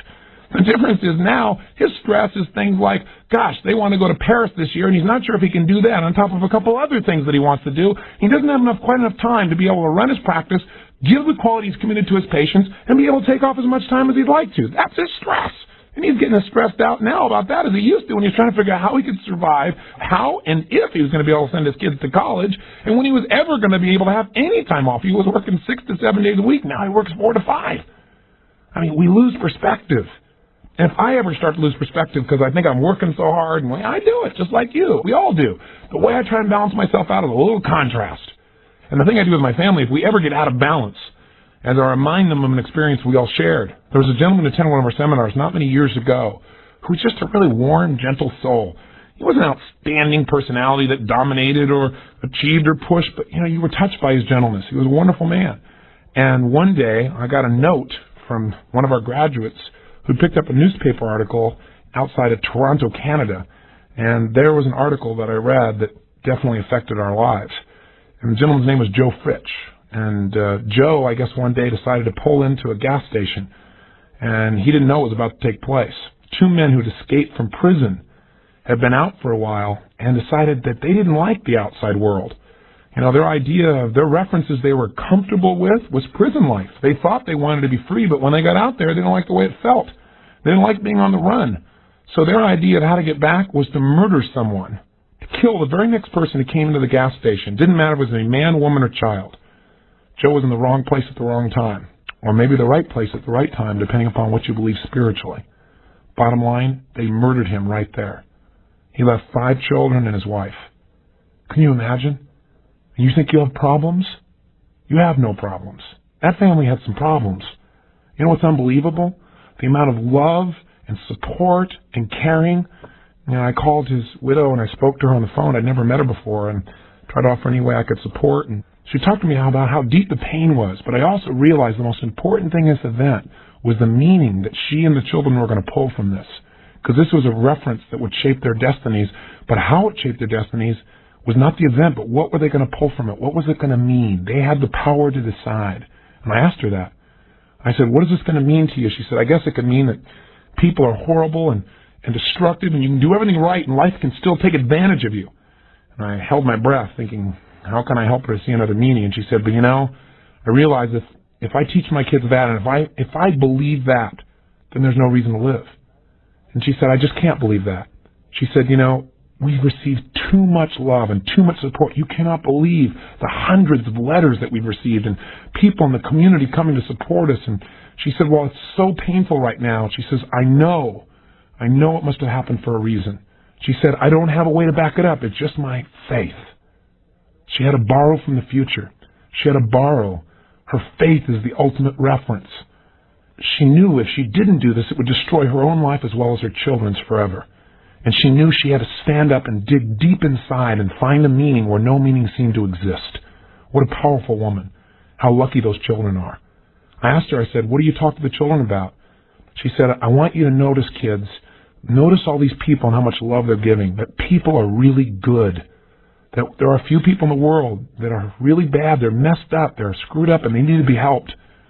But that your dad always believed in God, and he's gone to a better place. And he had things to do while he was here, and his time was up.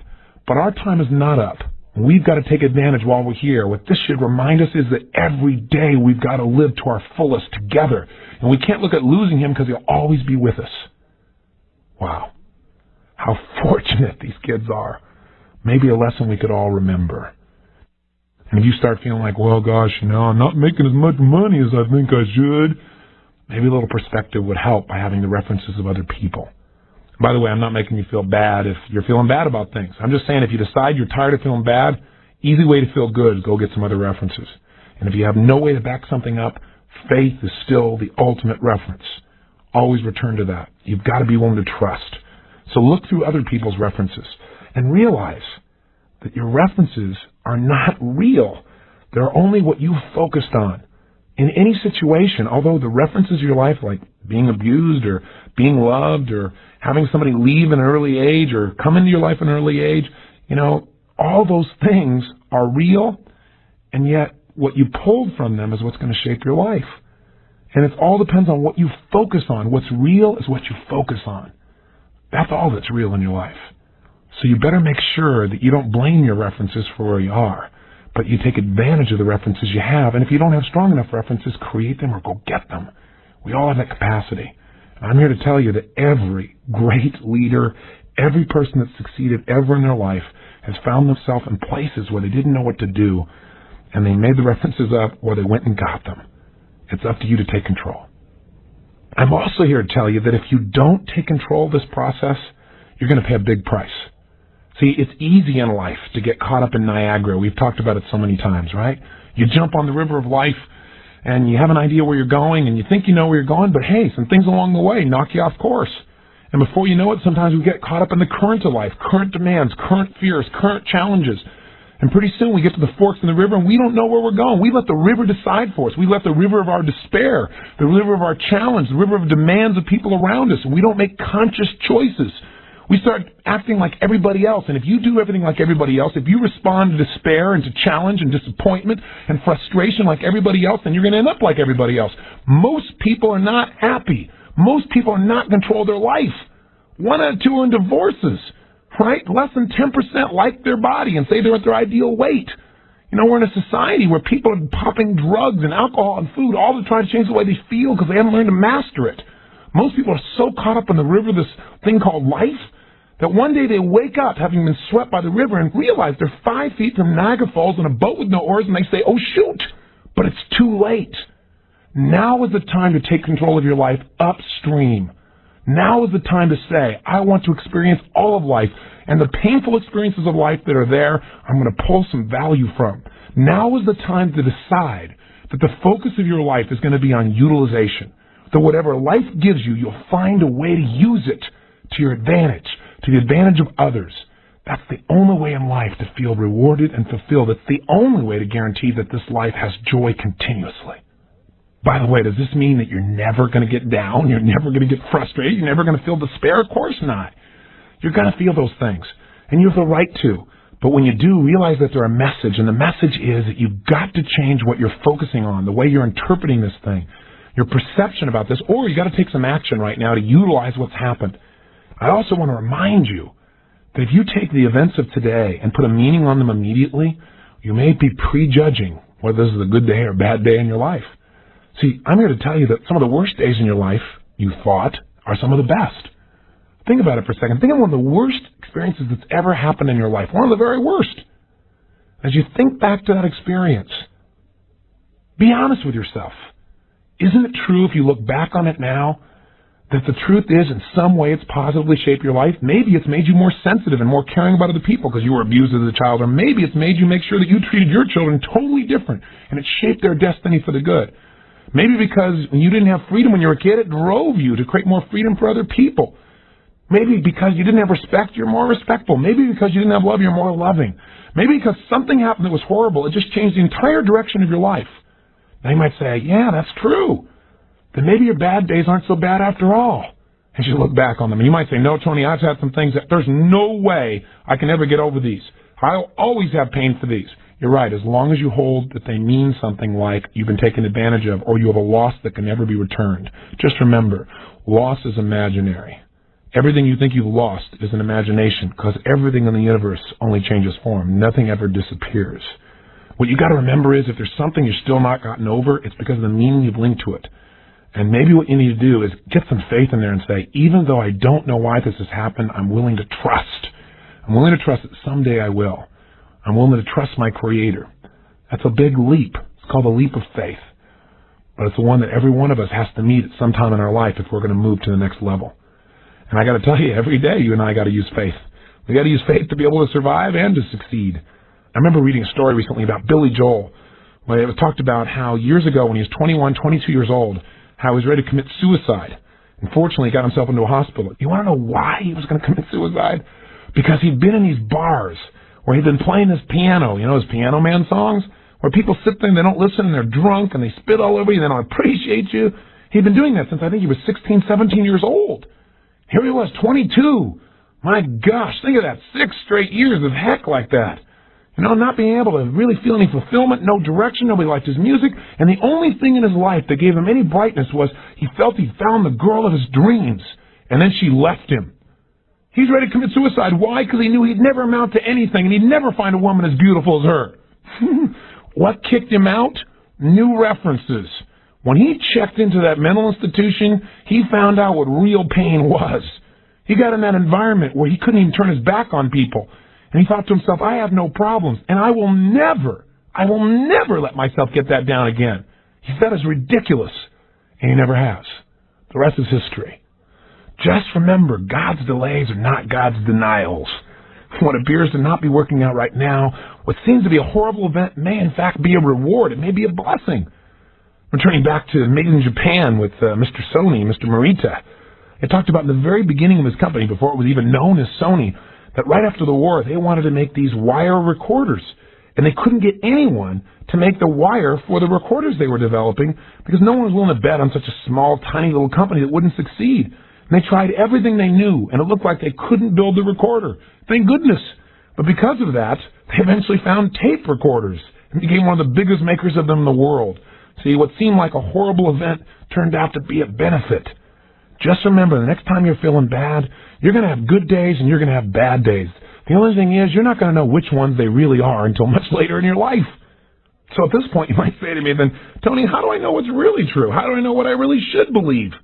Well, think about it this way. Beliefs are designed to empower you to take effective action so that you can grow and expand and make a difference for yourself and the people you care about. What should you do? You should look for beliefs that will empower you. It's not whether a belief is accurate or not, because you can back up a feeling of accuracy on almost any belief. Hey, in any argument, you can always get somebody to back up your view. You can always find a way. If you talk to somebody who says, yeah, well, I have the statistics, say, yeah, and I've read the book called How to Lie with Statistics. Most attorneys have it. There really is such a book, and it'll show you how to manipulate any kind of statistic. So I'm here to tell you that we need to find the statistics and the experiences in life that cause us to constantly grow and expand, that cause us to move to the next level, that cause us to utilize life's challenges and turn them into life's opportunities. That's what you and I have to do continuously. Remember, people can rationalize anything. Remember what we talked about earlier. You've got references to back up the idea that people are terrible and mean and they'll take advantage of you, and you get yourself to feel certain and prove that's true, and you've got the references to back up the idea that people really care. If you give math a chance, they'll support you. So what you're going to believe is what is empowering, and that's the key question you might want to learn to ask yourself. If you feel like you're overwhelmed or overloaded, or you can't get through it, or you don't know how to turn things around, or you're really mad at somebody, or you're stuck in a lousy pattern, a good question to ask yourself is, what would I have to believe in order to feel this way? See, if you ask that question, your brain may say things like, well, I have to believe that I'm totally out of control and that I don't direct my own life. And there's probably a belief inside of you that's contrary to that. One that says, that's garbage. And the minute you hear that, the minute you notice it, the awareness alone can be curative. Just seeing that, you can say, oh, this is garbage. No way. I don't believe that. And you can move on. It can break your pattern. See, oftentimes we organize our references in a way that limit us. Remember what I said earlier? Limited references create a limited life. There's a term in sociology that we should all become more familiar with, and it's called ethnocentricity. What does it mean? It means we all run around thinking our references are the only references for the world. I mean, for example, what do you think would happen if one day I said, hey, let's go to lunch, and we walked into a particular third world country, and I won't say which one just to not aggravate certain people of that nationality, but I'll tell you there are many countries in the world where this is true, one specifically I'm thinking of. We could go in, and there are cages in the room, and there are dogs in those cages. And we go up to the counter, and I say, we'll take that one. And sure enough, they take out the dog, they cut its throat right there, and they begin to skin it and cook it. You say, oh my gosh, I can't believe this. These people are killing this poor dog, and look at these people around. You begin to realize that all the people sitting there, it's in a little mini type of restaurant, and they're all eating dog. He says, this is crazy. Is it? I would tend to agree with you, but how do you think an Indian feels when they come and see you eating cow right in front of them? An Indian who has a belief that that is a holy creature that you're putting inside your body. I guess it all depends on references, what you believe, huh? Maybe the next time you get really upset with somebody, maybe one of the ways you can least have some compassion and understanding is to see that, they probably have different references than you do. Now, that's not an excuse, but at least can allow us to have a better understanding of each other, of people, because it is true. You could have the same references and have interpreted them differently. And you could have come out totally differently based on the same situation, but compassion is going to get us a lot further. If you don't understand, and if I'd interpreted it in the same way they had, I'd be feeling the same way. So I'm not going to make them wrong. All I want to do is try and give them some new references so they might have a new perspective, because that's how we develop new beliefs, by new references. Now, you can realize that certain references, in spite of being given, can be ignored to maintain an old belief. But I'm also here to tell you, if someone gets enough new experiences, enough new references, oftentimes you can trigger and create a total change. And that's one of the reasons I do the firewalk. I can talk to you all day long about the power of your brain, and you can go, yeah, I know I'm tapping less than 10% of my brain. Most people brag about that. But if I get you in a firewalk and I get you to get across this fire, 12 feet of burning hot coals, 1,500, 2,000 degrees, what happens is it's not like mind over matter. It's nothing special. But I'll tell you one thing, on the other side of that fire, it gives you an experience you won't forget. It's a new reference. And your brain says, if I can get myself to do this, what else can I get myself to do that I once thought was also impossible? Maybe fear is just false evidence that appears real, F-E-A-R. Maybe what we need to do is get new references, and the things we fear will be things we'll be able to utilize and move on.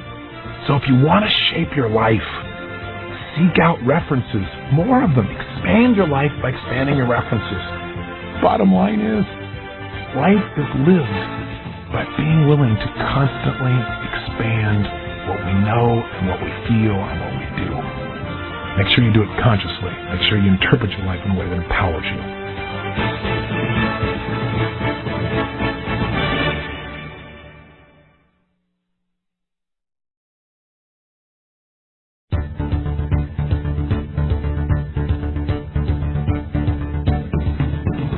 Negative thinking can destroy. We're going to talk about that. Negative thinking, if you look at it positively, can also create. Let's take a look at what I mean by that. And probably a good place to start would be to offer you a story. The ultimate human story. You know the story. We've heard it again and again. It's in every ounce of literature, whether it be in drama or whether it be children's literature. It doesn't matter what culture or what background you have, you've heard the story. It goes something like this. An ordinary person like you or me makes a decision. And the decision is to go on a quest, to go on a journey, to do something that's going to make a difference. And in this ordinary journey, this person does extraordinary things and becomes a hero. How does it happen? Well, you or I, this ordinary person, set out on this journey. We made a decision. And along the way, if we're real lucky, what do? We meet a very wise man who gives us some magic words or weapons. And thus armed, we travel on to a fairy kingdom or an enchanted castle in some far-off realm. And in seeking to reclaim a kidnapped maiden or a priceless treasure or a holy grail, what do? We battle off the invaders. We fight off all the problems. On our quest, we encounter wonders beyond our description, as well as monsters of 1,000 kinds. But armed with the pure heart and the wise man's power, we slay the dragon, we liberate the treasure, and we return home with the prize. That's humanity's favorite story. You can find it as the plot of tales and myths from every age and culture. Sometimes the hero's name is Lancelot. Other times it's Luke Skywalker. It's the basic plot of the Iliad and the Odyssey, of Dante's Divine Comedy, of Ramayana of the East, of Jack and the Beanstalk, of Raiders of the Lost Ark, of the game Dungeons and Dragons. The appeal, the special excellence of this basic story is that it can be appreciated on many levels, as a simple adventure story or as a description of a spiritual journey. Now tell me, haven't you had the dream? Haven't you dreamed of the person who makes the difference, who helps everyone, who's loved by everyone, where you help to change the entire community or your family or your friends? I think we've all had dreams. The question is, where do they go? See, for most people, they had dreams when they were a kid. They dreamed of these kinds of things. They say, yeah, but that's stories. That's not real life. You know, I went out there in real life, and I got those magic words. I paid for them late at night on television. You know what? And those words came, and I went out and tried to buy that real estate for no money down. You know what? It didn't work. Those magic words didn't work. He wasn't such a wise man. Or the weapons weren't strong enough when people said no. I don't know what kind of story you have, but I know a lot of people had dreams, and they've got all kinds of reasons why when they went out on their journey, when they tried their quest, it didn't work. And a lot of them are legitimate. But you know what's interesting? A lot of people have dreamed and approached their dream over and over again, each time failed to slay the dragon, failed to come back and win the maiden's hand, failed to come back and free their friends, and pretty soon they've given up. And giving up is the ultimate danger. The message of the power of positive thinking is a message in belief. It teaches us that we must be able, no matter what the environment, to focus on what we do have, to focus on how to turn things around, to focus on how to make things work. The message of the power of negative thinking is simple. Focus on what you don't have. Focus on how things are not how you want them to be. And certainly you will find yourself unarmed and facing a dragon that is ferocious, one that you know you cannot defend against. And whether the dragon eats you or not, you'll still feel the pain as if he had. What do I mean by this metaphor? Well, I got a question for you. Those who slay the dragon, those who free the maiden, those who come home to the joy and happiness that they dreamed of, what do they all have in common? What do all these ordinary people who become extraordinary by doing extraordinary things have in common? Well, one might say they were positive thinkers, without a doubt, and I would have to agree. But what does that mean? The bottom line is we read the stories of people who find out what resources they really have, because they're able to get themselves to be confident where other people are fearful. Really, what is the power of positive thinking? It's the power of faith. It's the ability to generate a feeling of certainty in yourself when nothing in the environment supports you. See, every great achiever I know, I don't care who it is, whether it be Lee Iacocca or my daughter Jolie, anyone who makes a difference, anyone who contributes, anyone who produces a quality of life, a result that is measurable, that other people aspire to, all these people have something in common. They're positive thinkers. You want to be a hero? Learn to create certainty in the face of fear. What is negative thinking? For most people, the power of negative thinking is the power to destroy. The power of negative thinking is really the ability to allow yourself to operate from fear instead of faith. And that is when your life falls apart. Out of fear, most people constantly focus on the worst that could happen, anticipate it in advance, and thereby try to avoid even participating in something where they may not end up on top, where they may not achieve, where they may not be able to make things work the way they dream them. But see, the greatest way in the world to never achieve your dreams is to never take the first step. The greatest way in the world is to make sure you create nightmares about your dreams, and allow those nightmares, your fears, to slowly eat away, to cut away at your courage, your power, your decision, your ability to move forward. And I got to tell you, I think most people in our society have learned to become negative thinkers. For most people, they've given up on their dreams. The kingdom they were seeking is too far away now, and the land they were pursuing is far beneath the waves, a place they'll never be able to reach. It's too deep. It's too far. And you know why people have taken this attitude? It's not because they don't care. It's not because they don't want to dream. It's because so many people have had dreams, and they've tried, and they've tried, and they've tried, and they've quote-unquote failed in their mind to achieve. And so, there's something interesting about the human brain, and that is that the human brain is always working hard to avoid what? Pain. And it's always trying to gain what? Pleasure. Now, after failure, trying and trying and trying, and it not working and not working and not working, what some people link up is, boy, getting excited, really going for it equals pain, so I better not even try. I better stay right where I am, because at least I know how to deal with that. And what happens is we have extraordinary people that settle for mediocre lives. So you don't want to fall in that trap. And it's so easy, isn't it? Haven't you failed there at least some point in your life where you felt so jaded and so frustrated and you tried so hard and you gave your all and it still didn't work that you felt like, why even try? I certainly know I have. That's where I was about 6.5, 7 years ago. All because I felt like, man, I gave my all and this is the reward? Why even try? Why even do this? I began to adopt the power of negative thinking, the power to destroy my life, and it didn't take long. It took me about 120 days to destroy everything I'd worked for 4 years to create. It doesn't take long when you indulge in that practice. It only takes a little bit of poison to kill somebody. You don't need to drink 6 gallons of strychnine. Just a sip, and it's over. We got to make sure that every day we stand guard in our minds and make sure we're directing our minds rather than just falling for whatever is dumped in it by the environment around us. It's critical. Because what we think about daily is what's determining how we feel, what actions we take, and therefore each day what we think about is shaping our destiny. And you know what's scary? Sometimes the poison is offered by a friend. I think it was said best by my good friend and one of my original teachers, a man named Jim Rohn. If you ever get a chance to hear Jim, I hope you'll take the time to go listen to him speak. But Jim used to have a great thing he said to me. He said, Tony, you know something? Every day you got to watch your mind. You got to watch what's getting in there. And watch who you surround yourself with, because friends can poison you. I thought, that's kind of harsh. He said, but look, Tony, he said, look, if you got a cup of coffee here, and he said, your worst enemy comes by and puts some sugar in your coffee when you're not looking, what's going to happen? I said, well, I don't drink coffee, but if I did, I guess it'd be pretty sweet coffee. He said, that's right. He said, what if your best friend, even by accident, drops a little bit of poison in your coffee? I said, I'd be dead. He said, that's right. Lesson 1, watch your coffee. And he said, lesson 2, make sure when you're watching that coffee that you put in it what you want. You don't let other people do it for you. We've got to watch our minds.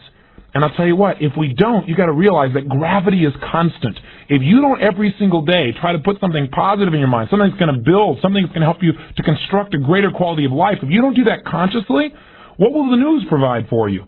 What will the environment around provide for you? Gravity is constant. Negativity is constant. We must resist it in order to have the muscle and the will to shape the quality of our lives. Hey, what are the consequences, though, of being negative? What are the consequences of looking for what's wrong instead of what's right? The consequences are the destruction of your dreams. The consequences of giving up on everything you could possibly want in your life. And the scary part is so many people in our society have been conditioned to think this way that I think it's affecting the structure and quality of life in America. That might be a pretty big claim to make, but think about it sincerely. As long as people believe that dreaming equals pain, that their future is the same as their past, then that's exactly what will be true in their life. Pretty soon what happens is it becomes a self-fulfilling prophecy. We get what we look for. If you want to find something dirty in your room, look around. You can find it. You want to find a problem in yourself, you'll find it. You want to find a problem in somebody you care about, you'll find it. It's not hard. Ask and you shall receive. Seek and you shall find. If you look for the bad, you'll get more of it. You look for the good, you'll have that too. But we've got to be careful about the conditioning. But again, what's made us as a society become so conditioned to the negative? Besides the media, what else is there? Well, we hear in the media, and we've been shaped by a series of negative references, painful experiences that have taught us, boy, if you really believe in someone, if you got a hero, if you believe in your country or a key person, you're going to have your beliefs shattered, your emotions destroyed. All that you've invested will not come back to you. You will lose it all. So quickly protect yourself. Don't get too excited. Don't get too happy. Don't expect too much. In fact, the lesson seems to be today, expect very little, and that way you won't be disappointed. Be, quote-unquote, realistic, which is nothing but a fancy word for saying be negative. Look for what's wrong. Try to find something wrong in advance. It's one of the most destructive forces that can enter our lives. But why are we that way? Well, look at the last 30 years. John F. Kennedy was assassinated. Then Martin Luther King, then Bobby Kennedy. Progress towards limiting discrimination and racial bigotry became painfully slow compared to what we expected. We went through the scourge of Vietnam, the Watergate scandal, Jim Jones.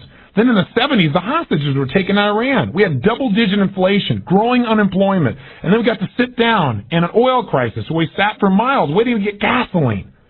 Right at the peak of the negativity, right when people just about given up, something interesting happened. We threw our pendulum one way, and somehow we had tried to balance it. And one way we may have tried to balance it is we hired a guy. We recruited a guy. We voted him in. His name was Ronald Reagan. And while Reagan certainly wasn't the source of the shift, he certainly became one element in making us look at life in another way. And I think we put him in that position because we needed him at that time. Ronald Reagan was an optimist. Ronald Reagan was a positive thinker. Ronald Reagan had references throughout his life that, hey, looking for what's wrong is not going to do it. I got to find out what's right and amplify what's right. What doesn't work, I just need to get rid of it as quickly as possible. And he came from that simple approach, and he changed the way a lot of Americans looked at themselves. He changed the way we looked at ourselves as a nation. The day that he was inaugurated, they released the hostages from Iran. And there was a new surge of optimism and possibility. We began the best economic run in our history, and patriotism was once again fashionable. But there was still big trouble in El Salvador and in Nicaragua, and then came the Iran-Contra affair, Noriega in Panama, the brutal murder of drug agent Enrique Camarena, the drug problem growing wild, now even reaching the grade school children. Then there was corruption in the Pentagon, in HUD, Ivan Boskis of the world, the savings and loan crisis, the budget deficit itself, scandals with television evangelists like Jim Bakker and Jimmy Swaggart. See, after a decade of things like that, those kinds of experience, a lot of people say, why even try? If you believe in anything, if you put yourself on the line, if you try and learn something from someone, you have somebody who's a hero, that hero is just going to disappoint you. You better not have any role models because they're just going to hurt you. Make sure you pick an anti-hero. That's the only way to really succeed. And we have articles like in the USA Today. I picked up one that I saved the other day. It was from November 27, 1989. You know what they said about the 80s? Here's the opening paragraph. The 80s were the years of excess. We swaggered through our portals and grabbed as much as we could as fast as we could. We were greedy and gluttonous. And as long as we wore starched shirts, we could belch at the dinner table. Listen to the kind of paragraph. And it goes on and on and on about how horrible people were in the 80s. Leaves out a few things, doesn't it? Leaves out things like during the 80s is when we had times when people witnessed things like Band-Aid, Farm Aid, Hands Across America, We Are the World, where children in the South Bronx scraped together their pennies so they could feed children who were starving to death in Africa. It was a terrible time. At the time when some of the great role models in our nation were people like Bill Cosby, a little difference from the color discrimination of the past. Everything in our society has become stronger. We had our greatest run in economic history, and yes, we've had our worst budgets, but there are other things that we've learned, other resources we have. So in order to be negative, we have to generalize. We have to look at what doesn't work. We have to focus on that enough till that becomes real.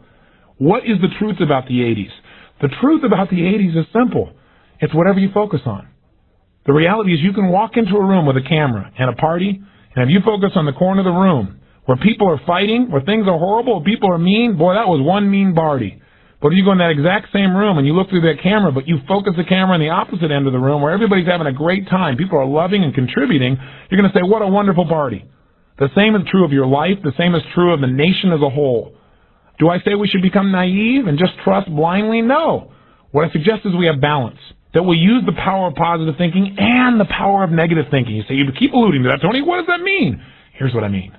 Here's how we do with our life in a way that I think is intelligent and works. Step number one in life, see life as it is. And I say see life as it is, here's what I mean. See as it really is. Don't make it worse than it is and don't make it better than it is. Just see things as they are. To the best of your ability, it's still not going to be accurate. But look at things. You got to notice where you are. But don't make it worse than it is because all that does is make you feel overwhelmed and want to give up. Step two, see it better than it is. Use the power of positive thinking. That is, develop a vision in your mind of how you want things to be. Get clear about what your goals are. Get clear about what that dream is. Get real specific. And with that precision, with that power, with that vision, when things get tough, you can look at that vision and you'll know what you're going for. It'll pull you through the tough times. And step three, make it like you see it. Take your world from where it is and make it like the vision you have. You can't get stuck on the past. You can't get stuck on what used to be done to you or someone used to disappoint you. That's a great way to make sure you never go for it. Classic example, lady in one of my seminars one time. She raised her hand, asked people, what do you want? She goes, well, I like to be closer to my husband.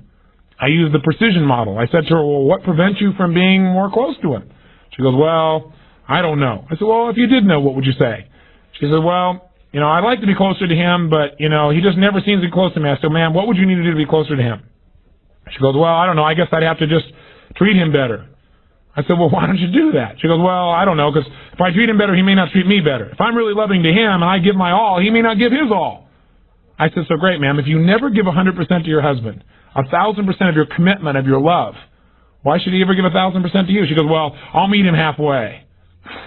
It'll never happen. See, the way to make a relationship work is not to meet somebody halfway. You got to give 1,000%.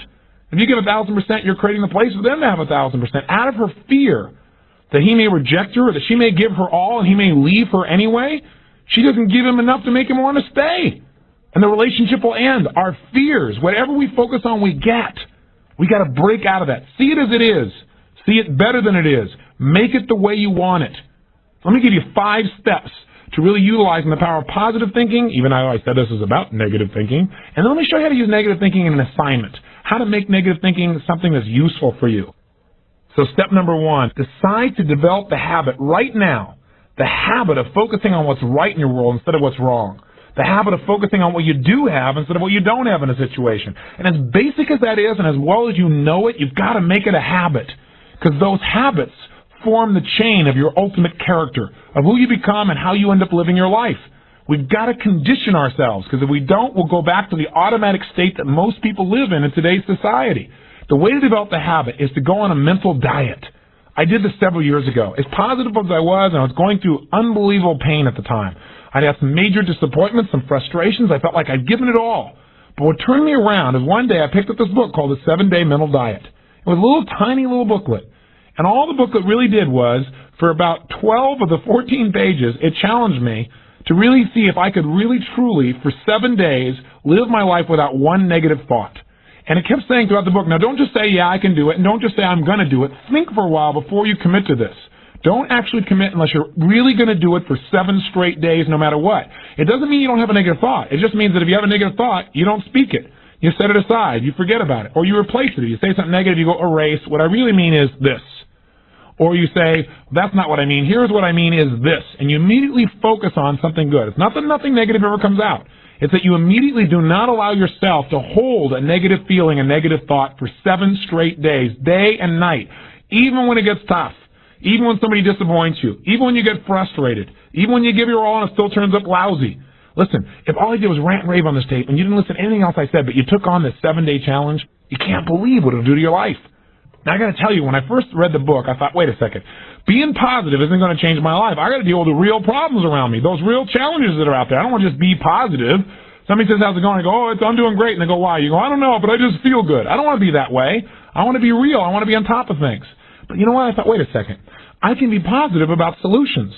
I can still notice that there's some challenges out there without being negative about it. I can look at the challenges and say, okay, here's what's good about this. Here's how we can use this. Here's how we can turn this thing around. And continue to focus on that. So I took on the challenge for 7 days, changed my life. Now, by the way, one of the keys is you have to have 7 straight days of being absolutely positive. Not one negative thought, not one negative expression that you hold on to. Got to let go of it immediately. If you do not do this, if you're 3 days into it and you do well, and then you have a bunch of negativity, you got to start over. And you know what? After you go about 4 or 5, 6 days in a row doing really well, something major negative is going to happen. How's that for some positive programming? But what it is a test to see how committed you really are. I'll tell you something. After 7 days, you feel like a different person. People around you respond to you like you're different as well. All you want to do is establish the habit of noticing what you do have instead of what you don't have. Noticing what's great about a situation versus what's not great. Focusing on solution instead of problems.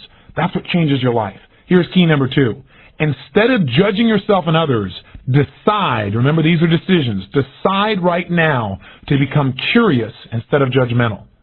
But remember, when you find fault in other people, when you start noticing constantly how they've wronged you, how this person is not good enough, or they're too egotistical, they're too proud, or they don't really care about people, as soon as you start judging other people, you just got to remember something. If you start judging other people, you're going to also start judging yourself intensely. If you're angry at other people, there's a very good chance you're angry at yourself as well.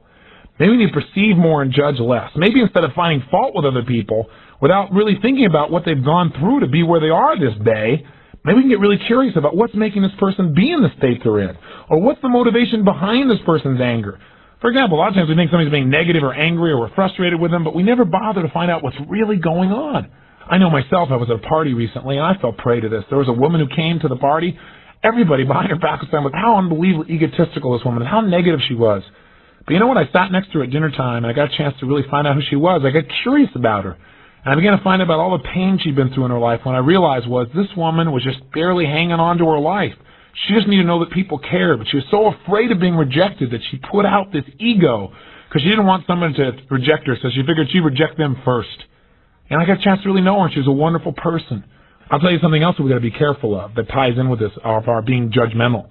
Out of our fear of having heroes in our society today, we seem to try and consume them and destroy them as quick as we can. We try to find something that's wrong with our heroes because, boy, we don't want another Jim Jones. We don't want another Jim Baker. Remember, we got to judge less, perceive more. We got to get curious. Instead of living in a society where we're so afraid to believe in anything or anyone that we believe in nothing at all, and we lose our power of positive thinking. We try and protect ourselves from things we maybe not even need to protect ourselves from. Or we live in a society where we try and destroy our heroes, where we take somebody like Barbara Walters, incredible broadcaster, a woman of incredible integrity, who gets nailed by one person in a book, and it's in every newspaper across the land, how she probably stomped on people to get where she was. That's absurd.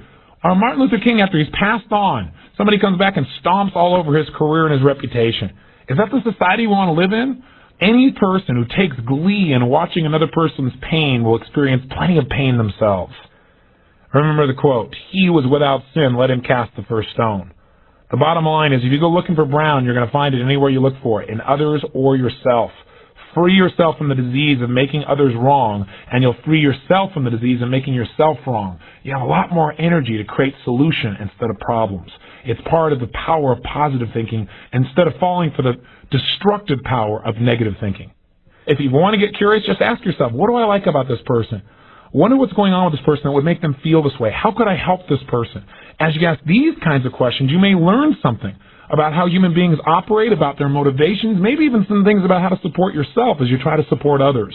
Remember, get curious instead of judgmental. Here's key number 3. If you really want to develop the power of positive thinking as a habit, as a lifestyle, as a strategy for success, then decide right now to find something to appreciate from any seemingly negative person or situation, and develop the habit of giving compliments. See, if you really want to have some more positive feelings in your life, you got to keep focusing on what's right. You got to get curious.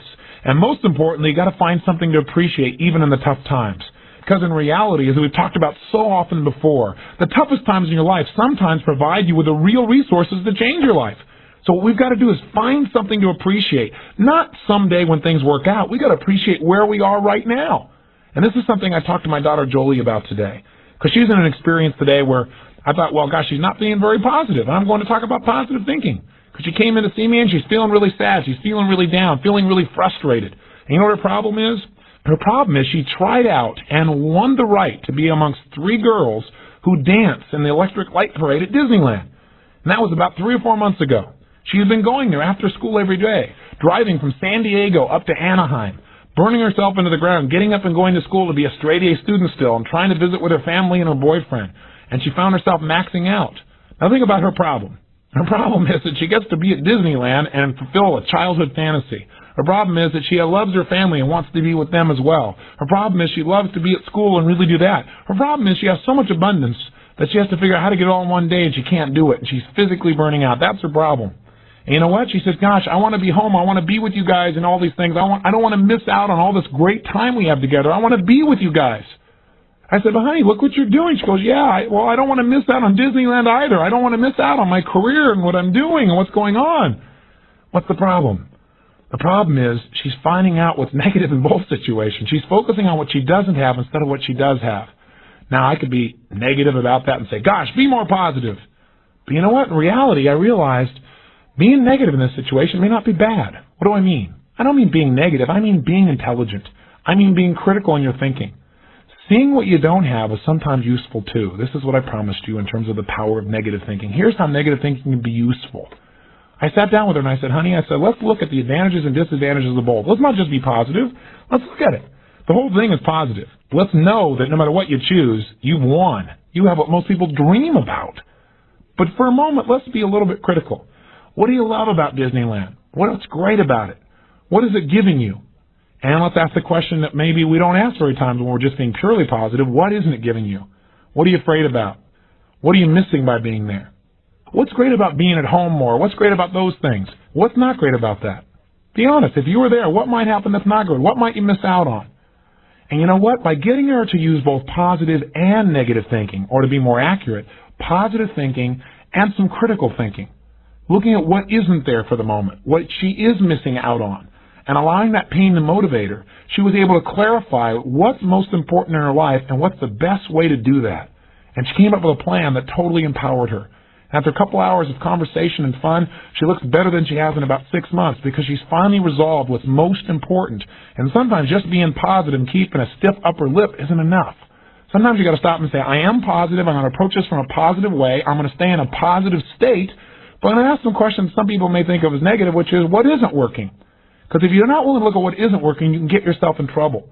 So when I say number 3 is, develop the habit of noticing something you can appreciate out of the situation, even something that seems to be negative. What I mean by that is, find out what's working, but also appreciate what isn't working. Appreciate it enough that maybe it creates enough pain for you to want to make a change. Hey, being purely positive all the time is not the ultimate solution. Being purely positive 98% of the time, to me, is the solution. Remember our steps. Number 1, you're going to focus on how it really is. And that's what we did today. Jolie and I sat down and said, let's see how it really is. And let's not just be positive. Let's stop for a second. How is it really? What's good? What isn't good? What's great? What isn't great in this context? Everything is great, but comparatively, what's great? What's not in both situations? Now, how do you really want it? And she decided how she wanted it. Now, what are we going to do to make that happen? And she began to take actions that have changed her life. Probably will affect the direction of her life, maybe even her career. And she feels joyous and excited because she went through the steps. That's the balance between positive and negative thinking. But one thing you got to remember, you're going to spend most of your time being positive. Once you see how it is, that's it. Decide what you want and make it happen. Don't keep going back and saying, oh yeah, but it's not working. See, balance doesn't mean you spend 50% of your time positive and 50% of the time negative. Remember, balance on a human scale is a little different. Negative experiences are dense, and it doesn't take a lot of those focuses of negative to weigh a lot in your life. Make sure your focus is primarily positive, but at times, at special times that you designate, you're going to say, hey, what isn't working? And allow that pain to drive you to do something that's very positive. That'll change your life. Here's key number 4. Decide not to be perfect. You say, what? I said decide not to be perfect.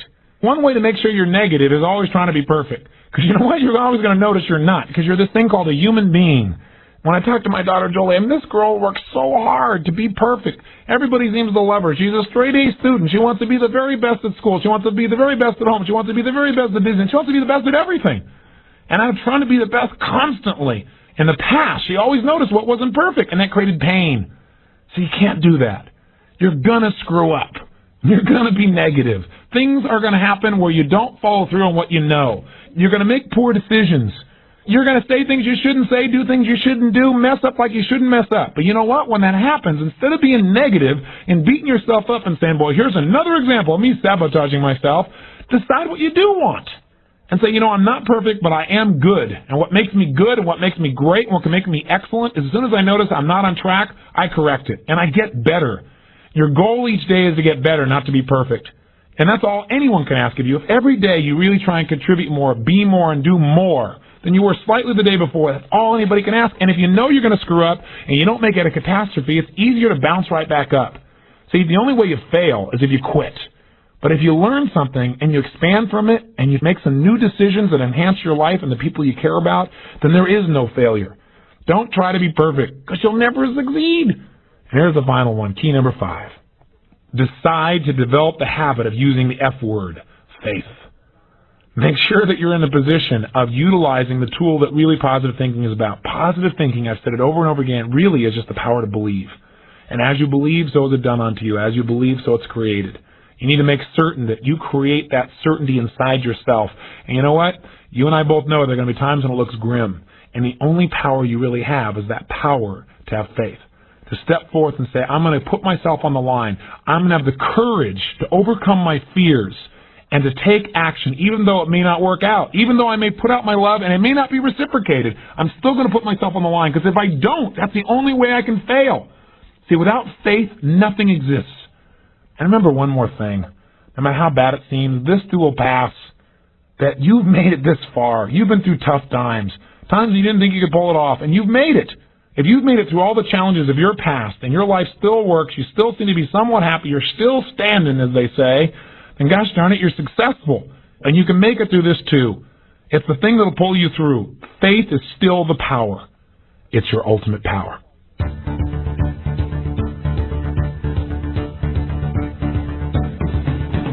You know, for more than 14 years now, I've passionately pursued profound knowledge, those specific ideas, strategies, beliefs, and distinctions that empower us, once we really understand them, to immediately increase the quality of our lives.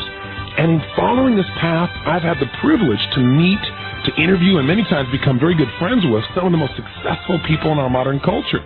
From legends like international money manager John Templeton or Wall Street market forecaster Robert Prechter, to some of the psychological and physiological masters, those people like Norman Cousins, Dr. Deepak Chopra, Dr. Bernie Siegel, some of the emotional coaches that I've met along the way, people like Dr. Leo Buscaglia, the love doctor, if you will, or Captain Jerry Coffey, the man who spent 7 years in solitary confinement in Vietnam and how he managed himself and turned himself around, whether it's in business or movies or music.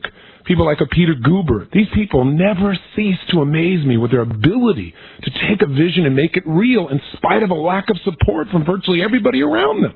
No one jumped to support Bernie Siegel when he started talking about what human emotions could do to change the immune system, or Norman Cousins for that matter.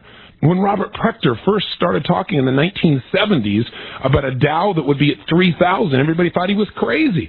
Yet, you know something, if you read a daily newspaper right now or you watch a television news show, you could easily be convinced by all the negative information and dispiriting stories that the philosophies that made these men and women's lives successful were fads of a time that's really past, that today such an approach would fall short.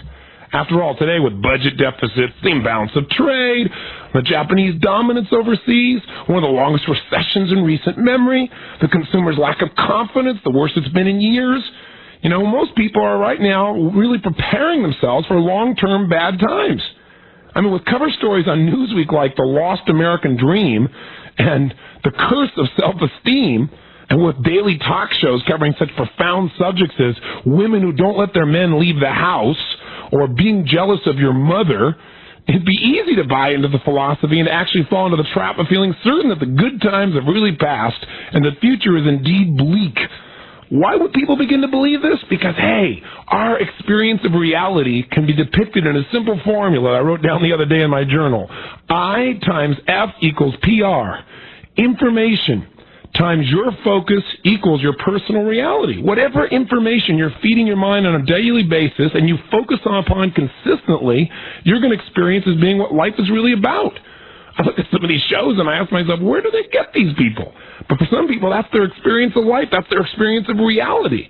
I recently read an article where one media watchdog group described that 96% of all information about our economy that's been communicated through the public mass media in the last 6 months has been negative in nature.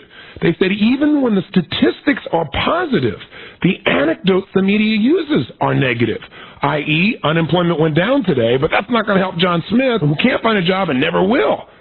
Think about it. Think about the frame of reference that creates for people in our society who are getting most of their information directly from a medium, which is not designing the best way to condition your mind to produce quality results. And the challenge is that the average American now watches television 7 hours a day. That is the national average. Think of the quality of information that they're trying to build a quality life out of. We've all heard the term, we've heard it a million times, garbage in, garbage out. And by the way, if they're not sitting there in front of the television set, they get to read the newspaper. And you know what? Papers have to generalize. They have to simplify. In order to take something complex and make it understandable in a small amount of space, it's got to be generalized. It's got to be simplified. Plus, we have to remember that news has to sell. It is a business in this country. And as a result, what sells more? Certainly pain-oriented news sells more because it's a necessity for us to know more about it. I was talking to economist Paul Pilzer, the author of Unlimited Wealth, recently, and Paul and I were chatting, and I said, why is it that we have this unbelievably insane negative focus?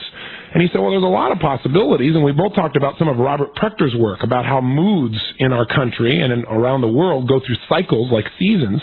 But he said, you know, the other thing, Tony, is you got to realize that bad news sells.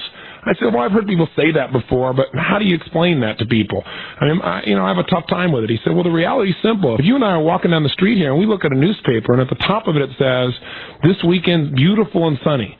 We look at each other and smile and keep walking. So, oh, that's great. If we walk by and we see big storm coming, suddenly, guess what? We stop to read and buy the newspaper so we can understand more. And so inherently, news organizations are not bad or wrong. They're only feeding the public what the public responds to. It's our own challenge. But the point of the matter is, if we don't consciously create a plan on how to feed our mind with information that can help us to make intelligent choices to increase the quality of our lives, then we only have ourselves to blame. And the challenge, though, is it's so easy to get seduced because everywhere you turn these days, somebody's got a bleaker picture to paint for you about what our future is going to be. But you know what? You got to remember that naysaying is not new. As long as there have been people with visions, there have been dozens lined up to stifle them. I don't care if it's somebody as far back as a Columbus or a Copernicus. And by the way, some of them just didn't want to stifle them. They wanted to kill them. If they disagreed with their viewpoints and they felt strong enough about it, they were physically attacked. Or some people just ridiculed. Somebody like Walt Disney. Here's a guy who was told by virtually every person he spoke to that his idea was absolutely ridiculous, that no one would go for it. In fact, he was turned down by more than 302 bankers before he finally got someone who helped him to fund his vision. Stop for a second and just imagine the loss that millions of children, and for that matter adults, would have around the world if Disney had been a, quote, reasonable man and accepted other people's limiting views of his vision. You know, Peter Guber is one of the people I respect most in the world. He's the chairman of the board of Sony Entertainment. And you know what? He told me a long time ago about when he was first making the movie Rain Man. He was told that, no movie about some guy and his brother traveling across the country in a car is ever going to make it. You got to have action. In fact, 4 directors, including Steven Spielberg, quit the project. Many of them wanted to put all the sex and violence in it. And Peter said, absolutely not. This is a movie about a relationship. It's about the human spirit. He was totally unrelenting. He told everybody that it would win an Academy Award. And you know what? It won 4. But, often the people that are bent on convincing you that you can't live your dream, they're really well-meaning. They don't want to see you get your hopes up only to see them dashed. After all, they're basing their views on reality, right? The challenge is that a person's reality is completely controlled by the information that you have available to you and that you focus upon. Yet those people who succeed in our society are those rare individuals who don't merely swallow the information that's fed to them, but instead they pursue quality information that will nourish their lives. They learn to trust their instincts. So often we hear we live in an information age, but it's not only the fact that information is available to us that shapes our lives, but which information we focus on. That's what determines how we feel and what we do. See, when millions of people learned that Hong Kong would soon revert to Chinese rule, the majority of people began to focus on their potential for loss, and what they do? They began to flee, and they took all their capital with them. By contrast, John Templeton had the same information, except he decided to focus instead on what was the potential for profit. He began to ask what companies the Chinese would need regardless of the environment. And you know what he did? He bought stocks from all the fleeing masses for pennies of their true value. What everyone else perceived to be a bad time, he perceived to be a phenomenally good time. It was a time of tremendous opportunity. And you know what? When all of a sudden people stopped fleeing and they began to think, well, maybe this is going to work out okay, and they started buying stocks again, sure enough, the emotional pendulum flew back. All of a sudden, people became extremely optimistic again, and John and his clients were rewarded for their immensely profitable decisions. They didn't go with the flow. They saw crisis as opportunity. In fact, in Chinese, you may know, the word crisis is composed of 2 characters. One of those represents danger, and the other one represents opportunity. So if there's anything that's evident at all, it's that not only are those who are succeeding creating their own path, challenging the traditional views of what is possible, but it's also evident that the people who follow conventional wisdom, the path of the crowd, as it may be called, those who accept the norms, usually suffer. Not only do they suffer financially and emotionally, but I think they suffer at the deepest level of their psyche. They continually have to experience the mediocre, and they have to settle for an average existence with the unfathomable pain that comes with never touching one's true purpose or destiny. There is a price for going with the flow, and that price is the pain of giving up your dreams and taking the fall that those who fail to think for themselves must inevitably experience. Ultimately, how we evaluate what things mean and what we must do determines who we become and what we create and what we experience. Recently I did a seminar in Toronto, a one-day business seminar, and I asked a group of about 3,000 successful business people, how many of you here have wildly successful lives? Lives you're incredibly proud of and you feel profoundly grateful for. You know something? In a room of 3,000 people, less than a dozen people raised their hands. Now, the truth of the matter is, many of these people are more successful in business this year than they were in previous years. In fact, I'd been there only a year and a half ago, and when I asked the same question, hundreds of people had raised their hands. What was different? I think the difference was that they had begun to filter their lives through the barrage of media that's taught them to expect the worst, that the future is going to be dim, that there's little hope for change, and that if they're doing okay right now, it's not going to last, and that intelligent people have good reason to despair. Yet when I asked the same people to imagine visiting Russia, where they could observe men and women standing in line for hours merely to buy a loaf of bread that cost 3 times more than they ever thought they could afford, maybe even after standing there for that long, they don't even get the bread. Maybe they're out of it after spending a day. Or you live in a nation where there's no certainty about your government's stability even, or what the future could possibly hold. I then asked them again, how many of you feel like you have an incredibly successful life you're grateful for and proud of? Suddenly 3,000 hands are raised to affirm their incredible levels of success. And when I described to them some of the people that we had at our mastery program who shared their lives, or a young man I recently found out about who had cancer, had his body amputated from the waist down, a man who now walks on his hands, sometimes draping pants over the emptiness below him. Suddenly when I talk to the people now, the whole room began to realize, hey, they have no problems, that their bad times may really be good times after all. See, of all the things I've learned in my life, and out of all the profound advice I've had the privilege to receive, I'm sure some of the most important was that there's one thing you must do each day, it's to stand guard at the door of your mind. For whatever meanings you allow to enter it will take root, and from those seeds your tomorrows are going to grow. See, what does this really mean? Simply, it takes years to build something of value, and yet it can be destroyed in minutes if you allow yourself to be influenced by those uneducated individuals that have no idea the power or the reality that human vision and will carry. So clearly there are 2 paths. That of following the crowd, which clearly leads to destruction, pain, frustration. Standard education clearly gets the standard results. Thinking like the masses is a great way to make sure you never live your dream. And those who have the ability to go against the crowd, go against the general flow, are the people we often see as the geniuses. Again, whether it's the Columbus or the Copernicus or the Templetons or the Goobers, these are people that go completely against what others have thought, and that's why they've succeeded. Success is found in that hidden area that most people won't question, they won't look at. And the only way to change the quality of our lives then is to be willing to put ourselves out there and do something different. But why is this so difficult for us? See, some people are always talking about how they're doing things different, but they're not really doing things different. They're doing things like all their friends who are trying to do things different. They're modeling their friends. They're not really going with what they believe is right. They're not trusting their instincts. And one of the challenges and one of the reasons is we live in a society with so much uncertainty right now. It's increasing every day because, again, what's the information that's being fed to everyone? What are they constantly focusing on? Things that make them uncertain. They're looking to the past for answers. And the present is very different than the way it was in the past. People are not sure what to do. And there is a psychological principle that unless you understand it, you will be controlled by it. And that principle of human influence is known as social proof. Social proof is the single most potent way of influencing human behavior cross-culturally. I don't care if you're talking about in China, if you're talking about somebody who's living in the rainforest, or if you're talking to somebody living in LA. They all are influenced by social proof. Social proof simply means that when human beings are not sure, when they're uncertain about what should be done or what something means, they inevitably look to others to see how to feel and what to do about certain situations. It's part of how we always learn. We learn by modeling. The belief behind social proof is that if enough people believe something or if enough people do something, then it must be right. But no greater lie was ever told. That is not accurate. How many things can you think of that lots of people used to promote and do that you can see now are destructive? Hey, listen, 1 out of every 3 people in our country die of cancer, and I just read an article just the other day that now is up the figures. They're now saying that 80% of all cancer is directly related to lifestyle. 80%. 1 out of every 2 Americans dies of heart disease.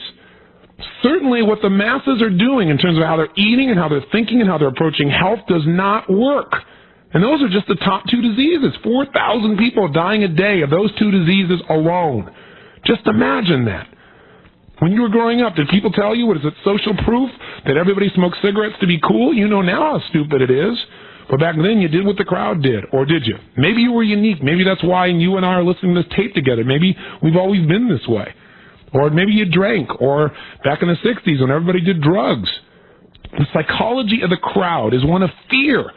It's a group of people who are running around trying to find some way to get out of pain. They want a simple solution, something that may not even be the real solution. They're looking for the source of the pain, and they want to eliminate it. They're looking for somebody to blame. They're looking for an enemy to distract themselves from the fact that they don't have control of their own lives. And you don't ever want to get swept up in it. But it's so hard not to. Why? Because we're inundated with this information. It's everywhere you turn. It's on the radio. It's in the newspaper. People are talking about it constantly. It's on your television set. Unless you're conscious, unless you say, I must guard my mind, this kind of information that can do nothing but destabilize you, make you uncertain, potentially create a sense of foreboding or fear is going to be a part of your life. And you know what? If you manage to keep all the information out, and you keep yourself in a good state, people around you, the crowd, wants to push you into their way of thinking. It's like when they see somebody is thinking in a different way or a unique way, there must be something wrong with them. It's like they must be eradicated. We've seen this all the time. Human beings seem to have this upset with people that are different. I guess some people are afraid that if somebody else is different and they're happy, that maybe that makes them question whether or not they're doing the right thing in their lives. We don't want to allow that to happen to us. I know when I was growing up, I was always so different. I remember a few years back when I was going back to my high school reunion, and on my way going up there, I literally regressed back to high school. I felt like emotionally like I was back then, with a lack of confidence like I'd not had in years. And I was feeling kind of down, almost to the level of depressed. And I thought, this is ridiculous. What's going on with me? I began to realize it. So as I was driving up there, I decided to call my mom up on the phone. And I said, hey, Mom, I'm going up for my 10-year high school reunion. And she said, oh, my gosh, I can't even believe it. And she said, boy, does time fly. And she must have sensed something in my voice, and she said, honey, she said, I don't know what you're thinking about. She said, but I know one thing's for sure. You were very different back then. You were different than the rest of the people. You weren't accepted by them all. She said, but look what being different has gotten you in your life. And I thought, wow, Moms sure have the right advice. Next time you got a problem, call Mom. I mean, that was brilliant input. Brilliant. I started looking around saying, look at my life now. Now I can't walk down the street anywhere in this nation without getting a chance to meet friends, people maybe I've never even met before, but listen to my books or tapes and have gotten great value for their life. I mean, I get this unbelievable reinforcement all because I was different. So I can tell you, if you look at these people, whether it be a Robert Prechter or whether it be a Paul Pilzer or whether it be a Peter Guber, these people are different. They're not like everybody else you're going to meet. That's why they're successful. Your goal should be to be different. Now, not just to be a rebel, that is to try and do the opposite of everybody else, just because you think by being opposite you'll be more successful or more unique. That's not it. Be yourself. Don't be what the crowd wants you to be. Don't bend just because everyone else around you wants to remake you in their mold. Realize that if you have a vision, that vision needs to be brought to reality, and you're the source. And that vision will only be brought to reality if you can continually focus on solution and not problem. Continually focus on the value you plan on adding versus all the fear and the challenge and distortion that will be surrounding you. Remember, what the majority is doing is not necessarily the most effective. You know, even Thomas Jefferson talked about the tyranny of the majority. That we have to be very careful. Just because the majority of people think something or believe something does not mean it is best. Some people say, well, I don't go with the crowd. I'm much smarter than that. I only do what experts tell me to do. Experts often think the same. They're often educated in the same way through some of the same systems. So, of course, they're going to come up with the same answer, the same results. We need to look at the people that are breaking the rules and getting results to know what's possible. So you'll never know what's possible until you attempt the impossible. You'll never know what you're capable of until you commit yourself to becoming more.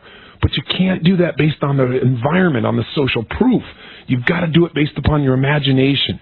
Remember, imagination is more powerful than intellect. It's in our imagination, in our view of what's possible, that we create the possible. How many drugs can you think of? The miracle drugs that everybody promoted to us. Doctors got you to take them because they were taught to. They were taught that this drug was safe. Experts told them this was the best drug for the job. And yet now, years later, how many of these drugs, how many of these vaccines now are in the middle of lawsuits? Because thousands of people have found that the drugs themselves are creating disease in their body, or that cancer is now there as a result.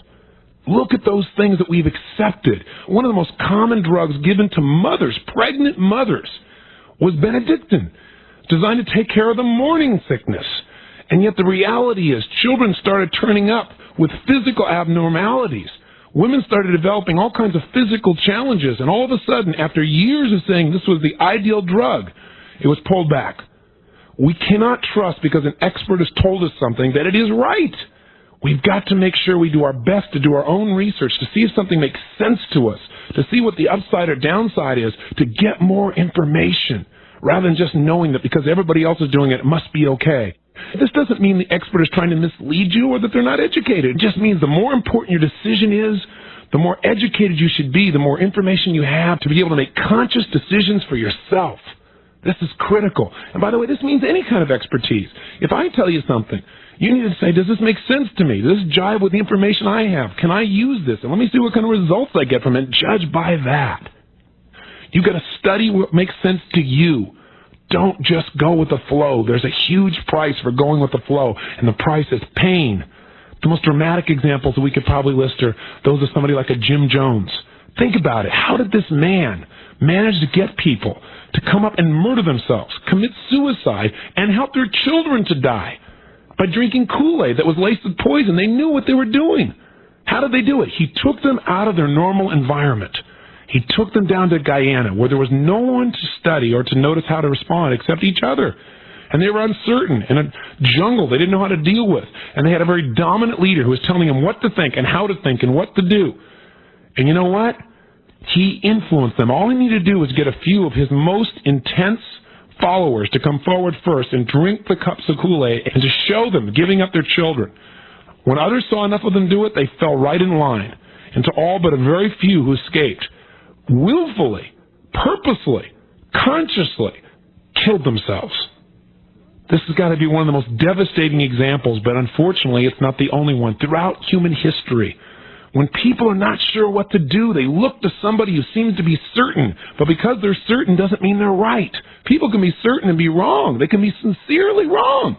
You don't want to get hooked. You want to make sure you're educated. Again, remember the criteria is the more important a decision is, the greater the potential consequences, the more you must consciously know and understand, the more information you need to make intelligent decisions that can shape your life for the positive. See, we got to remember again and again that information by itself has power, but only at the level we direct it. Remember the formula, information times focus equals personal reality. There's lots of great information out there, but if you don't get access to it, or if you have access to information but you don't focus on how to use it on a daily basis, then you don't have any power. You don't have any ability to create change. And throughout history, people have gotten false information or a limited amount of information that has cost whole societies. When enough people, when a critical mass of people know about some information, our world changes. But we've got to make sure that we constantly pursue the best information we can receive. So again, I times F equals personal reality. Information times focus equals personal reality. And we all want to have an experience of a greater reality. So how do we do that? We become more sensitive about the sources of information that we currently have, how we pursue new information, and what we focus on. The information we have and the information we focus upon determines how we think, how we feel, and what we do. Information shapes our destiny. So there are 5 information challenges that could show up in your life. And let me just point them out to you so you can become sensitive to them and you don't fall into the trap that I think so many of us have fallen in the past. Number 1, remember, information is worthless without a purpose. See, there's all kinds of information around you all the time, but if you don't have a reason to use it, you won't even notice it. There's a part of our brain called the reticular activating system. The RAS, as it's described by experts, and it's a lot easier to say.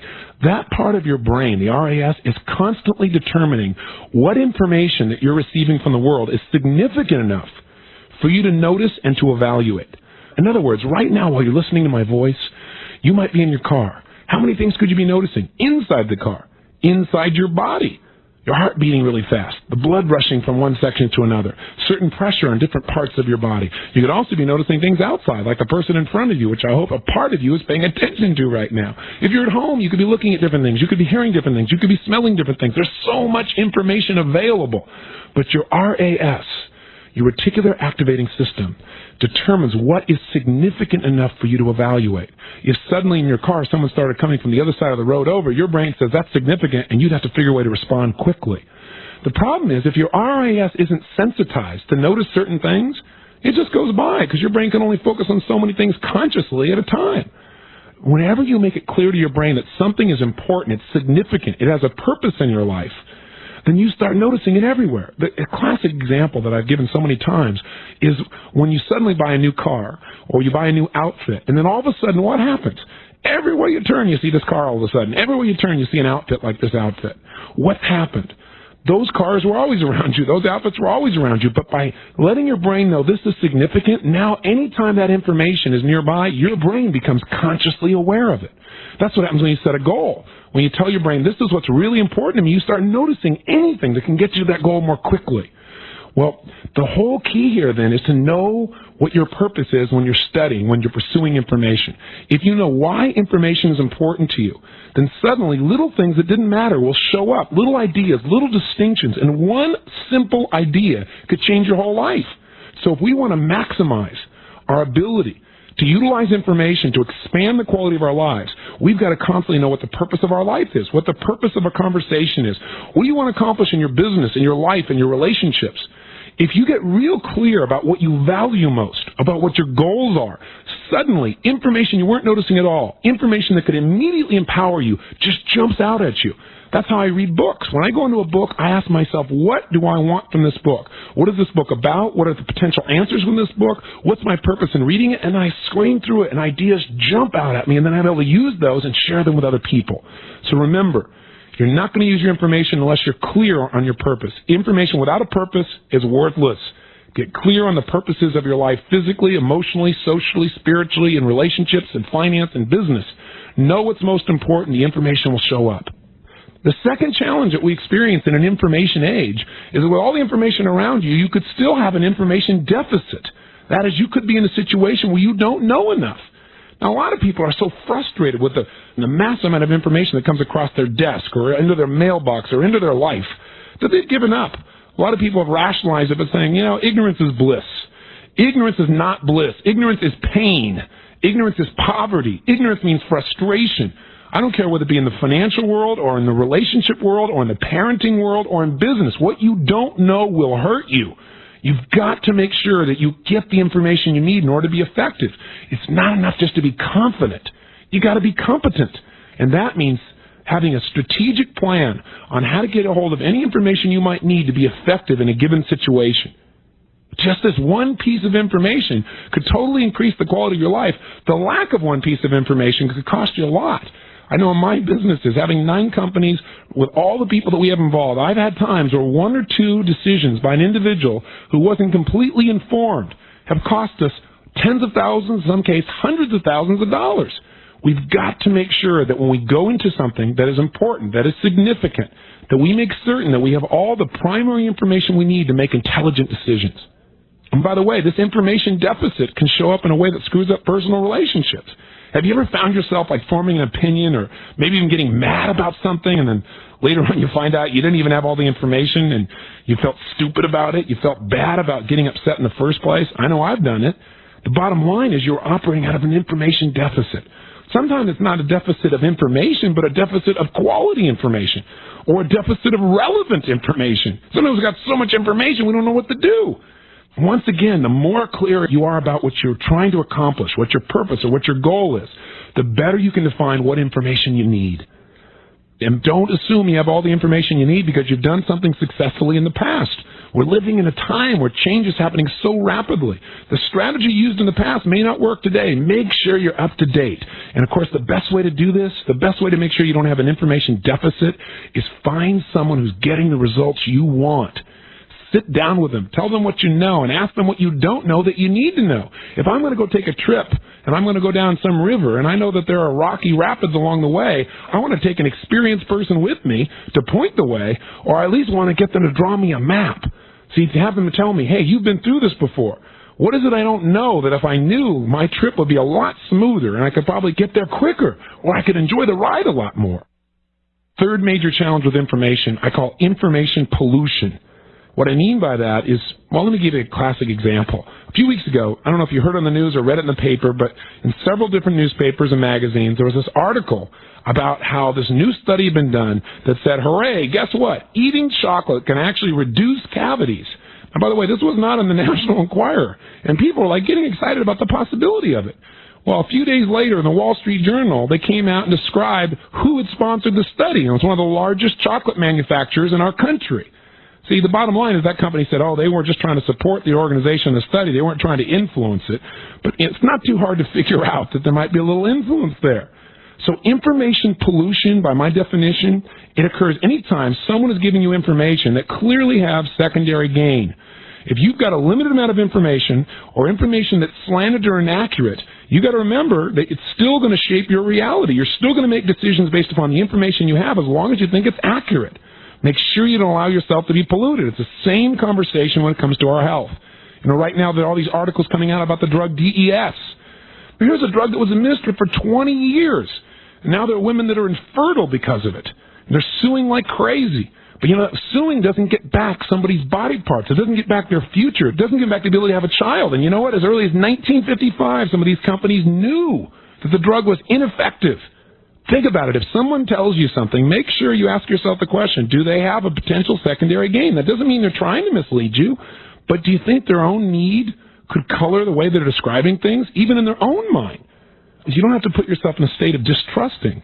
You just have to ask yourself, could their own needs, their own desires, either to make a difference or to produce a quality product or to profit, could it be polluting their view and therefore polluting mine? What's another source of information? Again, the key to all of this is whenever the decision you're going to make is critical, it's going to affect your health, your relationship, your business, you probably want to work hard to make sure you have no polluted information. Anytime you're going to make decisions about how to feel about a friend, somebody tells you, hey, this person here is treating people really harshly, don't just buy into it. It might be an opinion, it might be a distortion, it might be a generalization, it might be information pollution that's going to affect the way you think about this person in the future. Stop and ask yourself, is there some other explanation? Where could I get more information? Again, remember, somebody who may be giving you information may have totally positive intent, but they may not know what they're talking about. They may be sincere and yet be sincerely wrong. And there are those, as they talk about in government, who put out what they call disinformation campaigns. Those people out there who are deliberately trying to give you information that's not accurate so that you'll shape your decisions in a way that benefits them. Remember, the cheapest commodity on earth is advice. You can get it from anybody. So make sure if you're going to get advice, get it from somebody who's producing results, somebody who's already getting the results that you want. They're the ones who can tell you what works and doesn't. Don't go to somebody who's never built a business and have them tell you what's a good business to be in or not. Recently, I was reading an article in one of our nation's newspapers, and the article was very, very critical of business people in our culture, specifically some Fortune 500 CEOs, and how they're just not doing the job, and that's why these companies are having to lay people off. Well, you know, it's really easy to criticize. It's very interesting to see if those same people that are writing these articles might get out there and try to do it themselves. They might find it's a little easier for them to criticize than to actually produce the result they're talking about.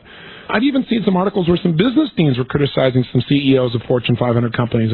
You know, you look at these business deans' backgrounds, and in 2 of the 3 cases, they'd never even been involved in any business in their lifetime, much less if they ever run $1 billion business like the ones that they were criticizing. See, you got to be careful. Once you know your purpose, once you know a result you want to produce, go to people that are currently producing results, the results you're after. If you know your purpose, they can help guide you. They can let you know, do you have an information deficit? What else do you need to know? They can help you to know, hey, what you've heard about this is garbage. I've done it. I can tell you. The 4th challenge with information is obvious. Information overload. Being in this information age, we've got to learn to break through and find out what information is really relevant to what we want personally. Otherwise, you find yourself getting caught up, not able to make a decision, because as soon as you get one piece of information, you get some contradictory information. You've got to finally say 2 things. 1, what is the best source of my information? 2, what information do I specifically need to get a hold of? And 3, what's the timeline for this? I could gather information for the rest of my life. There's a timeline where I'll have to have gathered enough information that I've got to make a decision. And when that timeline comes, make your decision. And finally, 5, remember, with information, whatever you feed on consistently will shape your life. See, if you constantly feed yourself with information about how terrible the economy is, you're going to feel overwhelmed. If you constantly feed yourself with examples, stories, people you seek out who are doing well at any time, then pretty soon you're going to start to feel that same sense of certainty that will empower you to find a way to take your business, your career, your personal life, your relationship to the next level. So there is a common theme here with all these. After you know your purpose, the common theme is finding someone who's produced a result, finding a role model. I've taught this for years, and it's helped shape my life. The bottom line is, it's never the environment. It's never the economy. It's never your potential. You've got all you need. All you need to do is feed your mind.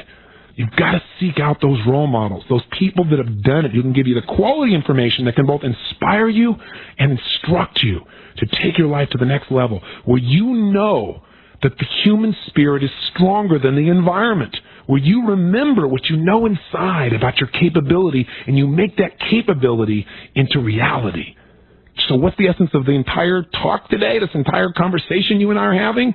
It's to remember anything that you can dream, conceive, believe, act upon, and learn from, you can bring into reality, regardless of the environment. And while the current emotional season may feel like a deep winter to you, I want you to remember there are those who've learned to enjoy and even prosper in this season, right now, these supposedly challenging times.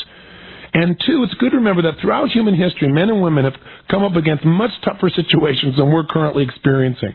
Right now, we're going through changes in our economy. Companies are becoming more efficient. People are being laid off. It looks like a very scary thing. How many times have we gone through it before? It's an economy that is breathing. It's been blowing out and exhaling for a long time. Now it's inhaling. Chance for you to take a look at how you want to position yourself over the coming years. But if you allow yourself to get caught up in the mental trap, in the psychology of the crowd, then you get to live in fear. And not only do you get to live in fear, but you get to let your life show up like everybody else's life. And I would submit to you that most people in our culture are not living their dream. They're not experiencing the joy or happiness that they deserve. They aren't making the difference or contributing at the level that they really want, or they're doing it, but they're not feeling the joy that comes with it. You don't want to be one of those. Step aside. Stand guard at the door of your mind. Remember, whatever you allow to penetrate it will begin to affect your life, positively or negatively. So you decide what enters in, you alone, because otherwise you'll find yourself in an environment like the masses, where pretty soon you'll be taught to give up, that nothing can change anyway, that the problems are permanent, that they're pervasive. And once we start to believe that, we go into learned helplessness and we don't even try anymore. You got to remember that spring always follows winter, and the day always follows the night. This too shall pass. And you also have to remember, every belief you adopt has a consequence. And buying into limitations, seeing current challenges as permanent challenges, challenges that are pervasive, will virtually guarantee you an experience of learned helplessness where you'll not only fail to tap your potential, but you'll even lose your desire to try. We've got to turn our focus away from rehashing the problems and into creating viable solutions. It's only through a solutions focus that we can create the changes we desire. Focusing on what we don't want only causes us to drive into the very walls we're trying to avoid. So beware. You're in the midst of a war, a battle between the limits of a crowd seeking the surrender of your dreams and the power of your true vision.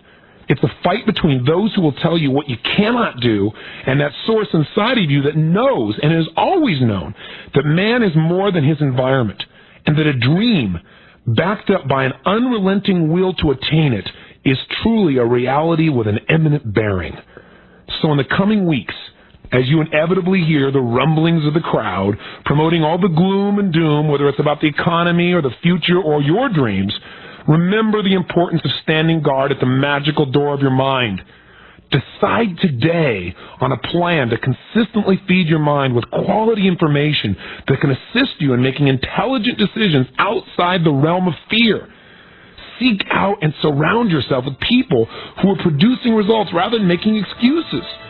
Your association with them will profoundly shape your destiny. Stand guard at the door of your mind. Feed and nourish your soul. Take massive action, trust your instincts, and live your dream.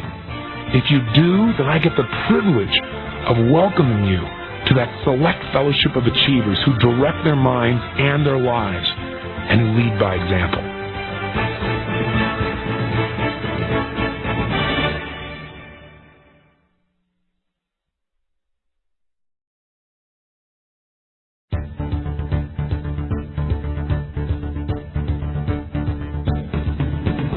Hey, I got a question for you.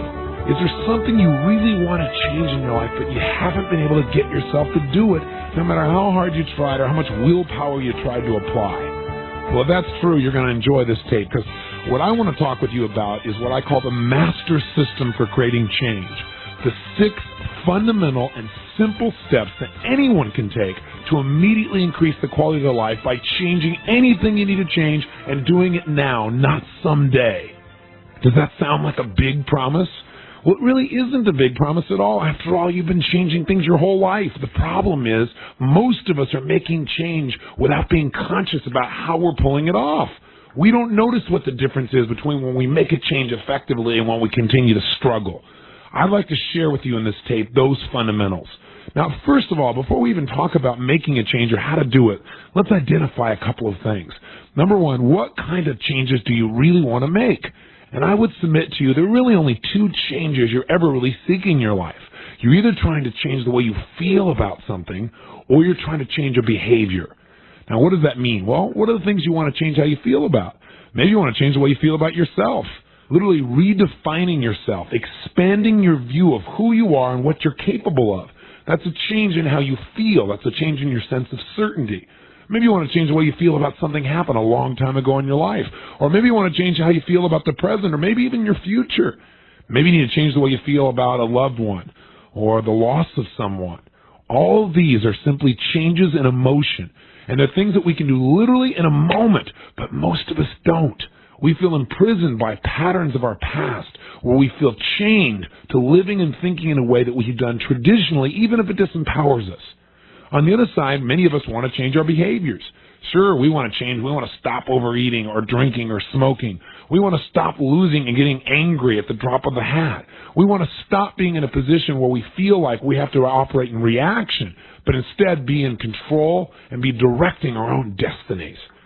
These 2 primary changes can be accomplished through the exact same system. We've identified the kinds of changes we want, but let's talk again and remind ourselves, why do we do anything in the first place? Much less change something. Why do we do anything? Why do we do what we're doing right now? Why are we doing those things that we want to change? And the answer is always this. Everything human beings do, they do either out of their need to avoid pain or their desire to gain pleasure. The challenge, of course, is that everyone in life has developed different strategies, different patterns for getting out of pain and into pleasure. For example, for some people have learned throughout their life the quickest way to get out of pain is to take a drug or to smoke or to drink. And so they use that pattern again and again and again. They don't just do it once in a while. They do it consistently. See, anyone can change something for the moment. The kind of change I want to talk to you about in this tape is long-lasting, consistent change. That only occurs if we change the pattern that we have developed for getting out of pain and into pleasure. Some people, by the way, get out of pain not just by using drugs or alcohol, but by doing other things more unique. Maybe they watch TV as a way to distract themselves and get out of the pain of boredom or frustration or anger or hurt or sadness or feeling alone. Other people go out and learn to sing. Some people learn the way to get out of pain is go read. Other people go skydive. Who you are today is being shaped by these patterns. And if you and I want to create permanent change, lasting change, consistent change, what we must do is develop a new set of patterns of how to get out of pain and into pleasure. Think about it. If you consistently feel a negative emotion, let's say, for example, it's overwhelm, you have a pattern of doing things that makes that happen, a pattern of focusing, for example. You keep picturing all the things you have to do all at one time, and you see it as being impossible to accomplish, and so immediately you feel overwhelmed. In order to feel overwhelmed, you have to do the same pattern again and again and again. All you would have to do to change this is interrupt the pattern. That is, stop the pattern that's going on and replace it with something that's more effective. Like when you begin to feel this overwhelm, your new pattern becomes, let me focus on the most important thing that I can do right now that I know I'm in control of. And after I get done with that, then I'll look at the next thing. By developing this new pattern of chunking things down into simple bite-sized steps, you won't be overwhelmed. Now, this sounds so simplistic. You say, well, then why don't I do it? Because there is a specific syntax of change. I can tell you myself, for more than a decade now, I've pursued the best technologies for creating change. What is a technology? It's a specific way of consistently producing a result. So I studied things like Gestalt therapy, neurolinguistic programming, Ericksonian hypnosis, and these were some of the cutting-edge technologies in the nation, ways to create change more rapidly than anything I'd ever seen before. I became so proficient at these skills that I was able to immediately start helping other people, and it became my life's work. I literally found that if I put myself on the line and I applied these technologies, there was very little I couldn't help people to change, and I got excited about it. I became an evangelist, basically. But there were those times when a change did not stick, where I'd made a shift with someone and I helped them to make a difference, but it didn't last. And it bugged me. Even though it was such a small percentage, it really drove me crazy, and it made me want to say, okay, what isn't working here? And gradually I began to realize it wasn't the technology, it was the way it was being applied. And I also began to wonder, how come I'm so successful? I mean, after all, lots of other people know these same technologies. How come they're not getting the same results for people as I'm getting? And as I began to look even further, I said, well, look at all the people out there, all the therapists that are using all kinds of different approaches to helping people, and all of them work some of the time. The whole science of NEC, neuroassociative conditioning, that I've developed really came out of my asking two basic fundamental questions. My brain began to think, if all these different forms of therapy can help people to make changes, and they can do it successfully, and all kinds do work, we have to agree, right? Everything from something as outrageous as primal scream therapy, rebirthing, to traditional Freudian approaches, non-directive approaches, rational emotive therapy. I mean, we could go on and on. They all work some of the time. So my question became, what do they have in common when they're all working? And secondly, what are they all missing when they fail to make the change? I mean, why is it that sometimes a person will walk in and see a therapist for one session or two or four or five and get the thing handled, and another they'll go for 7 years? What is the difference? Because the truth is, change happens in a moment, like that. It doesn't take 10 years to make a change. It literally happens in a moment, but the problem is that most of us in life take the 7 years to get ourselves to the point where we finally make the decision to make the shift. So how do we make the change happen more quickly? And as I began to seek this out, several things became clear. The first thing I noted was that change only happens when we change what we link to a given situation in our nervous system, specifically when we change our neuroassociations. In other words, as long as you're trying to diet, but dieting means pain to you, it is never going to last. The change is not going to be one that's long-term. The only way that you can ever lose weight is if you pick those foods that right now you're addicted to, that are fatty or that are keeping you fat, that are polluting your system, and you learn to associate massive pain to them to the point you never even consider them again. If you link that much pain to them, you will not touch them again. But this cannot be an intellectual change. You probably know you shouldn't eat certain foods. You know they're fatty, but you still do it. The reason you still do it is because you still link in your gut, in your neuroassociations, that this food equals pleasure. So those shifts have to occur. And likewise, if a person has been through some horrible emotional event, they've been physically abused, they've been raped, the only way that that experience can be handled is if we change the sensations we link to it.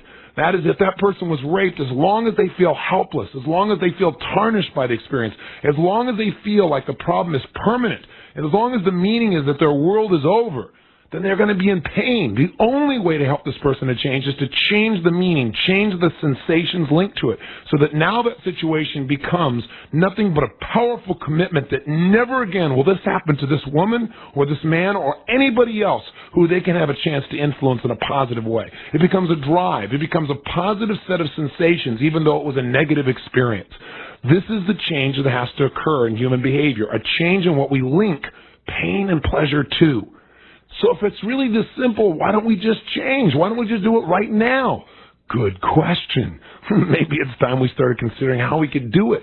Let me offer you the best that I've learned, analyzing all the therapies that I've done for people for the last 10 years, looking at the best therapists, the best change artists, if you will, that I've ever met in my lifetime, and looking at the times when it didn't work for those people, as well as looking at therapists that I thought were terrible, people who could not create a change in anybody. I have people coming back week after week after week and never seeing any real measurable progress.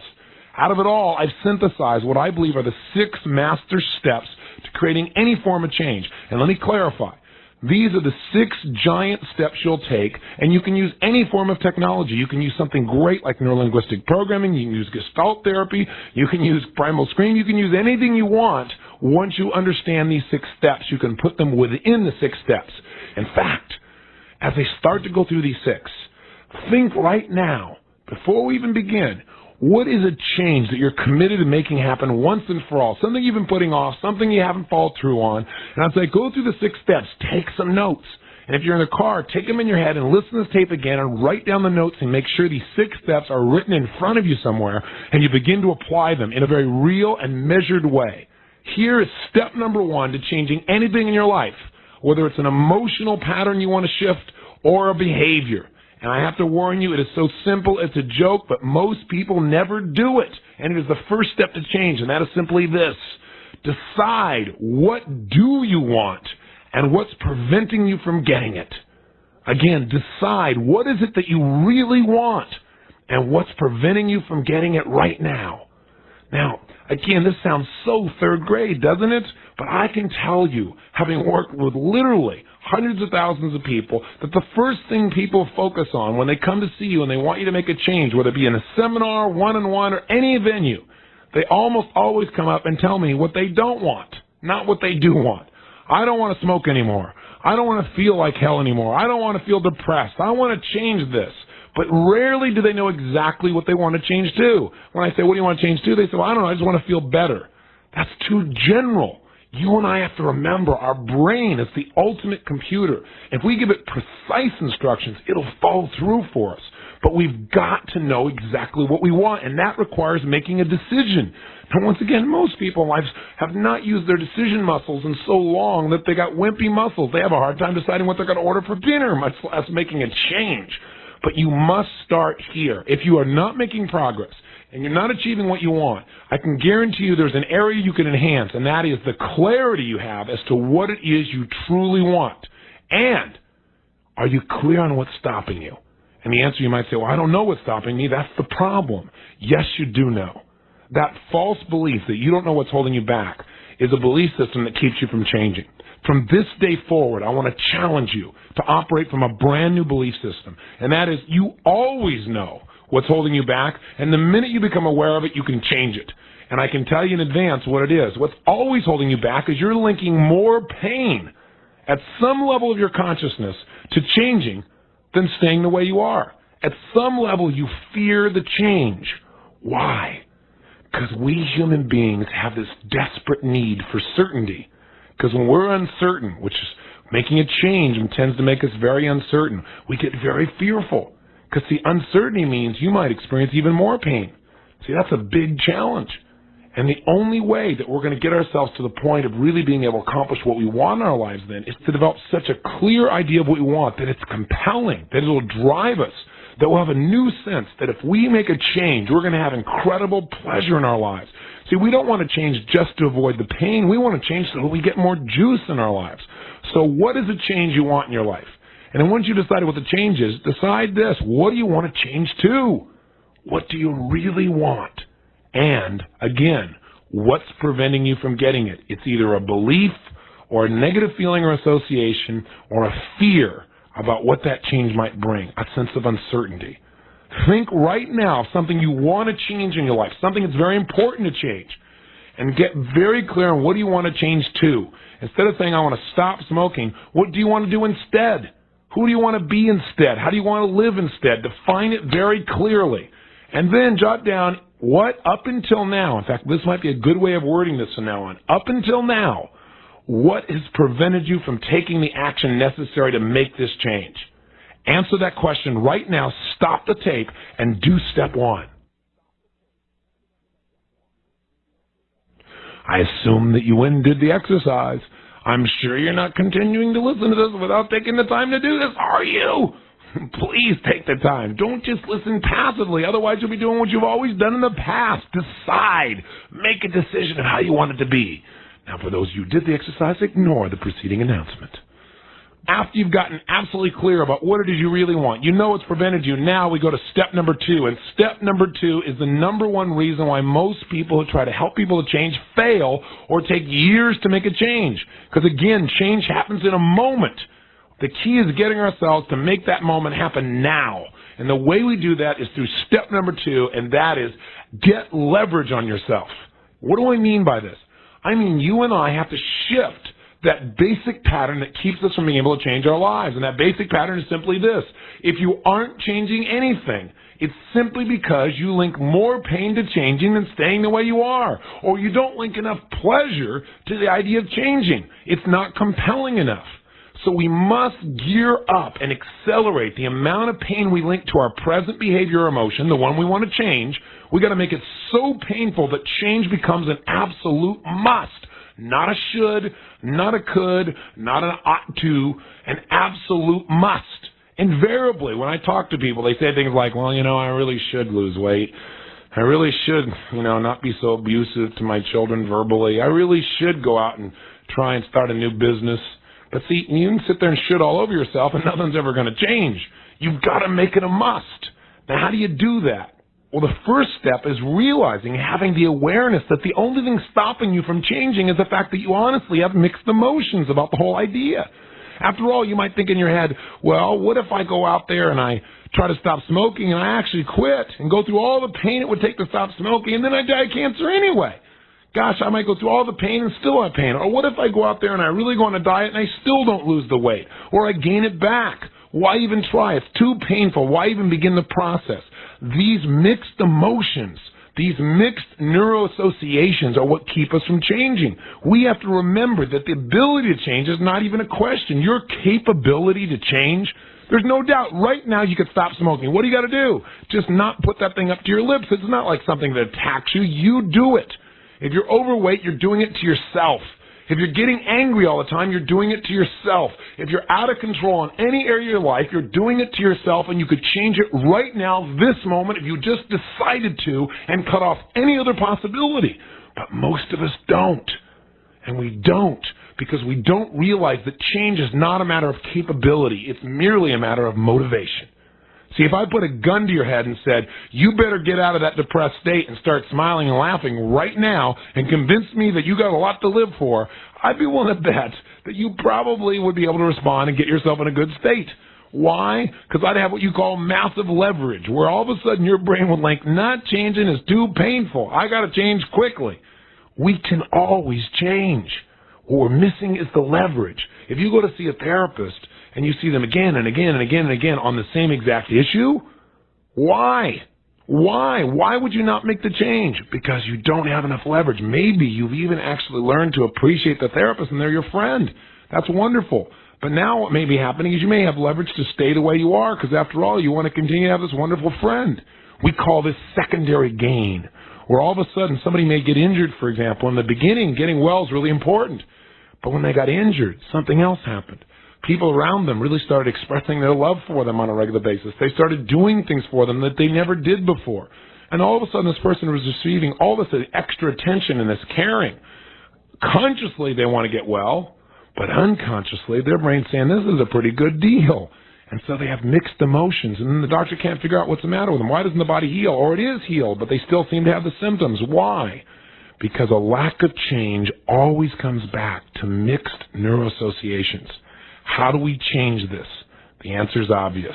We must get ourselves to the point where we feel so excited, so turned on, so compelled about our new change, the thing we're going to change to, that we want it more than anything else on earth. And all we've got to do that is make it real. Find somebody who's living in a better way. Find somebody who has the kind of body that you want. Find somebody who can dance or move. Find somebody who's a role model, who inspires you, who's living the change that you want to have.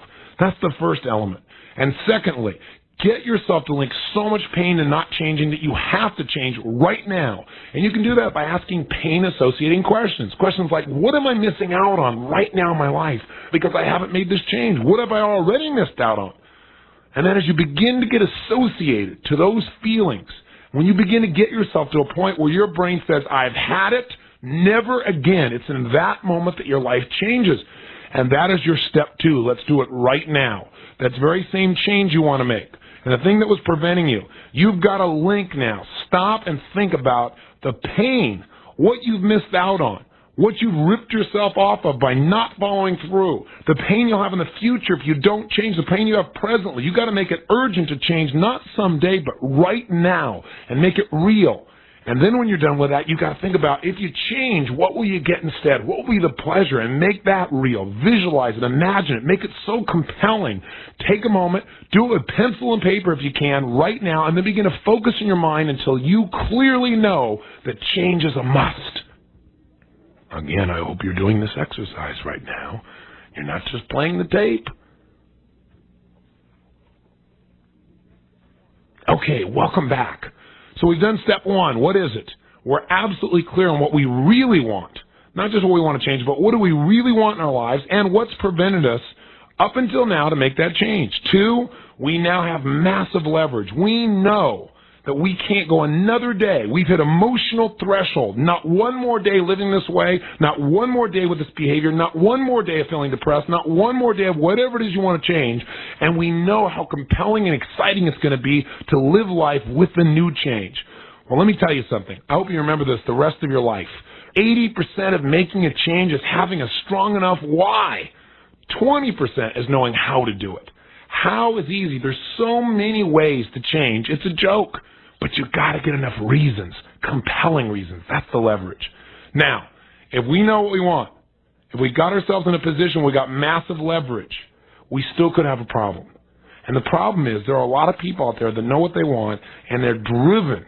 They've got to change, but they keep doing the same things again and again and again and again. You know, there was a definition of insanity that was given years ago, and the definition was doing the same things over and over again and expecting a different result. I'm sure you've seen a fly on a window trying to get out. You know, it searches for a way out of the room, and it heads in the direction of the light. Well, sure enough, it hits the glass. What does it do? It hits it again, hits it again, hits it again.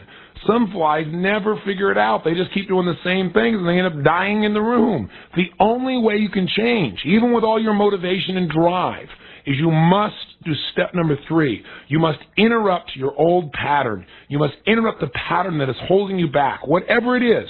I don't care if it's the pattern of every time you're stressed reaching for food or reaching for a cigarette or alcohol, or if it's the pattern of yelling at people because you feel frustrated inside. You must interrupt it just for the moment. You don't even have to stop it, but you've got to interrupt it, because when we interrupt the pattern, we render it useless. We don't want to keep on doing the same thing where now you must change, but you keep going out there and trying the same approach over and over and over again. It's not going to work. It's like the guy that goes out looking for his keys. He lost his keys. He doesn't know where they are. Have you ever done this? And you go running around and you check in this one drawer. You check the whole drawer, they're not there. Then you go to the next spot in the room, then the next. Then you go back out to the car. You check the floor of the car. You check the seats. You check the ignition. You come back in the house and you've checked everywhere you can think. So what do? You go back and check the drawer again. How crazy. What do you think is going to happen? It's suddenly going to appear in the drawer? See, it makes no sense to do the same things over and over and over again and expect a different result. We've got to interrupt the pattern. And you know what? There's so many easy ways to do it. Interrupting a pattern merely requires you do something out of the ordinary. You do something unexpected to yourself or to the person you're trying to break the pattern of. See, I'll give you an example. Have you ever been in a situation where you're so caught up in a conversation, it's like super important to you, you're totally immersed, and then somebody comes by over here from the right-hand side of you and asks you this stupid question that has nothing to do with anything you're talking about. And you go, what?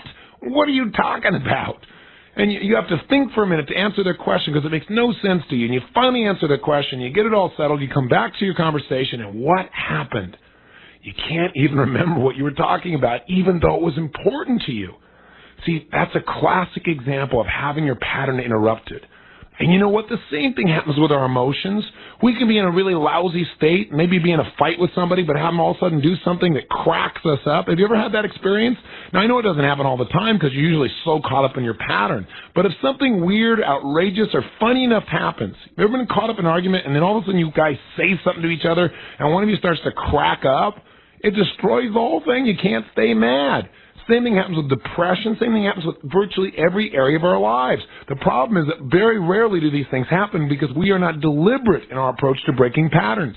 By the way, the metaphor I've shared with people for years about breaking patterns is very simply this. If you're depressed, You have to run a certain pattern. You have to put your shoulders in a certain way, to open them down. You got to put your eyes down. You got to breathe a certain way. You got to picture in your mind the worst possible scenarios that you think have happened or will happen in the future. You got to talk to yourself in a lousy way. That requires a lot of work. It's not easy, and it's a pattern you've developed. But if in the middle of doing that, all of a sudden you break the pattern, you interrupt it by suddenly grinning from ear to ear, breathing fully. If you do anything to break that pattern, anything weird or outrageous or even stupid, you will absolutely change your state. What happens if you put your shoulders back up, you breathe, you put a big, stupid, silly grin on your face, you raise your hands above your head and clap them together and say, "Thank God my feet don't stink today," or some other stupid thing, as ridiculous and inane as this sounds. It works, because it breaks your pattern. Now, it only works for a moment, and I understand that, but that's only step 3, remember. We got 6 steps here. We've got to interrupt the pattern, and if we keep interrupting it, though, if you keep taking a record, which is nothing but a pattern, think of it. If we took out a compact disc or a record, the only reason you hear that same music, get those same feelings, is because there's a pattern in that record. But if I take that record out one day and I take that needle and I go across that record back and forth, back and forth, back and forth, back and forth, and I keep breaking all those patterns, pretty soon, if I do that enough times, that record will never play the same way again. Now, if I only put one scratch across it, it'll just skip a beat, but the basic pattern is still there. So if we want to change our behavior, we got to know, what do we want? What's preventing us? We got to get leverage where we must change, and then we've got to interrupt the pattern and do it many different times. We can do it with what we call a visual scramble technique. Many of you are familiar with this. That's where you imagine something that's been bugging you. But remember, you first got clear what you want instead. You know you're committed to changing. Then what do? You close your eyes. Try it now, as long as you're not driving. Think of something that you really are committed to changing. Think of some element of that. Something you really want instead. What do you want to change to? Make sure you know that you're committed to changing this now. All of your being, there's no part of you that has mixed emotions. And then all you've got to do now is imagine that situation, that memory you have some negative feelings towards, whatever it was, and just see it like a normal movie. And then what? Simply run it backwards as fast as you can to the beginning. Then run it forwards, then backwards, then forwards, then backwards. If people were saying things that bothered you, make their nose big like Pinocchio, make their ears big like Dumbo, play some weird cartoon music, run it forwards and backwards. You know this technique, don't you? Run it back and forth, at least 20 times. Every time, change the colors of everything in there. Put rainbow colors in everybody's faces. Make it the most bizarre and weird cartoon and scramble it back and forth, back and forth, back and forth. What you're doing is you're taking this memory and you're scratching it up a million different ways. If you do it faster and faster, the key here is speed. The key is to put a big grin on your face while you're doing it. If you're not smiling, put a smile on your face. Make it weird, make it bizarre. Scramble the sensations.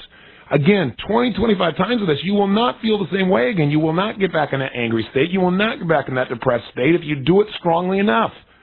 Now realize the scramble is only one way to break a pattern. If you find yourself consistently doing something like overeating, and your way of trying to change this is to say, well, I better stop doing this because it makes me feel bad, and I know I shouldn't do this because then I get fat. That's not going to do it. Your brain's going to go, give me the food, because you link too much pleasure to that food.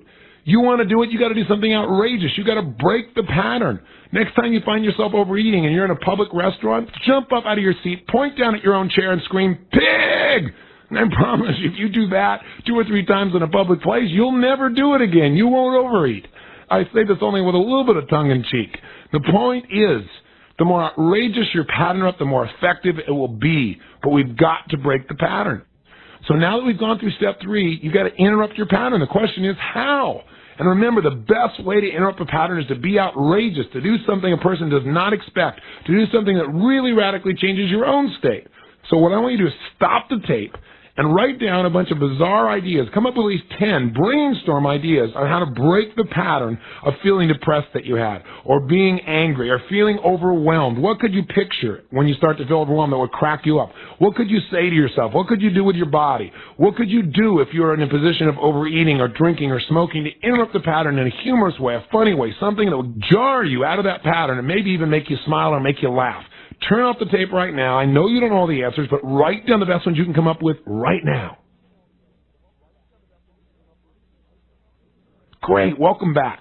Now, on the list you come up with, what are the top 3 best ways to break your pattern? Circle those and make sure you use them. And by the way, if you're not satisfied with the ways you've come up with to break those patterns, Find somebody who is now no longer overeating, no longer drinking, no longer getting depressed, and find out what do they do instead. And find out how did they break their pattern, and use the same tool. Once you interrupt the pattern, though, your job is not done. This is one of the biggest mistakes that people make. Some people actually get to the point of interrupting their pattern. They stop the smoking. They stop the overeating pattern for a short period of time, but that's a critical moment. Now that you've broken the pattern, you've got to move in with step number 4, and that is create an empowering alternative. We must preserve the intention of our old behavior. The reason you smoked was not to kill yourself. You smoked because it gave you something. It gave you a way to get out of boredom, or it gave you something to do with your hands, or it gave you a way to relax because when you smoked, you took deep breaths slowly, or you used it to give yourself a reward or as an excuse to get out of the room. You need to find a new pattern that will give you the same benefits without the negative side effects. This is a must to having long-term change. Okay. Let's do step number 4 together. What's the alternative now? If you're not going to get upset and angry, if you're not going to get depressed, if you're not going to overeat, you're not going to drink, what are you going to do instead to change your emotional states? Sit down and brainstorm a whole series of ways that you can get yourself out of pain and into feeling good right now, something you could do anywhere. Take a moment now and make your list. Welcome back again. I hope you enjoy your list. Now what you should do is carry it with you and practice it. Make it like a menu. So from now on, when you don't feel good, pull out your menu and say, okay, here are all the ways I can make myself feel good instead of the old ways I used to do that were destructive. And again, find a role model. If you don't like your ways, find somebody else who does something instead of drinking or smoking and find out what they do instead to make themselves feel good. Use their techniques. Remember the power of role modeling. Let's go on to step number 5. And that is you must now condition your new pattern until it remains consistent. Conditioning is the key. As long as we're using willpower to try and enforce a new pattern, it's not going to last. We've got to condition ourselves so that now that we have this new pattern, this new way to feel good, we've got to make sure that our brain always goes there. I mean, the best example I can give you is, I know recently I was really busy, and I tend when I'm at home to get on the freeway going towards San Diego because that's the direction I had about 90% of the time. Well, I was caught up on the phone in a conversation. I needed to go a different direction. But I'm so conditioned to go to San Diego that unconsciously I got on the freeway and I was down about a mile before I realized what I'd done. Have you ever been in that place? That's classic conditioning. You got to remember that whatever we focus on again and again in our mind, whatever we reinforce, will eventually become conditioned within us. Conditioning is basic. Do something over and over and over again with enough emotional intensity and feeling, and it will become conditioned. So you and I need to remember that if we rehearse something over and over again, we're laying the neurological connections in our mind each time we do it. Our mind cannot tell the difference between something we vividly imagine and something we actually experience. Remember, every time you use your new pattern, you will be reinforcing this new neurological connection in your mind, and pretty soon this will be the dominant pattern of your life. Pretty soon when you get on the freeway of your emotion, you'll only go in one direction, and that's the positive direction. Right now, write down a couple things you can do to make sure that you stick to this new alternative, that it becomes conditioned. Let's go to final step number 6. With these first 5 steps, what will you have accomplished? You will have interrupted a pattern that didn't work, and you will have replaced it with a new empowering pattern and conditioned it so that now you feel certain it's going to work. But how are you going to know for sure? The answer is, step 6, you got to test it. And the best way to test it is use a technique that they taught in neurolinguistics, and that's called a future pace. That's where you just sit down, you close your eyes, and you imagine that situation where you wanted to make the change, where you think you have made a change, and you notice how you react. For example, if one of the changes you want to make was not feeling rejected, if in the past every time your boss raised their voice you felt destroyed, all you got to do now to see if it works is test it. Close your eyes and imagine your boss being intense with you and notice how you feel. Do you feel resourceful? Do you feel the way you've conditioned yourself, or do you feel the old way? If you feel the old way, you got to recycle. Either you haven't conditioned things enough, or your empowering alternative is not strong enough, or you didn't really break the pattern, or you don't have enough leverage, or you're not really clear on what you want. Just recycle the 6 steps until you produce the result you're committed to. And part of testing is making sure that if you make this change, that it's going to be ecological. The study of ecology really is the study of consequences. So what you've really got to do is just think, look back. You need to ask yourself, by making this change, will my whole life be enhanced? Will any area of my life be disturbed by this change? Will it hurt my career or help it? And as long as you note that the changes you're making are consistent with your own personal values and they support the people around you, then your test will be complete. You can live by this new pattern, and you will have created the change that you've been pursuing. So go out in the next 30 days and have a ball. Change anything you want to change. Anything you don't like, change it. Make your world the way you want it. Remember, you have the power to shape your destiny. Take control now. And most importantly, have fun. Enjoy the process of making change. The biggest mistake people make is they think change has to be painful. If you break your own patterns in fun ways, you can make the next 30 days the most enjoyable changes you've ever made.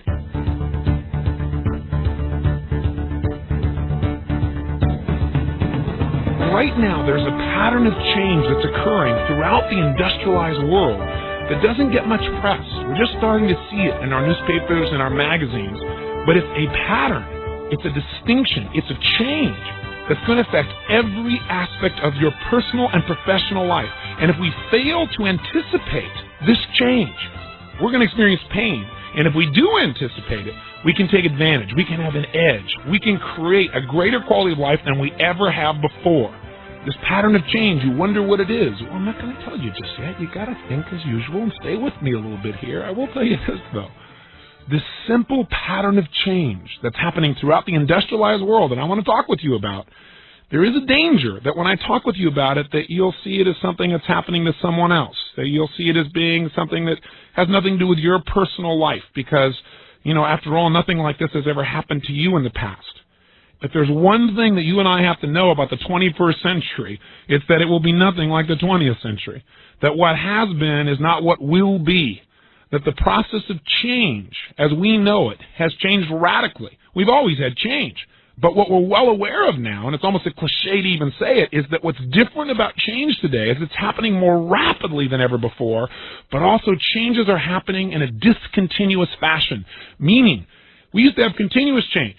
You could say, well, things are going to get better. We know what change is going to be. We may not know the details, but we know that the next generation is going to be better off than this generation. We know that whatever we're doing here in our business, we're just going to do it better next year. Well, that's not necessarily true anymore. Change today can happen instantaneously in a way that we cannot anticipate, or at least have not anticipated before. Where suddenly we're not doing it better, we're doing something completely different at this company.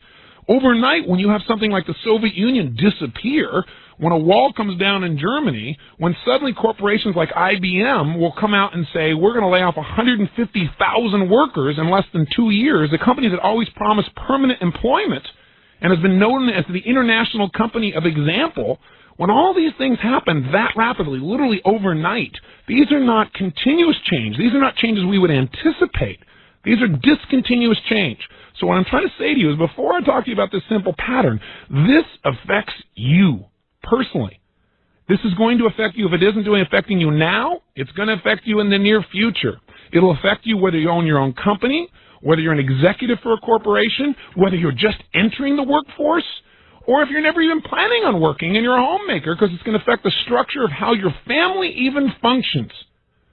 So what the heck am I talking about here? What I'm speaking to you about is the radical changes that we're seeing in the structure of work in industrialized societies. What the heck does that mean? Well, you and I have lived with a certain set of assumptions, at least most of us in industrialized countries have up until now. And that was that, hey, half of your life, basically, your adult life, you were going to drive someplace, you were going to go to work at that location. If you really did work hard and you really added value, you would continue to work for that company unless you chose to leave. And if the company got into trouble, at the very worst, you would have experience at this corporation that would be marketable to go to work for somebody else. And sure enough, you planned your life based around that, because the structure of how we work determines dinner times, determines when you're going to see your children. It determines to a great extent how you think about your future, what you think is possible, what you think is impossible. So what's changed? You say, I'm still going to the same job. I'm still doing the same thing. Well, one thing that's changed is the future. Ask any baby buster, those young people now coming out of college, who've gone and lived by the rules. What have they done? They went out and they got the education, right? Maybe a great education, spent a fortune to get the education, invested their lives, their time, their energy. They're having a hard time getting a job. They don't understand. Just a few years ago, if you did all these right things, you could get a great job with a great corporation. right? If you studied to get an MBA, you certainly would get a job on Wall Street. Wall Street was coming up and courting these young men and women. It's not happening in that environment or virtually any other environment. We're finding young people who are incredibly well educated who are going to work in retail outlets as salespeople for minimum wage.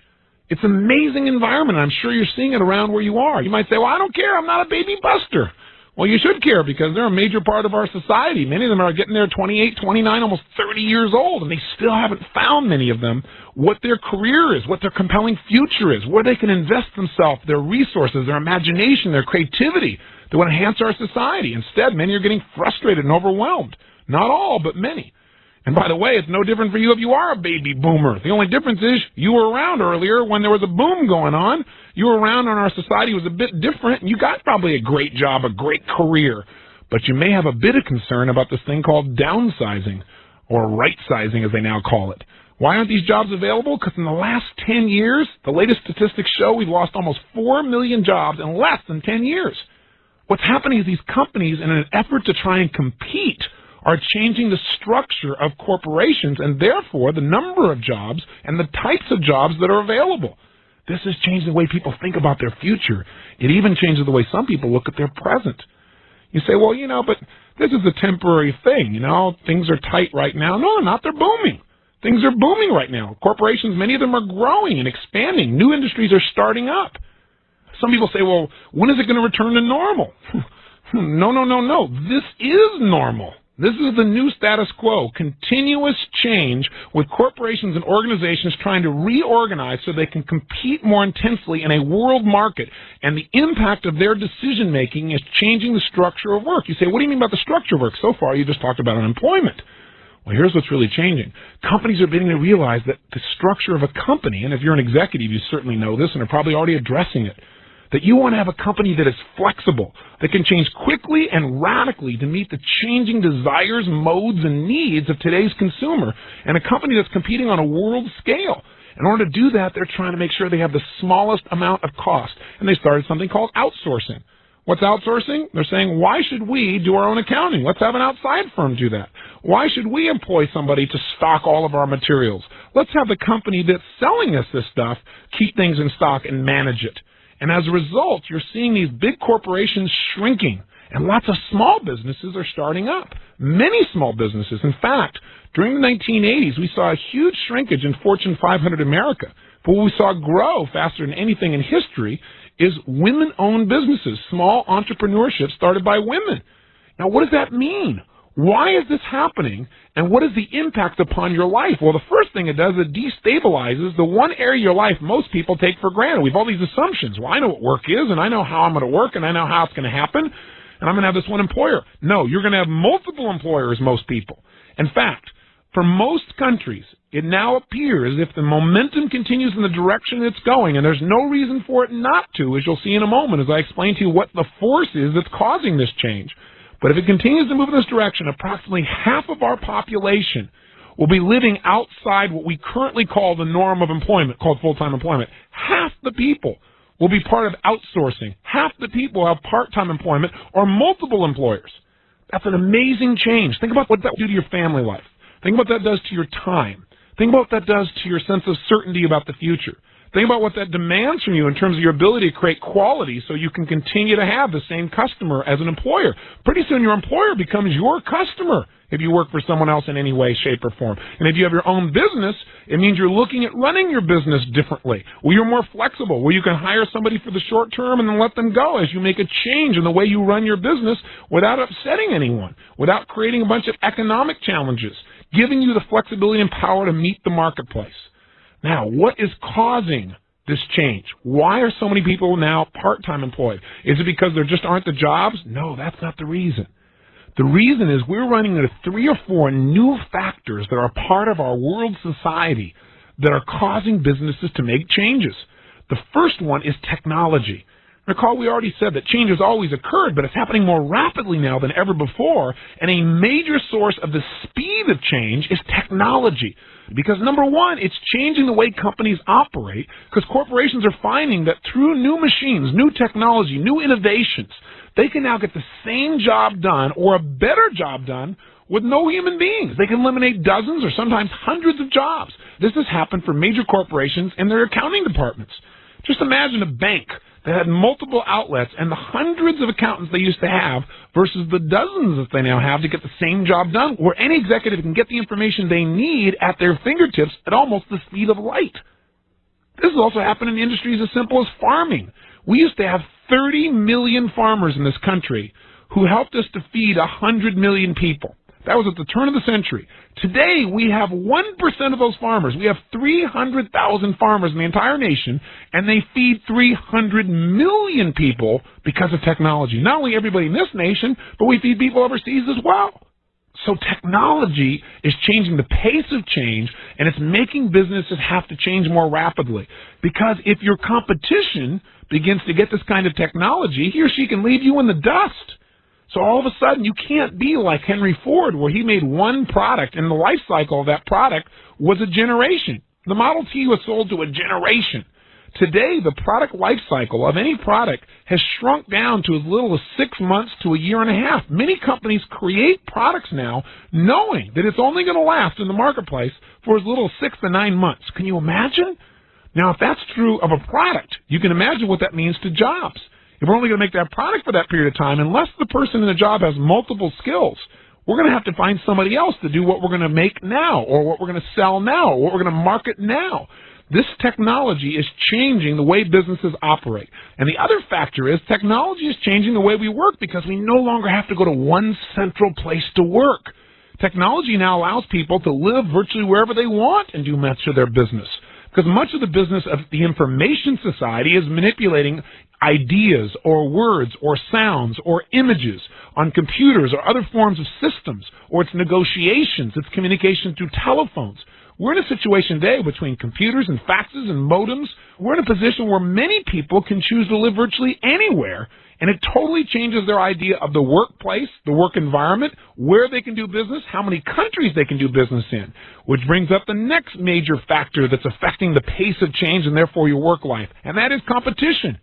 Because of technology, we truly have a competitive world. Because people now from virtually anywhere in the world can interact. They can do business. They can make offers. They can come up with concepts. They can synergize between one another.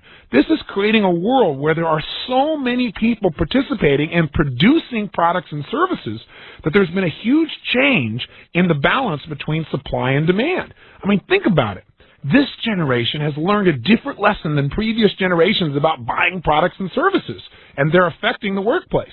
This generation has learned that there is no scarcity of products, that there are lots of products out there, that if you want a fax machine, there are multiple numbers of fax machines out there, that you can kind of pick and choose what you want. There is so much competition out there that it's making every business have to work harder to be more profitable. They have to add more value for less money. And as a result, that's why many of them have turned to downsizing or resizing to try and figure out how to compete.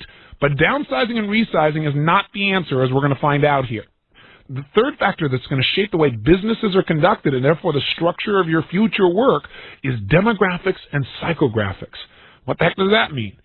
Well, if an economy is driven by consumers and what consumers spend money on determines where businesses put their attention, who gets employed and who doesn't, then we have to look at who are the major consumers of our economy. In fact, who is the major person shaping our society? Well, there was a generation that has controlled and directed our society for years, and they were the major purchaser of products and services up until fairly recently. And that generation was the World War II generation. Now, if you look at this generation, they went through a depression where they felt like they had almost nothing, scarcity, and then they went through a war. And by the way, when somebody said, hey, we're going to go to war, they didn't say why. They reported immediately. Johnny-come-marching home type of an attitude, right, from a previous war, and they went right out immediately, and they knew the world was black and white. It was clear who was the good guy, who was the bad guy, and if you played by the rules and you respected authority and did the right thing, you'd come back a hero, and they did. And these people, when they came back and they finally wanted to have some pleasure, they wanted a better quality of life, some of the technology created options, and new technology provided ways for them to have a better life with less pain. And they moved to things called suburbs and new development, and they wanted to purchase items, things like refrigerators. And in those days, getting a refrigerator was an exciting thing. Getting a television was an exciting thing. Think about that process. They wanted their kids to grow up and have all this great pleasure. And so they raised their children with a different set of values in some cases, in many cases. They taught their kid a different lesson. They taught their kid that you're special. You're unique. You know what? I want you to be happy. Your happiness is the most important thing. If they didn't say it verbally, they said it by their actions. If a young person from World War II generation broke the rules, they knew they were going to get pain for it. But if this baby boom generation, the generation that came out of this group, the generation that's now starting to be the largest consumer base in the history of Western civilization, this mass number of births that came from these people came back from World War II. They wanted pleasure. They had kids. These kids learned not to go out there and work 7 days a week and work really hard. They didn't learn to take care of everybody else first. What many of them learned was your happiness is the most important thing in life. I want you to be happy. I want you to have a better life than I'm happy. You're going to be more intelligent. You're going to go to school. You're going to get an education. These people grew up with a different environment, and they learned that breaking the rules could be fun. Because after all, guys like Dr. Spock entered in and said, hey, if your kid breaks the rules, you got to let him kind of explore and discover himself. A little different society began to be shaped. And what happened is we developed a culture of people that learned to break the rules and learned it could actually be enjoyable to break the rules. You might create an identity by breaking the rules. These people, when drugs were available, and they, of course, didn't know the consequences, of course they'd be willing to use a drug. Why wouldn't you? It's a way to be happy, one of the things they were programmed to do. If they did go to war, did they have a real clear idea of why they were there? Was there clear authority? Was it clear who the good guy was and who the bad guy was? The answer is no. These people went into an environment where they were not clear at all, where they might be sitting in a rice paddy next to a guy smoking a joint, where they weren't sure why they were even there. They had not been raised to have an ideology that was singular and focused. And sure enough, one day, let's say somebody's out there and he likes children, and he's there with his buddy doing a patrol, and he finds this little boy. He starts talking to him. Of course, he can't speak his language, but he thinks he's cute, and he turns around to walk away, and the little boy pulls out a machine gun and blows away his best friend. And in an effort to save his own life, he turns and pulls his machine gun and blows the young child away. What do you think that does to a generation? What did it do to you if you're part of that generation? And by the way, when these people finally did come home, did they win? Did they have parades celebrating? No, they were called baby killers. Many people spit on them. What do you think that did to them? While they're gone, their heroes were killed. A Kennedy, a king. The President of the United States said that he was leaving office, but he was not a crook. This was a bit confusing for a few people. What did this generation learn? What many people in this generation learned was loyalty to anything can get you killed for no good reason. In fact, some songs with similar verses actually became very popular. Think about it. How does this affect today's society? Well, the leading edge of this group of people we now call baby boomers are taking over our culture. Number one, they have a bit of money to spend. They're now at the leading edge 48 years old. At the lower end, they're around 32, 33, 34 years old. These people have begun to succeed. They have capital, and they're going to make a decision, but they don't make it the same way as past consumers. Number one, they know there's unlimited supply. They've learned that they can have whatever they want, and they don't just want a product. They want a product that meets their individual needs. They want a product with their name on it. World War II generation had 3 flavors of ice cream: strawberry, chocolate, and vanilla. How many are there now? God only knows. Right? Ben and Jerry showed up. This generation wants ice cream with their signature on it, their own personal one, to meet their own personal needs. They want to buy from somebody who knows that they're special and unique. Anyone who shows them that they care about them at that level, who knows they're special and unique, just like mommy and daddy taught them, is going to get their attention. But also, you got to remember, this person is choosy and jaded. They don't have to have it. Anybody who wants a refrigerator now, anybody who wants a VCR within reason, has already got it. So now they don't have to buy. They're not driven by scarcity. They're very, very choosy. You got to give them everything. They've learned by Japanese competition that they can not only have, let's say, the best quality, but they can also have the best price in the same item, and have selection, and have service. That's now the norm. Now this group of people expect everything. And as a result, since you can't get them to buy unless you meet their needs, and their needs are so much higher, businesses cannot operate the same way they used to. So now they have to be so flexible, because these people's idea of what they want can change very quickly. And by the way, as a result of these demographic and psychographic changes, changes in psychology, changes in who's actually purchasing what, we're also finding companies like Sears are having difficulty. You know why? Because these people won't buy from Sears just because they always have. They're not loyal to a company. They're not loyal to a name. Many brand names are wondering, how are we going to compete? Why are we losing some consumers? It's because this new consumer, And by the way, this new consumer is starting to run these multinational companies. This new consumer is somebody whose needs are much different than anybody you've ever met before. In addition, our entire society is changing because this new consumer is also the person running the nation. The President of the United States now is a baby boomer, as is the Vice President. Think about it. Heads of multinational corporations now are baby boomers. Who are baby boomers? They are rule breakers. They're not willing to do things just because it was always done that way. Oftentimes they like change. They want change to happen. We promised full-time employment. That was then. This is now. Today, to compete, we got to change it all. They've changed the economy wherever they've gone. There's a good metaphor for them. It's like a giant pig going through a snake. You know, when baby boomers were all born, guess what happened? Diaper sales went crazy because of this huge number of people who needed diapers. When all of a sudden they went to school, we needed more schools. When all of a sudden they've grown up and went into business in the financial markets, there's a stimulation in that area. See, we can pretty much track a great deal of our economy, a great deal of where we're going through baby boomers. All of this background is to help you to understand where our culture is going. See, if we have to wait until change happens to you, you're on the back end of change and you're going to have some pain. But if we can anticipate it, we can see where things are going, we can begin to take advantage. So what all this is causing to occur is we've got a situation now where we have a very choosy consumer who now requires a tremendous amount. They want every bit of value they've ever gotten and then some. They want things to always be better, and they want them to be cheaper, and they want service, and they want supply, and that's what they expect, and they're not going to buy. So what's happening in companies? What companies are doing is saying, man, we got to cut our costs so we can compete, and so what they're doing is they're eliminating a lot of jobs. The problem is less than 50% of the companies that have downsized in the last 2 years are any more profitable today than before they downsized. So we have not solved the problem just by eliminating jobs, by cutting the waste, because there are many other things that have to be done. So what some companies, of course, have turned to is the past. They said, well, we need to turn to total quality management, which is a great set of tools, but it doesn't help you to innovate as rapidly as the market now demands. So gradually there are a few companies that have figured out how to succeed, and they are the model by which other companies are now beginning to create change. Their model is not one of continuous improvement. Their model is how do we make radical changes in the way in which we actually conduct our business so that we make dramatic improvements in what we can give the consumer and dramatic improvements in our profitability simultaneously. Now, a couple of business experts by the names of Michael Hammer and James Champy gave a term to what these companies are doing. It's called re-engineering. In its technical term, it's called business process re-engineering. Big term. You go, oh my gosh, I don't want to hear this. I don't need to re-engineer a business. I'm not even into engineering. Well, you might want to re-engineer your life when you understand what it really is. It's a way to dramatically improve the quality of your life by basically asking some new questions. Aren't there areas of your personal life that could be re-engineered?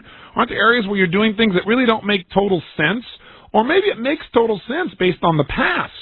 But if you were to totally rethink things, isn't there a more efficient way of doing things, a more enjoyable way of doing things? We all have systems we're not even aware of, just out of habituation. Like, for example, the way you get up in the morning and how you get prepared and what you do. Maybe instead of going to the cleaners twice a week and traveling there and spending time in line and finding a parking place and coming out, you get a cleaner that picks up your clothes and delivers them back at home. You don't even have to think about the process. Again, that's awfully simplistic. But you know something? We interviewed a gentleman by the name of Rick Newland. Some of you are familiar with him. He's a young man who jumped into a wave one day as a surfer in Orange County, and he hit the wave wrong, and it snapped his spine. He became a quadriplegic instantaneously. And no one was sure he would live, but through a process of not just re-engineering, but what I would again call regeneration, he has reorganized the way he lives his life in a way that gives him immense pleasure and allows him to do most of the things he used to do, but in a brand new way, causing him to use different resources to get the job done. He's an amazing man. But the bottom line is there was something he said I thought was interesting. He said, you know, I think that most people know how to deal with the walls in life, smacking against the wall. He said it's the pebbles that really screw our life up, the things that kind of knock you out of state, that the little things that just drive you crazy, and then all of a sudden you snap at your spouse, or you give up, or you get burnt out and tired and don't give 1,000% of your effort. So those little things are what really screw us up. So part of re-engineering also in your personal life might be, how do I get rid of as many pebbles as possible? How do I re-engineer my home life, etc.? And the only thing I thought of after I started really studying re-engineering in more detail was it became obvious from all the statistics that have been collected that between 50 and 70% of all the companies that begin a re-engineering process fail. That is, the reengineering process does not succeed. Now, after all this buildup I've given up to reengineering, you say, oh my gosh, what's the matter here? And that's according, by the way, to Michael Hammer and James Champy, the guys who came up with this whole term and have really studied the process in probably as much detail as anyone. And as I looked at that, I said, okay, why is it failing? And I realized that reengineering is only part of the process of creating a dramatic and lasting change in an organization, in a business, or even a person's personal life. So I started thinking about all that I know about change and all that I was studying, and I began to create a different concept, and a concept I now call regeneration. Now, what the heck is regeneration? Well, by definition, regeneration for me is the process of using human ingenuity to transform dormant resources. Dormant meaning something you're just not currently using. I don't care if it's a skill or an understanding or an ability you have. If it's a corporation, it might be people you're not using. It might be resources, computers that are not being fully utilized. I don't care what it is, but it's a transforming dormant resources into significant assets that powerfully increase the quality of our lives. What regeneration really is how do you use the resources you already have to create something new, something greater, something better than ever existed before. It's like, how do we produce a rebirth in our lives, a rebirth in a company? That's what regeneration meant to me. So I looked at that and I said, okay, what are we capable of as human beings when we really tap into our creativity, into our ingenuity? Unbelievable things. See, what gives things value in the 21st century is human creativity. It's brain power. See, brain power gives you the ability to add the most value to any natural resource. Listen, we learned how to turn dirt into a $150 billion a year industry, right? Computers. We turn sand into silicon chips to store information, to transfer information that has changed the structure of work. That came out of human creativity, ingenuity, somebody who was willing to throw away all the old belief systems. Because to build these things, to build these computers, to build computer chips, they had to believe the opposite of what everybody believed before them. They had to re-engineer their thoughts. They had to regenerate. They had to say, you know what? Better is cheaper. That was never thought of before. They had to say, you know what? When things move faster, they're going to get cooler. These are core beliefs that were necessary to have these breakthroughs happen in the computer industry. This fries most people's brains. But see, this is how change happens. And you and I, every single person that you're going to meet, has this well of creativity inside them, but it hasn't been tapped before because it hasn't had to be tapped. Because human beings only tap into their real ability when things are a must, not a should. And for most people, change has been a should. But I'm here to tell you, here is what's exciting. Here's the payoff of this tape. We are living in a society now where the demands are so much higher on business that we have to get more creative than ever before, and that is every person's niche who's willing to develop themselves, train themselves to use their mind and body in brand new ways, to add more value. How do we regenerate the quality of life? By tapping into those unused resources and turning them into assets that improve the quality of not only our lives, but other people's as well. Let's come back to re-engineering just for a second, though. You say, what's the difference between regeneration and re-engineering? Well, re-engineering is one of 5 steps that help you to regenerate. That is to create anew, to produce a lasting, massive, dramatic change in your life, in an organization, in a community, in a family, in a country. Now, why hasn't re-engineering worked in some cases? Because people have gotten together and designed some new systems that need to be implemented, but they haven't followed through. They haven't taken action. They haven't retrained people. They haven't reassured people that, hey, this will work out. You know, trust me, go for it, follow through. So many times organizations have come up with a good re-engineering plan, but they never implement it out of fear of the unknown, out of fear of loss. People within the organization maybe have secondary gain. They're afraid, well, if we re-engineer, what will that do to my job? What will that do to my sense of control? But we have to let go of that, because otherwise these organizations won't be around to be able to provide those kinds of jobs for people. The truth of the matter is sometimes organizations have even implemented these changes, but they still aren't succeeding. Because I think the first step to regeneration, step number 1, is you must reinvent yourself. Whether it be you that you're trying to regenerate, like let's say you want to regenerate your own body and look and feel better and have a new identity, or whether it be government wanting to reinvent itself, or whether it be a corporation. We have to develop an identity. Now, you remember what the process of identity really means.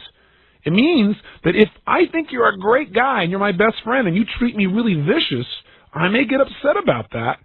But sure enough, after a while, I'll rationalize it and say, well, you're probably having a, bad day. But if I think you're a manipulator, if I think you're a liar, if I think you don't care about me or anybody else, and one day you start treating me really nice, I'm going to say in my head, what does he want? You see, what controls my responsiveness to you is not the fact that you re-engineered your life to be a nice guy now. What controls it is my concept of you. Classic example is government. Government wants to reinvent itself by doing a better job. Well, if they go out and re-engineer like crazy, but as long as we think of government as a bunch of fat cats who are wasting our money, unless we create a new identity for government, we'll keep noticing what they don't do well, and they'll never change their identity, and the re-engineering process really won't last. There'll be no reinforcement for it. Do you follow me on this? The point of the matter is, let me now briefly share with you the 5 fundamental processes for tapping into your resources, using those resources that right now are dormant in a brand new way that turn problems into assets, that turn waste into assets that dramatically improve the quality of life for your business and for your personal life, what we call regeneration. Here it is very briefly. Step number 1, I've already told you, is reinventing. Now, what does it mean to reinvent? What really this first step of reinventing is number 1, you got to get a vision. The vision of what do you want things to be like. Number 2, you got to make a decision. You got to make sure you flat decide or you're not going to turn back that this is how it's going to be. And number 3, you've got to communicate, not only to yourself but other people you're interacting with, that this is what you're committed to. Let's say, for example, you wanted to regenerate your body as a metaphor. You have to decide, what do I want to look like? Get images. Take a good look at what you look like now so you get the motivation to change, and a good look at what your health level is like now, and then see what you want to look like. Design it in detail. Get clear about how you would function, what you'd be like, what your rules would be, how you'd conduct yourself. Then step 2 is you got to re-engineer your life so you really get that. That means you're going to have to work on, if you prepare your own food, making sure you make different purchases, or you hire someone else to prepare your meals. It means that you're going to have to say, okay, in the mornings, I'm going to exercise now, which means I'm going to go to bed earlier and get up earlier, and I'm going to do this so I get addicted to it. I'm going to get a coach. Somebody who can help me to invent myself, someone who can help me to re-engineer my life and really make sure I follow through. Step 3 of regeneration is you've got to reassure the people involved. Now, if you're trying to regenerate yourself, you're going to need some reassurance because in the beginning, you're going to go out and it's going to be hard. That's where a coach can be so valuable because they reassure you, hey, it's going to be worth it. You're going to make it through. Hang in there. Same thing is true in a company. When we start making changes, people get fearful. They need to have a sense that, hey, this is really going to work. Reassuring just means that in the initial and in the ongoing process of constantly dispelling people's doubts, making certain that they feel like change is going to be safe, secure, but most important, it's going to be worth it. People have to be reassured to stay on board, and the same thing is true if you want to regenerate your life. The 4th element of regeneration is you've got to retrain. That is, in the case of your body, you've got to retrain muscles. You've got to teach them how to function differently. In the organization, you've got to retrain people on how to do things more efficiently. Because if you re-engineer everything and you've got this brand new identity and you've reassured everybody, but their old habits of doing things, their old training, their old conditioning will keep them from doing things that will make the company profitable or make the job more efficient or make the family happier or whatever the case may be of what you're trying to regenerate. And finally, you got to revitalize your life, your organization, your community, your family. And the way you do that is very simple. You take immediate action on this reinvention, this reengineering, this reassuring, and this retraining. You take immediate action on your plan. There's an old phrase I remember from years ago that's affected my life greatly, and it's one of the reasons I've achieved a lot of goals that many people have never even begun, and that is you never leave the site of setting a goal without doing something towards its attainment. You got to take some kind of action.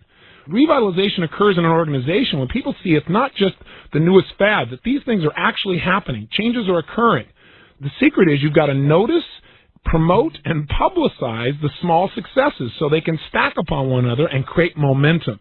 Again, if it's your own body, you've got to notice those improvements. You've got to say, wow, I got some muscle here I didn't have any before. Wow, I feel a little more energy here. Wow, I feel more flexible. Wow, I feel stronger. You've got to notice it and reward yourself with the acknowledgement that says, I'm making progress. Pretty soon, one success builds on another until you have a brand new set of habits that are self-fulfilling, where there's an ongoing reward. The reward may be feedback from the outside, what people say to you about what they see and what they feel. The rewards are also from the inside, how you feel about your life and about your identity and about taking control of your own physical destiny. So now, having given you the overview of these 5 steps to regeneration, again, they are reinvent, which basically means come up with a vision, come up with a decision, and communicate it. The second step, again, is to re-engineer, which is figure out how are you going to organize things so that you can consistently get this new identity. The third step is to reassure. So you keep the certainty that will get you to take action and to follow through or get others to work with you to create this immediate, dramatic, and lasting change that you're committed to. Fourthly, you got to retrain. That's really the process of giving people the special instruction or getting the coaching you need or the practice in that's necessary for you to achieve maximum efficiency and getting the job done. Whether that job is enjoying your life or whether that job is being more effective in serving your customer, you've got to train yourself for maximum efficiency. You've got to get the special instruction or training, or you've got to give that to the people with whom you're committed to creating a regeneration.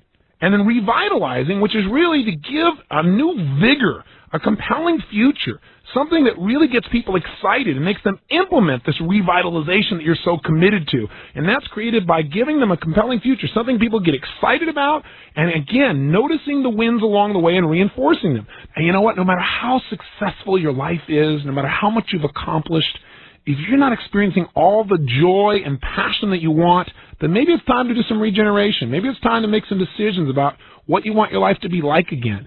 Maybe it's time to re-engineer it. Look at how you've organized your life and make sure you can get the same goals or maybe better goals with less stress. My point is real simple. No one is trapped in a box. No one has no choice except the person who believes it. Not living in the society that you and I live in. We have total freedom to create it any way we want it. Think about regeneration in a brand new way. Realize regeneration is a way you could contribute. You could figure a way to help regenerate your company. Wouldn't that be nice? Or maybe part of the process, the re-engineering at your company or the retraining. Maybe it can just be a source of reassuring people so people aren't so fearful about the future because you have a better understanding of where things are going and why the changes are occurring. Hopefully this tape is giving you some insight in that area. You don't have to do all of this. I just wanted this tape to provide you with a couple of things. One, an understanding of where some of the most important changes are happening within our society, where they're coming from, and where it's going to take us. An idea, two, of how can you take control of your own destiny? How can you turn around an organization, a community, a family, or your life? A way of looking at it, a frame of reference. Obviously, I haven't listed every single step in detail. That's part of your own creativity to figure out how to do it for you. There is no right or wrong way. You can get some coaching to assist you, or you can do it completely on your own. If there's one thing I want you to remember from this tape, it's to remember what human ingenuity, what your innate creativity can produce. I mean, just think about what you're capable of again, and instead of just thinking about it, do something. Think about what one human being can do through the power of vision, decision, communication, creative questioning, the reassurance that comes from conviction, the constant process of re-education and retraining, and the compelling future and the small successes that build to create the momentum of lasting change. Who we are and what we're capable of is so far beyond our present concept, it's a joke. Isn't it time you tapped into those dormant resources around you, whether it be the intellect of your friends, products or services that sit in front of you, or just your imagination? I shouldn't say just, because maybe that's the greatest resource. To turn these dormant ideas, resources, elements into significant assets that massively improve the quality of your life and all those people you have the privilege to touch.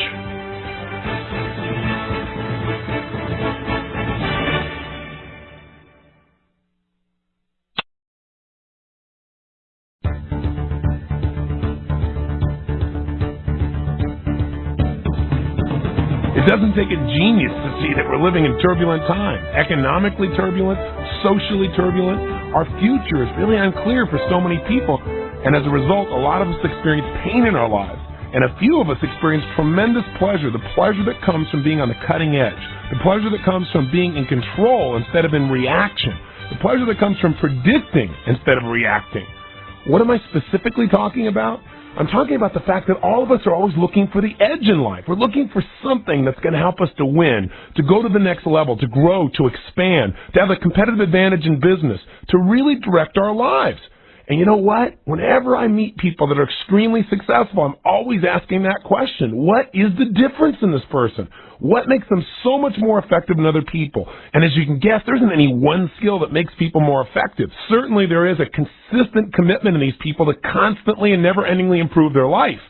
But you know what? The discipline of CANI, constant never-ending improvement, is not the only common denominator that I find.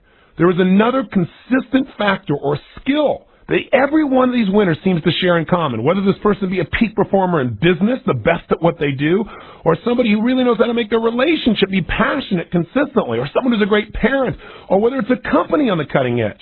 I can tell you the common denominator is the ability to consistently anticipate change before it occurs. You know what? This skill can take stress out of your life, and this skill can make you incredibly successful. It can make you wealthy in financial terms. It can make you wealthy in emotional terms. It can take away fear. The power to anticipate is the power to shape the direction of your life and all those you care about. It could be argued that anticipation is the ultimate advantage. Why? Because ultimately in your life, it will be very easy to find the level of your success by one simple ability. Your ability to solve problems, from the most intense, incredible, profound, to the most ridiculous and simple. This really defines how your life turns out. Because on a natural flow, without a problem, without a challenge, everything seems to be fine. It's when these problems show up.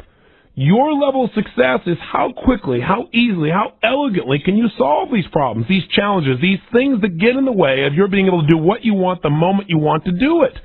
Now, what's the challenge then? The challenge is most of us, when we get into a problem, find ourselves immersed, and we find ourselves in reaction to a problem. It's happening right now. We're trying to solve it. We feel stressed. Who are the leaders in industry? Who are the leaders in nations? Who are the leaders in anything? The people who anticipate a problem before it even shows up, and they solve it before it even happens. That's what the word anticipate means. It means to foresee and deal with in advance. And I can tell you one thing, this skill will give you more joy in your life than almost anything else I can imagine, other than learning to manage your own emotional state. And even that requires some anticipation, knowing the kinds of environments that might stimulate you to go into a lousy state and dealing with it in advance. What you're doing when you're anticipating is you're utilizing the capacity to step beyond the present moment and utilize the future as your leverage. I read an article in Forbes magazine where they were interviewing some of the employees who were asking the new chairman of the board of General Electric how he could let them go. How come I was good yesterday, one man said, but I'm not worthwhile today? And he said, listen, it's not you're not worthwhile. He said, you just got to know something. What you're doing is no longer competitive. He said, you know, when Roger Bannister broke the 4-minute mile, that was really powerful. But today, kids in high school run 4-minute miles. We can't live on yesterday's standards and expect to be the winner today. We've got to anticipate what are the standards of tomorrow and how do we create those standards right now. That's how we win the game of life. You watch in sports. The power of anticipation in sports is the difference between somebody who's a Hall of Famer in something, somebody's a superstar, and somebody who's mediocre. See, it's anticipation that makes a Wayne Gretzky. When they asked him again, I've used this example before, you're not the tallest, you're not the strongest, you're not the fastest. How come you're so great? How come you're so successful? His answer is, well, I think most people usually skate to where the puck is. I skate to where the puck is going. You watch a great basketball player and they make the pass. They don't pass to where the person is. You pass to where the person's going. If you pass to where they are right now, you're going to miss them. The same thing is true in life. It's true in relationship. It's true in business. We've got to be able to anticipate where everybody's going around us so we can meet their needs. If we meet people's needs, they're going to feel fulfilled. We're going to strengthen our relationships. We're going to add more value, and we're going to succeed. This is one of the simplest secrets to life, and it's one we've got to apply daily. And I want to sell you on making this one of the most highly valued criteria in your life. I want to sell you on that this is a skill, that this is not just intuition or getting lucky, and some people are able to anticipate and some people aren't, or it's something you can't do because it's too complex and the world's changing too fast.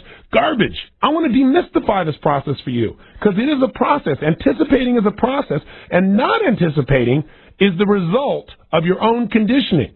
Because that's the obvious question. It must be coming up in your head, and you say, okay, Tony, well, there are a lot of things I could anticipate, but I don't. So why don't I? Because you get caught up in patterns. We all do, don't we? Patterns of perception. In fact, there's a word that we hear a lot in business these days. It's becoming the hot word to talk about. It's the word paradigm. What is a paradigm? A paradigm is nothing but an accepted way of thinking, a way of thinking that everyone seems to accept that goes unquestioned through time. In other words, it's a shared set of assumptions. An example of a paradigm that we all studied in history was the paradigm that the world is flat. Everyone assumed that the world was flat. There was no real absolute proof, but everyone accepted that way of thinking. It wasn't until a paradigm shifter, a guy named Columbus, came along and was willing to test those rules, test those barriers. And by the way, that's another way of describing a paradigm. A paradigm is a set of barriers, a set of rules about how to interpret the world, about what can and cannot happen, what will and will not happen. Now, you and I have spent some time in the past talking about belief systems. And certainly you might say, well, how is a paradigm different than a belief? Well, a paradigm is really a system of evaluating many areas of your life. You may utilize many different beliefs in order to make a decision on a consistent basis. That may make up your paradigm. In other words, your paradigm may be made up of many different beliefs. Now, rather than getting all caught up in this word, let's simplify it. A paradigm is a set of rules, a set of assumptions, a set of barriers that control how you perceive your life, what you think is possible or impossible, what you can and cannot do, what others will or will not do. Another simple way of looking at paradigms is to think of it in metaphorical terms as if it were a game. See, we all have games that we've played, and games are paradigms. What is a game? There is a goal. There are a set of rules of what you can and cannot do in order to achieve that goal. In order to achieve that goal, what do you got to do? You've got to solve a series of problems based on the rules of the game. Well, in your life, you've got this game called life worked out. You may think this game is a game of respect. You may think this game is a game of competition. You may think this game is a game of being a victim. I doubt if the latter example fits you. Probably the former do, or something else. But the point of the matter is, you have an idea what life's about, what you can and cannot do, what other people can and cannot do, and you've got certain rules and barriers that guide the whole process. And along the way, you're going to be solving problems based upon your beliefs, your paradigms of how life really is. A good example of this metaphorically, again, would be like playing tennis. Tennis is a paradigm. It's a game with a set of goals. There are specific rules of how to do it, and it's your ability to solve problems that allows you to win the game of tennis. What happens? Your opponent hits the ball into your court, and it gives you a certain level of problem. And what you've got to do is you've got to address it. But you've got to solve the problem of getting this from your court over into their court using only the rules of the game of tennis. You can't use a baseball bat, right? You can't catch it with your hand and throw it back over there. You've got to use those specific rules, and they limit the way you play the game, don't they? Just like your paradigms about relationship, or your paradigms about business, or your paradigms about yourself, control and direct what you are allowing yourself to do to solve problems or to produce results. Now, what's really neat is if you solve your problem, what you do is you deliver your problem to the other side of the court and you give your partner there a problem. And then he has to solve his problem of getting the ball out of his side of the court and into yours, again, using those same rules. And what happens is we keep trading problems back and forth until one of us is able to deliver a problem so big to the other person they can't deal with it anymore, and we win. Now, what's interesting is this idea can really help you understand the concept of paradigm. And I can promise you, if you're in the business community, you probably already heard the term or you're about to. And the general public as well is going to start reading about it in newspapers because the rate of change is no longer minor changes like just reinforcement or just a little small improvement. Overnight, industries are disappearing, and they're disappearing because they're not anticipating a paradigm shift, a wholesale change in the rules of the game. It'd be like if we said we're going to play tennis now, and now when you play tennis, you catch the ball and you throw it at the other person, and if you hit them, now you're successful at the game of tennis. Those are the kinds of shifts that are happening. They're radical, and we've seen them in virtually every area of our society, from relationships to business to the way we look at our own government. The rules of the game for the media have changed. The rules of the game for virtually every aspect of society not only have changed, but continue to change so rapidly few people can keep up. But in our society, you must keep up. And let me tell you the good news. There are only certain areas of life you have to focus on to really have the edge. And we're going to discuss a few of these here. And by the way, if there wasn't this incredible push of change in our society, we wouldn't be living in the exciting times we're in. You go, yeah, it doesn't feel very exciting to me right now, Tony. I'm going through some tough times. Yeah, but you know what? As bad as it feels right now, it's going to push you to another level. What do we really need then to master this principle of anticipation? What do we need to do so we can utilize paradigm shifts to our advantage? The first thing we've got to do is adopt a new belief system. And that belief system is not only is change inevitable, but it is our advantage. The status quo is not to your advantage unless you're already on top and have mastered it for decades. Now, if you're one of those people, let me tell you your advantage. You're going to have to grow, which will make you happy, because you're not going to be happy just sitting on top doing nothing. But for most people in life, they're still pursuing a way to become better, more successful. And if the rules of the game are changing, it means, guess what? You are on an equal playing field with almost anybody else. Now you say, well, that doesn't feel very good. I don't like thinking about everything I've done that works, may just go out the door tomorrow. I'm not saying it will, I'm saying it may, and you've got to be prepared for that. You can't be thinking because you're the best at what you do, you're always going to be the best at what you do just by making incremental improvements. I was reading in Joel Barker's book, The History and the Decline of the Swiss Watch Manufacturers. I mean, back in 1968, when you thought of a Swiss watch, what'd you think of? Best in the world. They were the best. In fact, they manufactured 65% of all the watches made in the world. They had 90% of the profits in the world, most people say. Are they the number one manufacturer today? Do you go out and ask for a Swiss watch when you go out there now? Probably not. You know why? They control only 10% of the market. The Japanese control 35%. And you know what's interesting? Was that because they didn't practice kanai? No, they did. As much as I've promoted kanai to you, that is only one principle. You got to do more than just constantly improve. You got to practice kanai at the level of anticipation. You got to constantly and never-endingly improve your ability to anticipate major change. You got to be able to innovate, not just improve. And you know what? These people constantly improve their watches. The Swiss are the ones who created the minute hand and then the second hand. They developed the best gear system in the world for a watch. They created digital technology. But when they looked at it, they said, it doesn't have any gears in it. Nobody's going to want this. So they sold it to the Japanese, to a company called Seiko. I bet you've heard of them, haven't you? Think about it. That's called a paradigm shift, where the rules of the game changed overnight. The rules of the game changed, the barriers changed, the approach changed, and you know what? There are brand new winners, and the people that used to be winners are now losers. This is very good news for you, because it means if you stay on the cutting edge, if you anticipate, there's always a way for you to make your fortune. There's always a way for you to be at the cutting edge. There's always a way to turn your company or your career in a whole new direction. But you've got to operate from this principle that says just because it's worked up until now and because it's made me successful doesn't mean it will tomorrow. This is so critical. I'm sure you read the book In Search of Excellence, right? It was a #1 bestseller for years and years. That book reported on 43 of the best-run companies in America. But you know something? 14 of those 43 were in financial trouble within 2 years after that book was written. And you know what? Business Week did a study on them, and they said they all had one thing in common. They all failed to react and respond to changes. That's how they went from being the model company to the companies that were in financial ruin. Now you might say, well, Tony, I don't run a company. I don't run my own company. You're not even talking to me. Yes, I am. Because you know what? Those companies are nothing but a metaphor for your own life, for our own society. They're a reflection of the level of change. Listen, back in 1970, a little more than 20 years ago, CBS was really having a tough time making a decision on whether they're going to put a show on the air or not. And they were really concerned about it. It was going really against the values of the day. You know what that show was? Mary Tyler Moore. Mary Tyler Moore show. Can you imagine why? Because she was a divorcee. Ooh. The truth is, that's one of the places that values originally get shifted.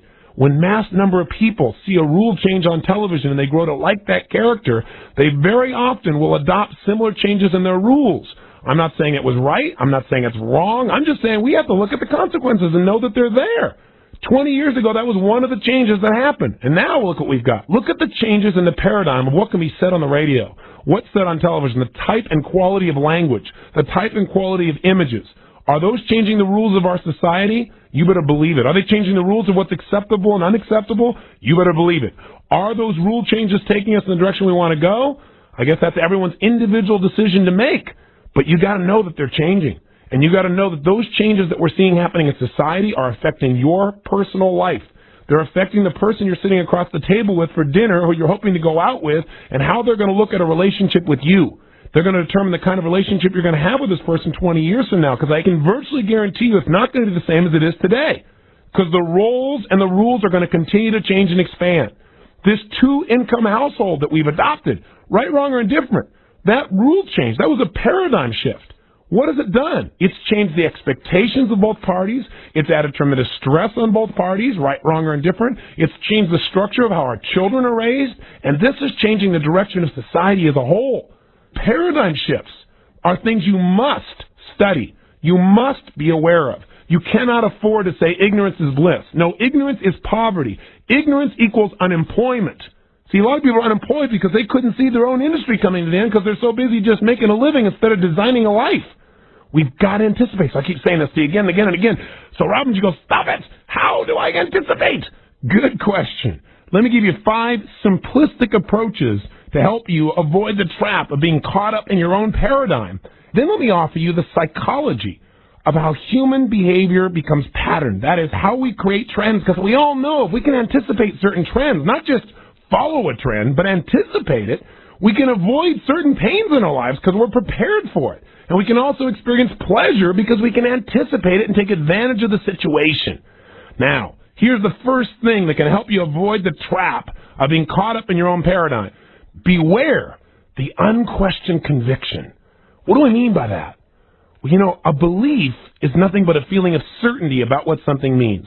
So you feel certain your spouse is happy. You feel certain your kids are in great shape. You feel certain that your job will always be there, right? Nothing wrong with that.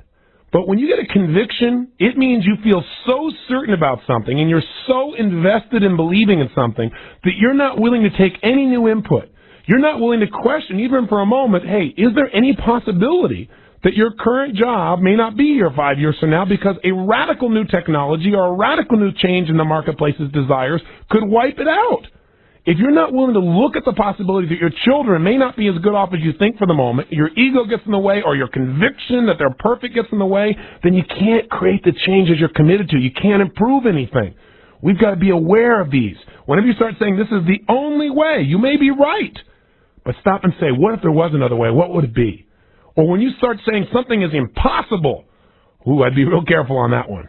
Because what was impossible yesterday is probable today. That's the pace of change we're in. So start thinking. Start being aware of your convictions. And when you start feeling there's only one way to do something, break out and at least consider another possibility. That'll help you avoid getting caught up in your own trap. Second, make sure you develop a new belief system, one you create certainty about. And the one thing you can be certain about is that change is certain. If you want to get certain about something, be certain that change is coming, and then you'll always be anticipating it. You won't be reacting to it. I remember years ago, a good friend of mine, Bob Bays, used to tell me, I only feel certain about one thing in life, and I'm certain that things will change. And I thought, well, with that sense of certainty, I guess you're never surprised by anything. He said, no, and he also is one of the most balanced people I know.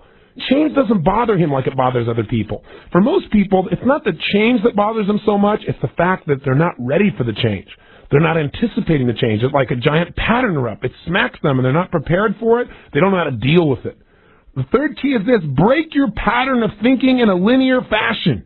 This is what keeps you from getting what you want. We all get trapped thinking, oh, tomorrow, I know what tomorrow's going to be like. Let me look at today's sky. The sky looks really good. It's not going to rain tomorrow. It sure as heck does. Or you know what? The last 2 months have been great weather. That doesn't mean tomorrow's going to be great weather. Or today is lousy weather doesn't mean tomorrow's going to be lousy. That's what happens in stock markets. People say, wow, look at the market. It's been going up and up and up. I better jump on. That's not the way to evaluate. You're thinking in a linear fashion, and you know what? It's a great way to get yourself killed financially. I've seen it happen to so many people. Does this happen emotionally? Yeah. Hey, my relationship's been great up until now. It's been great for the last 6 years. Doesn't mean it's going to be great tomorrow if you don't find a way to make it better. You can't assume that the status quo will remain. In fact, if there's anything you can assume, it's that it's going to be broken up. That something is going to challenge the status quo. If it doesn't change it, at least it's going to challenge it. And you want to be aware of it. So one of the ways you can change your life is don't think in this linear fashion. Maybe you want to start thinking in a cyclical fashion. Throughout human history, certain things keep coming up just like seasons. When you're in the middle of fall and the weather's really nice, instantaneously, overnight the next day, it can be winter. And if you don't have a thing called a calendar, which helps you to anticipate this, and you're thinking linear the last 2 or 3 weeks or months, you're going to be taken by surprise.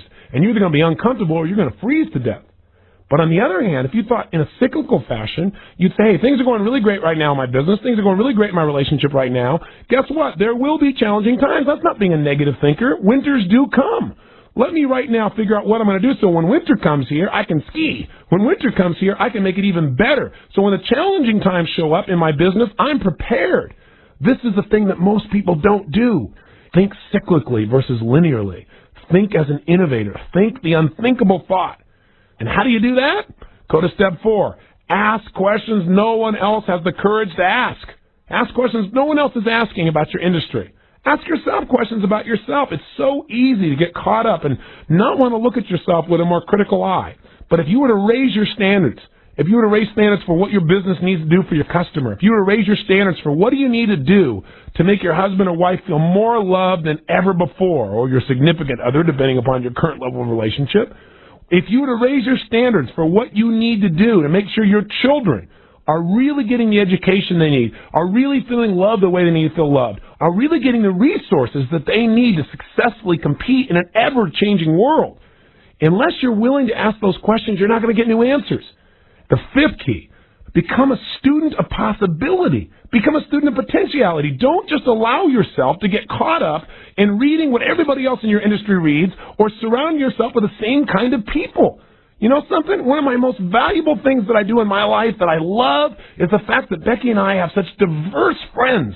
I mean, one of the times I had a really wonderful dinner at Thanksgiving, I'll never forget. We brought everybody in there together. They're all sitting down. There were 100 people at our house for dinner, and we're all looking around the room. And some of the people are people like Captain John, who works in the South Bronx for the Salvation Army. And we met him where we went out and fed some people at Thanksgiving one time years ago, and he's been a friend ever since. He's out there in the trenches turning things around. And then we have somebody else at the table, and he was the CEO of one of the major Fortune 500 companies. Then we had another good friend of mine who's a very famous actor. And then we had another guy who's a comedian. And we had a musician there. And then we had a few people that thought they were actors and musicians who aren't very good, right? That were just working at various normal kinds of jobs, doing normal kinds of everyday things, but they're really wonderful people. As I looked around the room and saw this diversity of people, and I got to, give our prayer and to say thanks, I said, before I say anything else, I just want to say that I think God has an incredible sense of humor. Because look at the diversity of kinds of people He creates. But you know something? That has been one of the most valuable tools in my life. Because I don't get to just hear one point of view reinforced over and over and over again. I'm hearing so many different points of view, and that has helped me immensely to understand how people think. I've had the privilege now of working with more than 500,000 people in seminars and private therapies and business environments all over North America and around the world.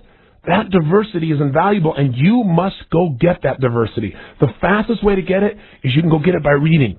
Because some of the most brilliant people in our culture have written books. And you know what? A lot of them don't agree with each other, which is fabulous. That's why I just got done reading these 10 books.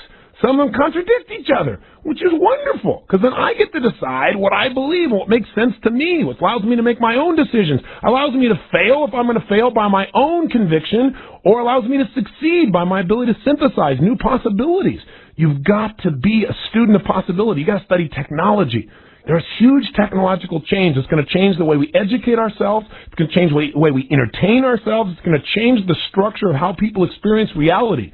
Everything from something as simple as CD-ROM and this overused word multimedia, where now you can get a CD-ROM that on this one CD-ROM you have a map of every city, street, town, every dirt road in the United States on one CD-ROM. Or compression technology, compression television is going to create so many choices of entertainment, so many different movies, so many different channels that will provide different kinds of education, different worldviews, different paradigms. If you watch the Discover Channel, you're going to get a different set of paradigms about life than, for example, if you watch MTV. I'm not saying either one is right, but if you continually have our world where we're all getting different input, we're going to find that our society becomes more fragmentized than ever before. All of these situations provide incredible opportunity. The opportunity to grow, the opportunity to understand, the opportunity to comfort people around you, the opportunity to create products or services or concepts that can enhance the quality of life for society, opportunity to do well financially, the opportunity to become more stimulated than any time in human history. These are the times that we live in. It's an incredible time. What else should you become a student of? Necessity. If you really want to be able to anticipate trends, you should become a student of necessity. What do people in society see as a necessity rather than an accessory? Because that drive, that demand of the large numbers of people in our society saying we got to have something, puts mass number of people to work to focus on solving that problem. And when lots of people work on the problem and everybody wants it, we invariably tend to find a way to make it happen. The resources are there. I'll tell you what else you should be a student of. Consequences and inevitability. Certain things you know are inevitable. Certain things you know, if I do X, I know Y is going to happen. But most of us never really study consequences. We never look at, hey, if I make this decision and that decision, what's that going to mean to my life long term? Instead, we react. Let me tell you something. Again, reaction is not where you want to be. Reaction is the direct opposite of anticipation.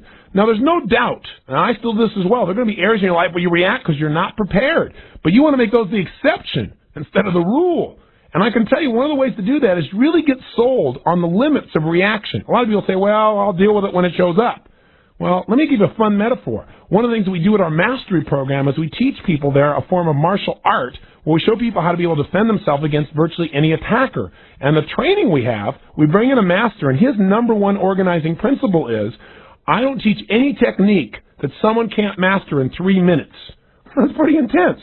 But his whole thing is, if you have to remember it, and it's really complex, and you've got to practice it for months or years to get it down, when all of a sudden you're surprised, and you're not anticipating it, and you get attacked in the real world in the street, some of these complex skills just go out the window. You can't remember them. Just like sometimes you can't remember your own telephone number or how to spell the word the, only there are bigger consequences than not knowing how to defend yourself. So he makes it simple.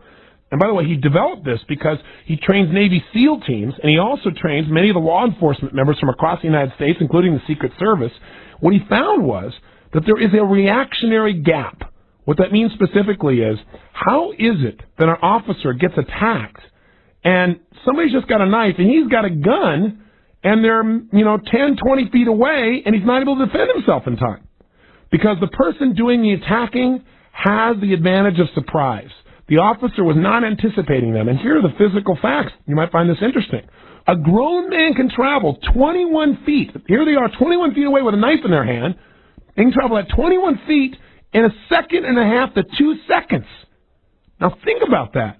It takes more time than it takes for you to recognize the pattern of what's going on. Oh, this guy's attacking me. Then formulate a plan, then reach down and get your gun, and then pull it out and protect yourself. It's already over.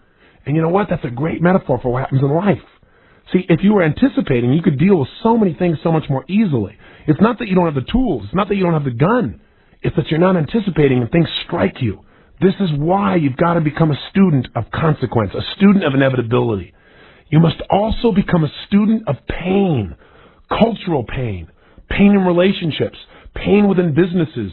Because if you can find what the pain is, or the pain that's coming, and come up with a solution, a way to solve that pain, your future is assured. You will never have to worry about whether you have a career or not. You'll never have to worry, will you be able to succeed or not.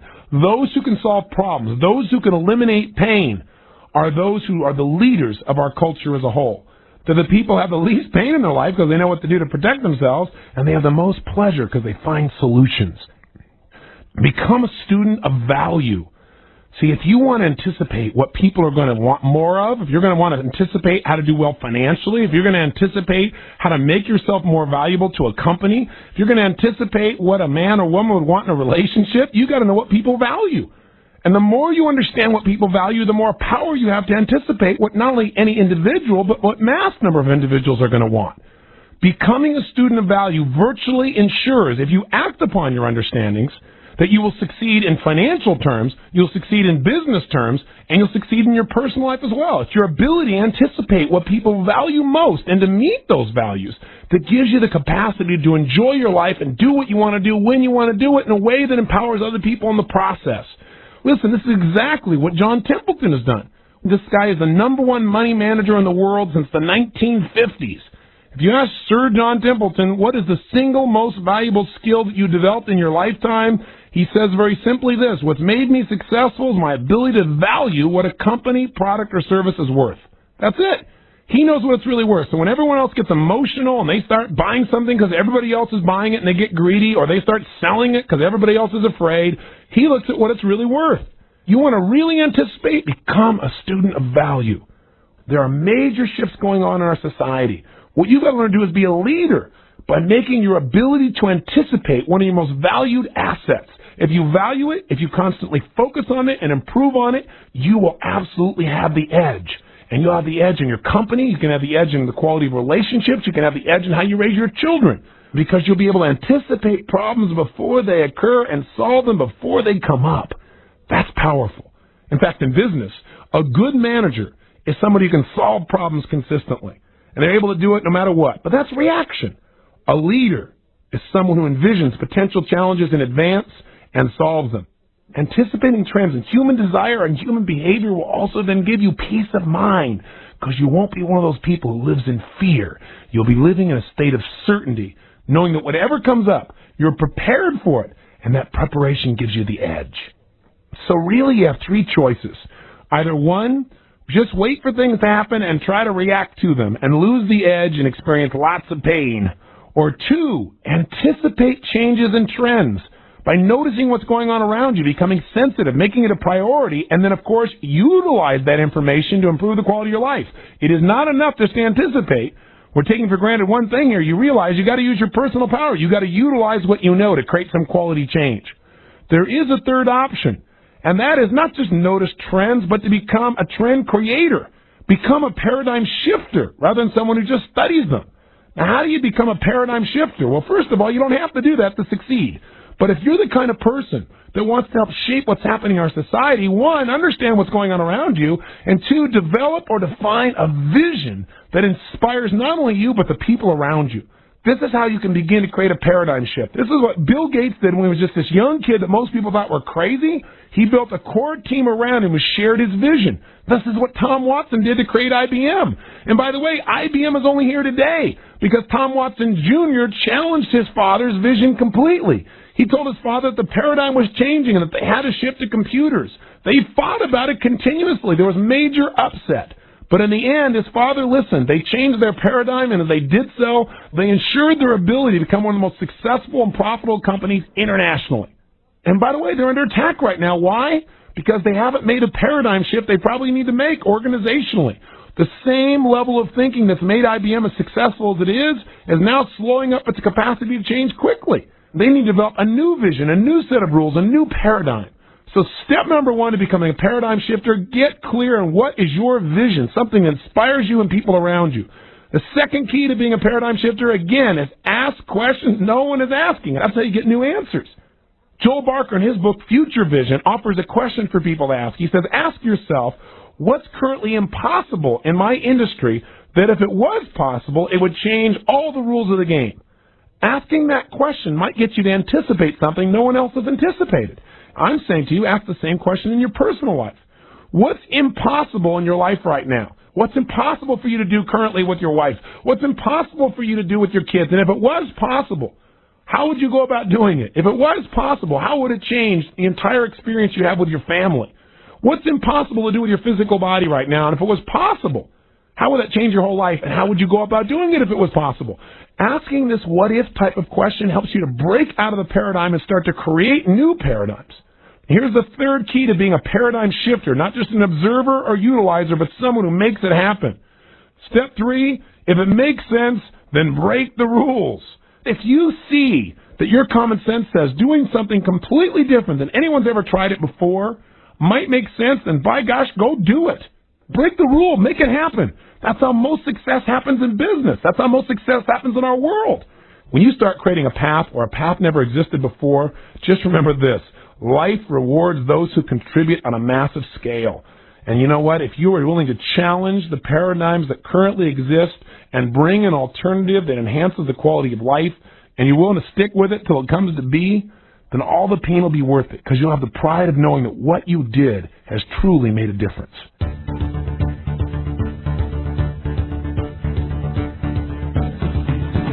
Achieving your ultimate goal. So what is it?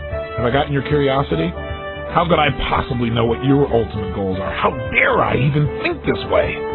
You know what? I think I can really say what it is.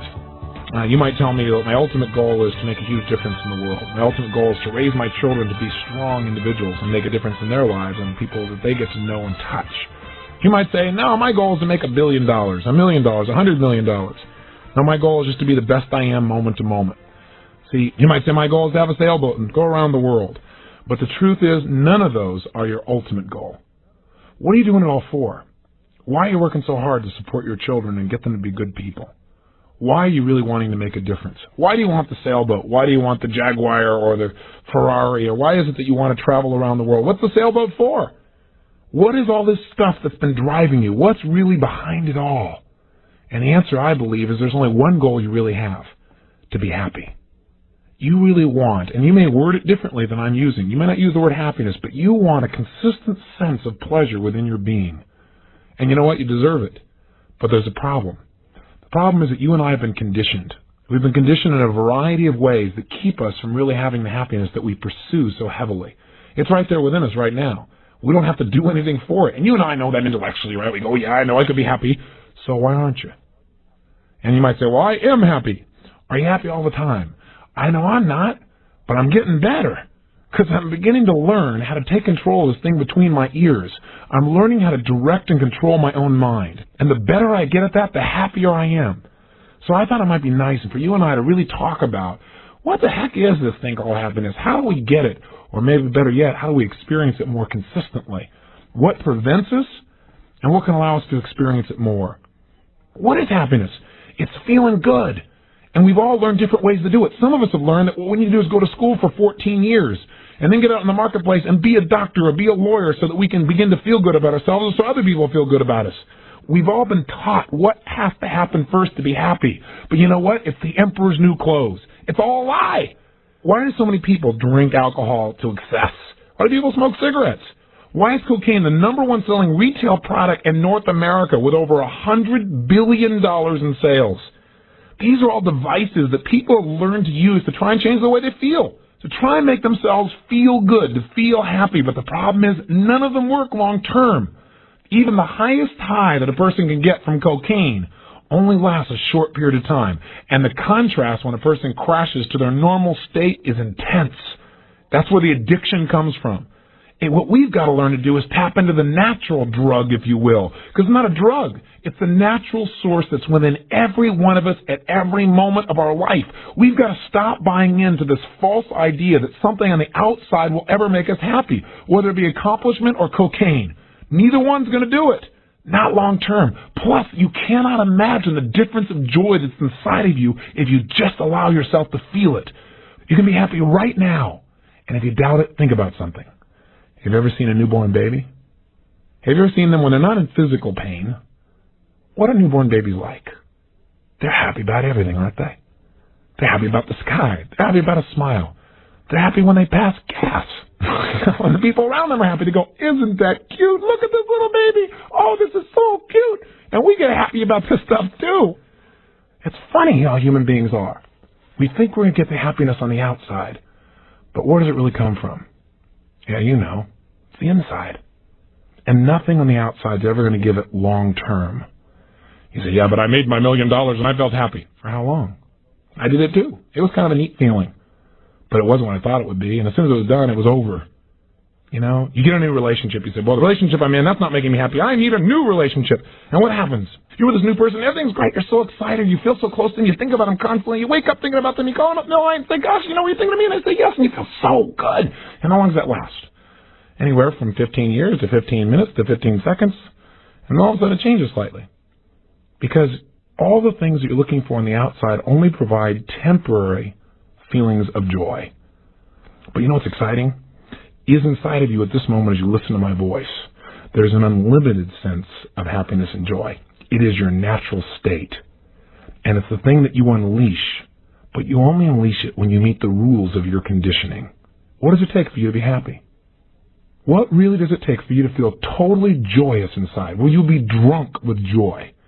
Not with alcohol, with joy. Will you just felt incredible inside? What has to happen? What has to happen for you personally? Do you got to change the world? Do you got to just touch another person's life? Do you got to read a book? You got to watch a TV program? You got to listen to some music? Could you just feel it? See, when you listen to the music or you make a difference, in those moments, who creates that feeling inside of you? Isn't it really just you? That stuff's inside waiting to get out. But you have these rules about what has to happen. If X, Y, and Z occurs, then I can allow myself to feel good. What if you changed the rules and made happiness a natural way of living? I'll give you an example. I remember one time I was with my youngest son, Jarek, and we were in our car, and the car broke down.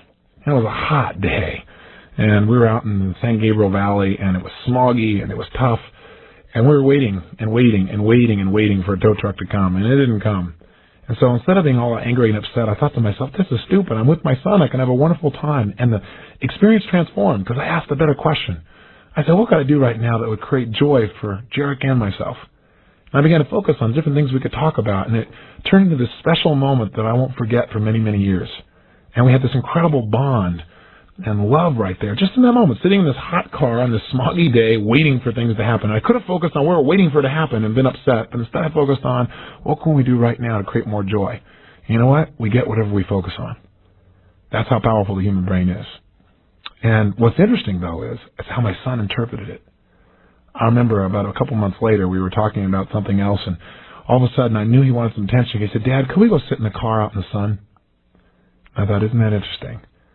See, it's okay for us to say, well, a little kid doesn't know better, so they link up that the car is the source of that connection and happiness. But don't you and I do the same thing as adults? Don't we start thinking it's the education or the PhD or the car or the home or the income or the level of success in business or the quality of the article we write or whatever the case may be? Haven't we been seduced? At times, at least. Maybe it's time we realize that it is the emperor's new clothes and that what we're doing is we're trying to cover up what's natural. That really our happiness is always there inside of us. And there's more of it there than you can ever get from something from the outside. So the question of this tape is, how do we achieve that ultimate goal? And by the way, you may be saying, well, this sounds really nice. You've been really nice and sensitive, and I like these kinds of feelings, but how is this going to help me in my job? How's this going to help me in my life? Life is a balance. I'm talking about having that balance. And I'll tell you, one of the most powerful changes that shifted my life, it's just an idea. But it's an idea that if you were to apply it, as simple as it is, if you were to actually live it, it could instantly change the quality of your life. And that idea is simply this. All of my life, I was conditioned to believe that if I achieved enough, if I helped enough people, if I did enough things, that I would be happy. So I was working very hard so I could achieve, so I could eventually be happy. And one day, I got this new concept in my head. What if I happily achieved? What if my goal was not to achieve, but my goal was to be happy? And that while I was happy, I was going to do things that contributed and made a difference, which will be great references for the power that I had when I unleashed and experienced the ultimate human emotion. I got to tell you what, the idea of putting happiness as higher on my list of values than achievement was a little scary for me at first.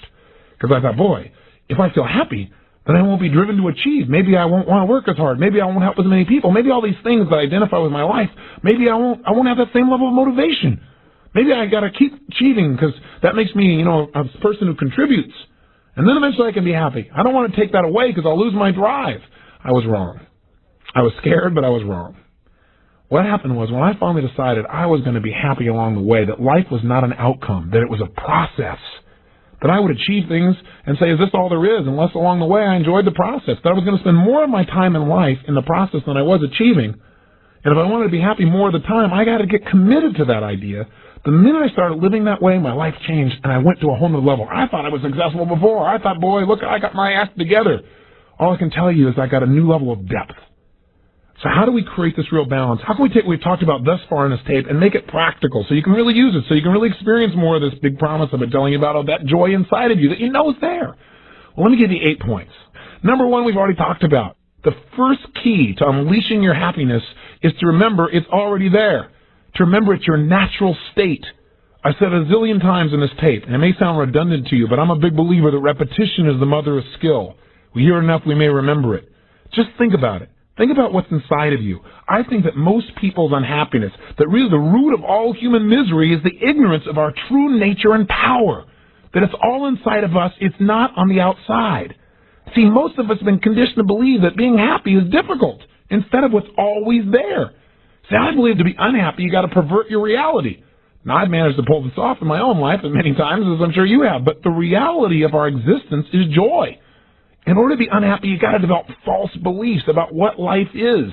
You got to begin to believe that all these things have to occur for you to feel appreciative for this thing called life.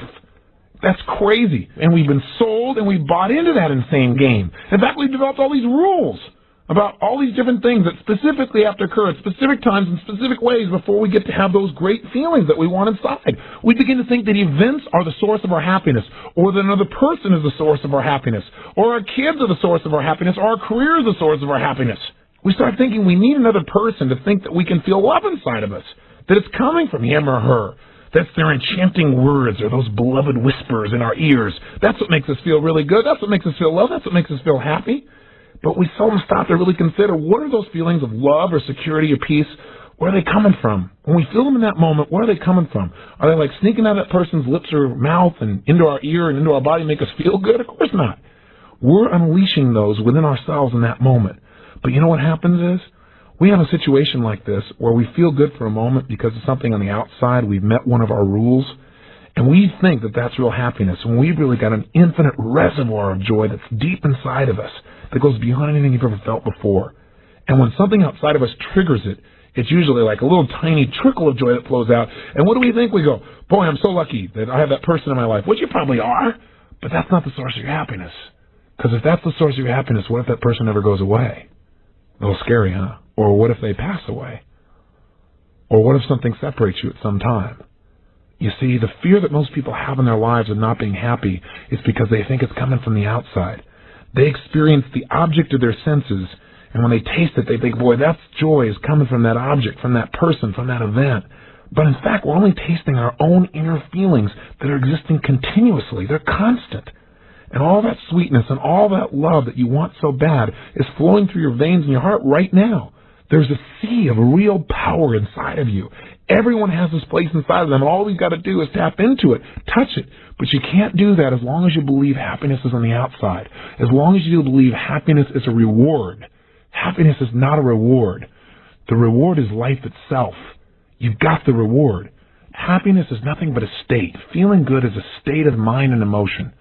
And you can have it at any moment simply by claiming it. How do you claim it? 2 ways. 1, change the way you're using your body. If you're not feeling happy right now, I guarantee you may be doing several things. 1 is you may not be breathing. Now you say, what are you talking about? I'm breathing. Sure you are. But are there times when like you're frustrated or you're angry or you're concerned? Does your breathing pattern change? I can guarantee it does. What about your facial expressions? See, if you change your facial expressions, you immediately change how you feel. Try this right now. No one's around. They're not noticing. Put a big, stupid, silly grin on your face. Oh, come on. Nobody's going to notice. If you're in your car, turn to some other person who's in the traffic and grin at them with that big, huge grin and watch what happens. They'll think you're on drugs. It's okay. Just go ahead and do it. Try it. Or just do it right now. Come on. Smile real big. And while you're doing this big smile on your face, thinking this is stupid and crazy, notice how you feel. See, you have 80 different muscles in your face. If you change the way you use them, you can make yourself feel happy, and I bet you already know the ways to do it. In fact, if I asked you to get depressed, you could pull that off, couldn't you? The point is simple. You can change the way you use your body and change your level of happiness. What else can you do? Well, let's go to step 2 of these 8 or however many points I decide to make out of these. Number 2 is really simply this. Change your focus, and you change your level of happiness. Remember, it's not only your physical body and your beliefs that determine how happy you are, but what are you focusing on? See, right now, you could get totally depressed. How would you do it? Well, you could use your body in ways that make you feel depressed, but also you could do it just by focusing on things that don't make it feel good. You could feel sad, or you could feel angry. Couldn't you think of people that have wronged you in your past? Focus on that enough that you really began to feel it again and feel real angry all over again, even though they're not here. If you really wanted it, couldn't you do that? Couldn't you feel really sad remembering things you missed out on? All you'd have to do is focus on them. What about joy? What about pleasure? What about ecstasy? Can you remember a time in your life when you were feeling feelings and emotions of absolute ecstasy? How good that really felt? Whatever it was. Could you go back to that time and remember it? Actually re-experience the feelings? Begin to breathe and feel the same way until you felt so good inside? Can you remember times when you felt totally loved? See, if you really want to be happy, you have to become good at what I call memory management. Memory management means if you're unhappy right now, it's because you're not controlling the focus of your mind. You're focusing on something that makes you feel lousy instead of something that makes you feel good. I'm going to give you an example. Let's say you're traveling in a wonderful place like New York City, which has all kinds of opportunities to show yourself how resourceful you really are in just getting across streets. The bottom line is, let's say you step off the street corner and an ambulance comes by and almost hits you. Now, how are you going to feel? Well, it all depends on what you focus on. Some people freak out and get unbelievably angry. How dare they do that? How could they possibly do this? They don't even watch it. They're going to kill somebody. They could have killed me. Think of that. I could be in the hospital right now. I could be in the hospital. All my kids wouldn't have anybody take care of them. And then what would I do? And then I lose my job and they go on and on and on and on and on. Nothing's happened. Nothing has happened. But you know what? These people have not perfected their mind. They've not learned to take control of their mind. Their mind is controlling them. And if you don't control your mind has the capacity to think of every possibility. Undisciplined because of its cultural conditioning through television and schooling and advertising, the brain has learned to try and protect itself, and a lot of people's brains have learned to become incredibly skeptical, pessimistic, to find out what's wrong so they don't get disappointed. If you don't control your mind, it'll control you. You must control your focus. What could have happened in that same situation? You could have felt grateful. You could have felt good or happy. You could have said, wow, that thing almost hit me, but it didn't. That should have hit me, but it didn't. Somebody must be protecting me up there. Now, maybe that's true, maybe it's not, but it sure make you feel good if you looked at it that way. Or you might think, isn't it amazing how fast I am? I got off and I instantly reacted. That is hot. I'm thinking where I could use that. I could chase down the man with my dreams with that kind of speed. I could go out and make my job work better. I could be on a track team. See, it all depends on what you focus on. That's what's going to determine how you feel. Nothing more. Remember, nothing in life has any meaning except the meaning that you give it. And the meaning you give things is usually based on what you choose to focus on. So control your focus. Here's step 3 to happiness. Ask happy questions. Ask empowering questions. Now, if you spend any time with me, you know I talk all the time about physiology, changing focus, and I'm asking better questions. And the reason I talk about those is they are the fundamental control tools to your brain, your mind, and your emotions, and therefore the quality of your life. Questions you need to ask yourself when things come up is not, what does this mean? By the way, that's the natural question that comes up. Your brain is always trying to avoid pain and gain pleasure. It's the way you're wired. It's a survival instinct. Whenever you're going to go do something, your brain says, what does this mean? And what should I do? Is it going to mean pain or is it going to mean pleasure? Is it going to lead me toward more things that I want, or is it going to take me down the road that I don't want to be in based on my past experience? And the bottom line is, in pursuit of what does this mean, we get to points where we're not sure what things are going to mean. So let's say you want to make an investment. Should I invest in a stock or not? Well, the brain's asking, what is it going to mean? If I invest in a stock, is it going to mean pleasure, i.e. profit, and I'm going to feel good and have more money and things will be nice? Or is it going to mean pain? I'm going to lose what I've got here, or it's not going to grow at all. But see, the problem is, if you ask what is this going to mean, it's very difficult to be certain, absolutely certain, which one it's going to lead to. And that's where people drive themselves a bit crazy. I'll give you an even more challenging situation. Sometimes you try and do everything right and things turn up wrong, and then you try and figure out why they turned up wrong. Why is it you gave your all and it still didn't work, or somebody didn't acknowledge it, or it didn't get supported, or there's an idea that's so useful but no one will listen to you right now, or you worked all night on a project and then your dog ate it the next morning. If you ask questions like, what does this mean, you might come up with answers like, well, it's another example of me sabotaging myself. Maybe you're not sabotaging yourself. That makes you just feel bad about yourself. Maybe you just weren't smart. Maybe you let the dog eat your thing because you didn't put it on a higher shelf. Maybe you were just stupid. Maybe you weren't sabotaging. Let's look at it that way. See, we've got to be careful about the meaning we give things by asking the question, what does this mean? A better question, how can I use this? How is this important in my life? What can I learn from this? These are the kinds of questions that will make you feel happier, that will make you feel good in your life, because ask and you shall receive. If you want a better quality of life, if you want more happiness, ask questions that lead you to a place where you feel better about yourself and your environment. I guarantee if you do not feel happy on a regular basis, it's because you've got a set of habitual questions you ask yourself, like, why does this always happen to me? Or why can't I pull this off? And again, if you say, why can't I, your brain says, ask and you shall receive. Here's why you can't, because you're stupid and you're an idiot and you don't follow through. Because you sabotage. It'll come up with a reason whether it's true or not. So you got to take control of the question-asking process. So what am I really happy about in my life right now would be a good question. Now, if your brain goes, nothing, the next question is, what could I be happy about if I wanted to be happy about something? What am I really enjoying in my life right now? What could I be excited about if I wanted to be excited? What's really wonderful in my life? What's great about this? What is working? See, these are questions that will really support you. And if you're in a lousy state, you don't ask questions like, how much longer will this last? Or, can I survive this? Can I survive this? Makes you doubt whether you can even make it through where you are. Those are disempowering questions. Instead, if you want to break out of that state, you might want to ask a question like, well, will this even matter 10 years from now? So that's key number 3. Ask effective questions. Control the focus of your mind by asking questions. The 4th key to experience consistent happiness, and boy, I'll tell you one, this is a big one. Learn to be a perceiver instead of a judger. What do I mean by that? Well, there's a problem with judging too quickly. And that is when you judge what things mean too quickly, oftentimes you feel pain about things you don't have to feel pain about. For example, you ever gotten upset about what you thought somebody said, and later on you find out that's not what they said, or it's not what they meant, and you're all uptight about it because you felt that they had judged you, you had decided that's what things had meant. Later on you found out something differently, or maybe you had an experience like I've had. I felt like somebody was giving me the runaround one day, and everything I tried to accomplish, they seemed to get in my way of accomplishing it. I felt like they were trying to manipulate me. And I started to get kind of angry, quite honestly, inside, because, man, I had judged. These people are just trying to manipulate me. And sure enough, they got me to this place, and we walked in this building, and we turned on the lights, and it was a surprise birthday party. I had judged instead of allowing myself to perceive and wait and see, what does this really mean? You and I empower our lives whenever we allow ourselves to have a new level of choice as to what things mean. I'll give you an example. Have you had a day in your life that you would look back on and would say, gosh, it was one of the worst days of my life. It was so frustrating, so angry. I was so hurt by that person. Don't we all have some place in our life that if I said, what was the ultimate, most painful experience of your life, you could remember it and go back to it if you really needed to?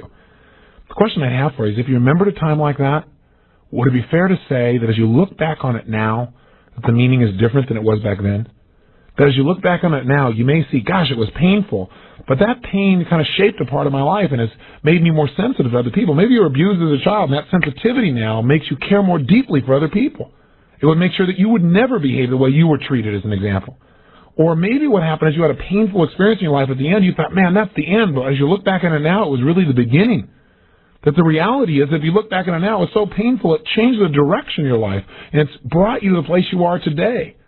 My point is, in your life, you're going to have good days, and you're going to have bad days. But one thing is absolutely certain. At the end of the day, you're not going to know which one they really are. Because some days you thought were your worst are going to turn out to be your best. So when you start judging things being good or bad, soft or hard, the right or the wrong way to do something, maybe there isn't a right or a wrong way 100%. I'm not saying there aren't any rules. I'm just saying maybe we need to soften our view of life a little bit and give ourselves more space to learn and grow. That as we learn more about things, our view may change. But once we lock out that this is it, we stop our growth. See, knowledge is not power. Many times knowledge closes the door. It's like when you're a child, you know. It's like the door is open all the way up. You want to take everything in. But see, as you learn more and more, you begin to close the door more and more and more and more because you become more and more certain that you got the whole thing figured out. See, the thing we've got to discipline ourselves on is saying, hey, this feels right to me. I think I got it handled, and I'm open to learning more. It seems like this is true, but I always want to know that the meaning may change as I learn more about this person or this situation. Once we start judging a person as being wrong or right, or a situation as being wrong or right, we start to shut that door and we take away our choice and we take away some of our happiness. We distance ourselves from people, events, opportunities, and certain emotions. But we don't want to do that. We don't want to rob ourselves of that. See, you got to make sure that there are other meanings. And here's the question to ask yourself to release yourself from judgment. The question is simple. The question is there any other possible meaning that this could have? Or another question might be, what would be a better way of looking at this that would empower me and others? See, the only way you eventually master meaning is by mastering your mind. By realizing you determine the meaning that comes out of something. Nothing in life has any meaning except the meaning you give it. See, something isn't good or bad until you decide that's what it is. Till you give it that label, and then it becomes a reality for you. And just remember this. The people that you may have once thought were successful may not have been successful at all for only one reason. They didn't master meaning. The John Belushis of the world were incredibly successful in getting other people to laugh. Obviously, he wasn't very good at getting himself to laugh at critical times. He didn't master the meaning of things. He created all the success around him as being something to feel bad about. That took effort. You got to work at that thing. And I'm not being mean about someone who's no longer here, because I was a great fan of his, but clearly he didn't master his mind, and that's why he's no longer here. Elvis Presley had a similar problem. And we can go on and on down the list. In fact, personally, I believe that if you have success on the exterior, but you're not happy on the interior, you're far from successful. We've got to create a meaning that gives us joy on the inside while we share that joy with others, where our life truly does make a difference, but we enjoy the process. Otherwise, we live the ultimate nightmare, not the ultimate dream. Principle number 5 to having consistent happiness is learning a little bit of how to use your brain instead of having it use you. And the way to utilize it is using a simple principle of human perception, and that is the principle of contrast. Contrast is an invaluable way to change the way you feel about virtually anything. It's something that got used on you when you were a kid. So you may have been complaining about something. You had this perception that you turned into a judgment. You were judging. Boy, I need some new shoes. I'm upset. How come all the other kids have new shoes and I don't have new shoes? And you went to your parents and said, I want some new shoes. And your mother said, look, don't you complain about not having new shoes. Look at these people over here. They don't have any feet. And you went, you got a point. Okay. I can understand that. They use a little contrast on you, and they just shut you down in your tracks. They totally change what things meant to you by giving you a new reference, a contrasting reference, if that makes sense to you. We need to learn to do this for ourselves. The bottom line is what looks like a problem may be an opportunity, but you got to use contrast to your advantage. Here's number 6. Number 6 key to achieving your ultimate goal on a regular basis, that is happiness, is very simple. Soften your rules. What do I mean by that? Well, you and I have talked about it, and I've alluded to it at least throughout this tape. We have developed a set of rules about what has to happen before we can feel good and have this experience called happiness. And unfortunately for many of us, we have very intense rules. That is, we have 80 things that have to occur before we can finally be happy. Everything has to be in place. For example, today's woman, quote unquote. What does she have to do to be happy? Well, she has to be Superwoman. She has to take unbelievable care of her husband. She's got to take unbelievable care of herself. She's got to take unbelievable care of her kids. She's got to be a great businesswoman and career-oriented person. She's got to make sure she comes home and that everybody's fed and everybody's nurtured and everybody's supported. And then she's got to be a great lover for her husband, and she's probably exhausted. See, the bottom line is today's woman's been conditioned. You got to be perfect. You got to be all these things in order to feel fulfilled. With that many rules, with that many things having to be perfect for a person to feel fulfilled, they've set themselves up for tremendous pain. Because it's going to be so hard to be perfect in all those areas all simultaneously. I don't know how today's woman can do it, much less today's man. He's got all his rules, too, that have been conditioned into him. I know they vary from person to person. I was talking to a gentleman who's a big oil man. For him to feel successful, he has to have net available to invest in liquid assets for him on a consistent basis, $20 million. Now, think about that. That might create a little stress in your life.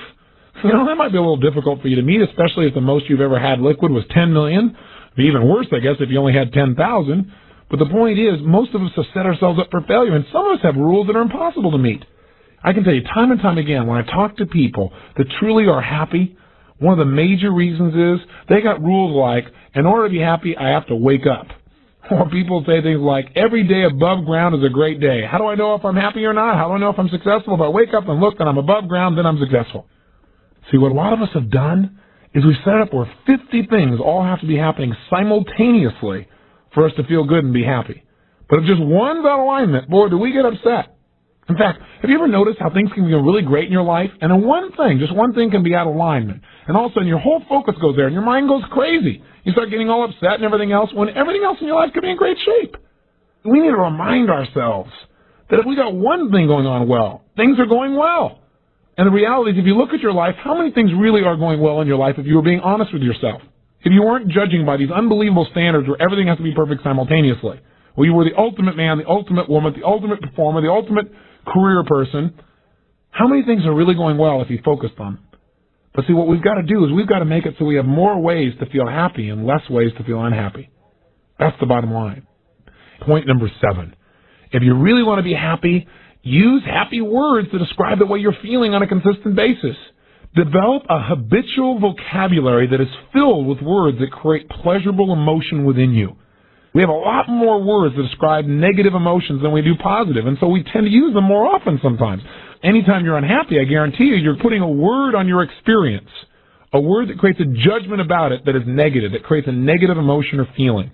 So let me just offer you some words that are enjoyment or pleasure-oriented, happiness-oriented. Here they are: enjoyment, euphoria, a sense of well-being, a sense of contentment, ease, comfort, coziness, gratification, satisfaction, luxury, to relish something, to feel a zest for something, sweetness, entertainment, happiness, gladness, delight, delection, joy, joyfulness, cheerfulness, exultation, exuberance, glee, sunshine, overjoyed, intoxicated, rapture, jubilation, celebration, gladdened, feasted, heartwarmed, fascinated, captivated, enthralled, enchanted, tickled, thrilled, beaming, basking in, starry-eyed, glowing, radiant.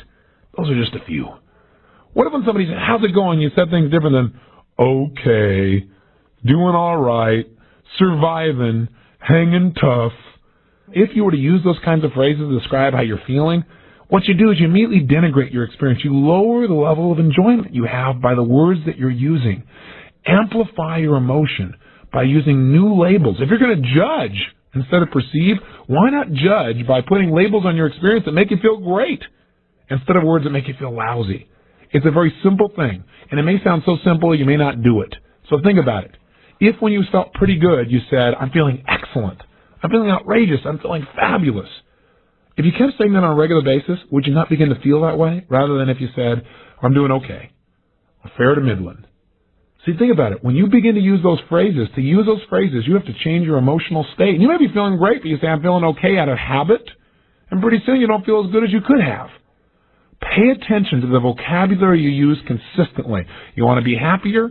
Build up a vocabulary. Write down some words that you're going to use. Maybe some of the ones I just dropped on you to make yourself feel great. Or if you really want to feel like heck, here, I can offer you some words to use on a regular basis. Talk about how unpleasing things are to you, or displeasing, or disagreeable, or undesirable, or unappealing, or unattractive, or unengaging, or uninviting, or distasteful, or unsavory, or unpalatable, or ugly, or offensive, or objectionable, or repugnant, or contrary to your feelings, or repulsive, or vile, or nasty, or noxious, or rotten, or putrid. How's your life? How you doing today? Putrid. Think of how you'd feel if you did that. Horrible, horrid, atrocious, atrocity, hideous, terrible, awful, dire, hostile, antagonistic, averse, unfriendly, uncared for, unvalued, unprized, despised, lowly, unpopular, out of favor, misunderstood, misprized, unbeloved, uncherished, loveless, forsaken, rejected, jilted, thrown over, spurned. Do you really want to feel bad? Just pick from that list and use those kinds of words to describe your life, your relationships, your business on a regular basis. I guarantee no problem you'll be depressed in a short period of time. See, if you want to change your life, change your habitual vocabulary. Do it now. Simple step. Write down a couple of words you use on a regular basis to describe how you're feeling that make you feel even worse than you really were feeling. And then decide you're not going to use the words to describe yourself or how you're feeling for the next 30 days.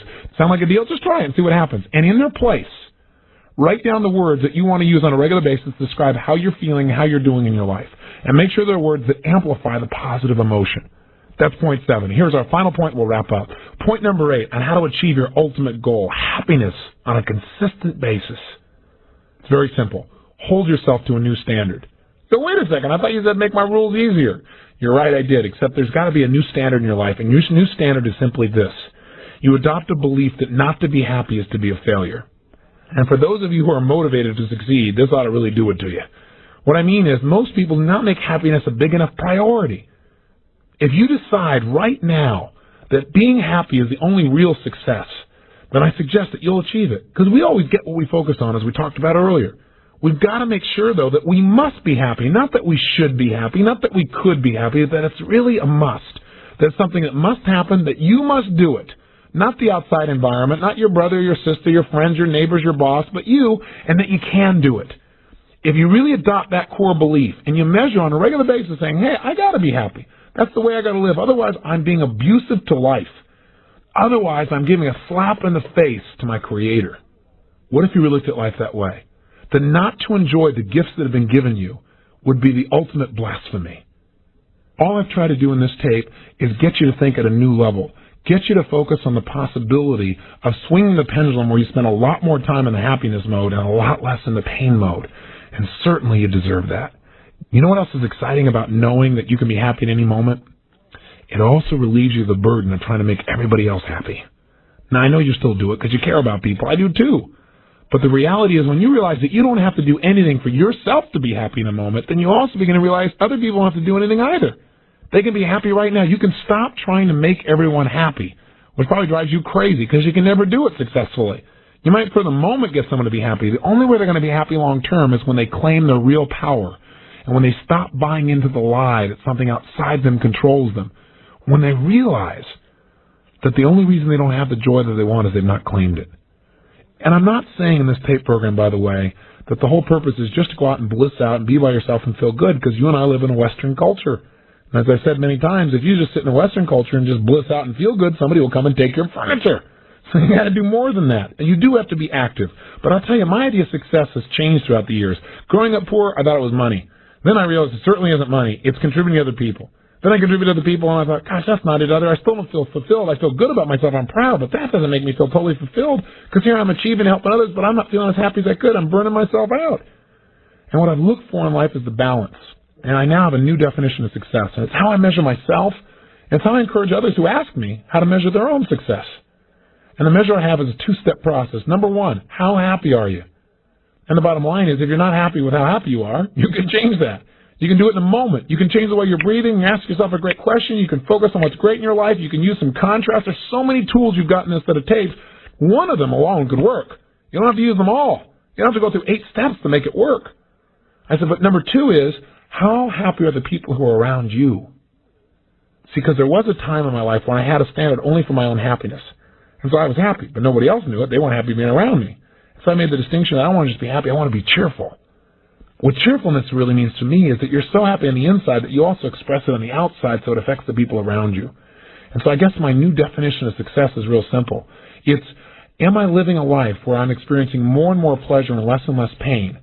And in the process of living it, is the way I'm living it creating more and more pleasure for others and less pain for them? If I'm feeling better and better all the time, and I can get other people around me to feel better and better, if I can feel less pain and they can feel less pain, if we can continue to expand in that direction, I think there's a reason why our brain wants to move towards pleasure. It's because it leads us to a place where we're really connected with our Creator. That may sound weird to you, but I think there's a reason why human beings are wired the way they're wired. And I think the easiest way to get to your Creator, the easiest way to have that joy, is to know that those feelings are available now, and to hold yourself to a standard where you cause yourself to feel them on a regular basis, not because you have to, but because you deserve to. But you got to hold the standard. So in summary, what have we said? Well, we said a lot of things in this tape, but I guess the most important thing we've said is whether you're happy or not is not a question of whether the happiness is there. It's there inside of you, at levels of intensity and of depths you've never dreamed of. But you got to open the spout. You got to let what's in you out, and you got to realize that you're really the source. You got to remember there's nothing outside of you that's going to create it for you, and that the only way to really have this ongoing happiness is to change your focus, to change some of your core beliefs, to realize you don't have to do anything to be happy. You don't have to be responsible to something to be happy. You don't have to achieve to be happy, that you can happily achieve. You don't have to choose between the two. You don't have to give up being an achiever and a doer and a person that makes things happen and just be somebody who just blisses out. You can bliss out while you work. What a concept. You can feel so good while you make that difference with your children. You can feel so good while you build your empire that you don't have to wait to feel good. And then if you feel good along the way, you're liable to build the empire bigger. You're liable to have a better impact on your kids and maybe a better role model for them as well. Maybe the whole message of this whole tape is just to remind you that the only way you achieve your ultimate goal of happiness is by perfecting your mind, by taking control, by mastering it. And God forbid if you were to start developing this kind of habit where you feel good on a consistent basis, because if you really start feeling good, you know what happens? This stuff is catchy. It's like a disease. It spreads to all the people within your sphere of influence, and all of a sudden they're starting to feel good, and pretty soon you become rather successful because you're experiencing tons of pleasure and very little pain, and the people around you are impacted by the way you live, and they start feeling better too. What a terrible world if we all did this on a consistent basis. Of course, we all know that's impossible. We know we couldn't feel good on a consistent basis, but what if we were wrong? Have you ever been wrong about what you're really capable of, and then you were pretty pleased to find out you were better than you thought you were? I think you and I every day begin to find out we're much more than we thought we were.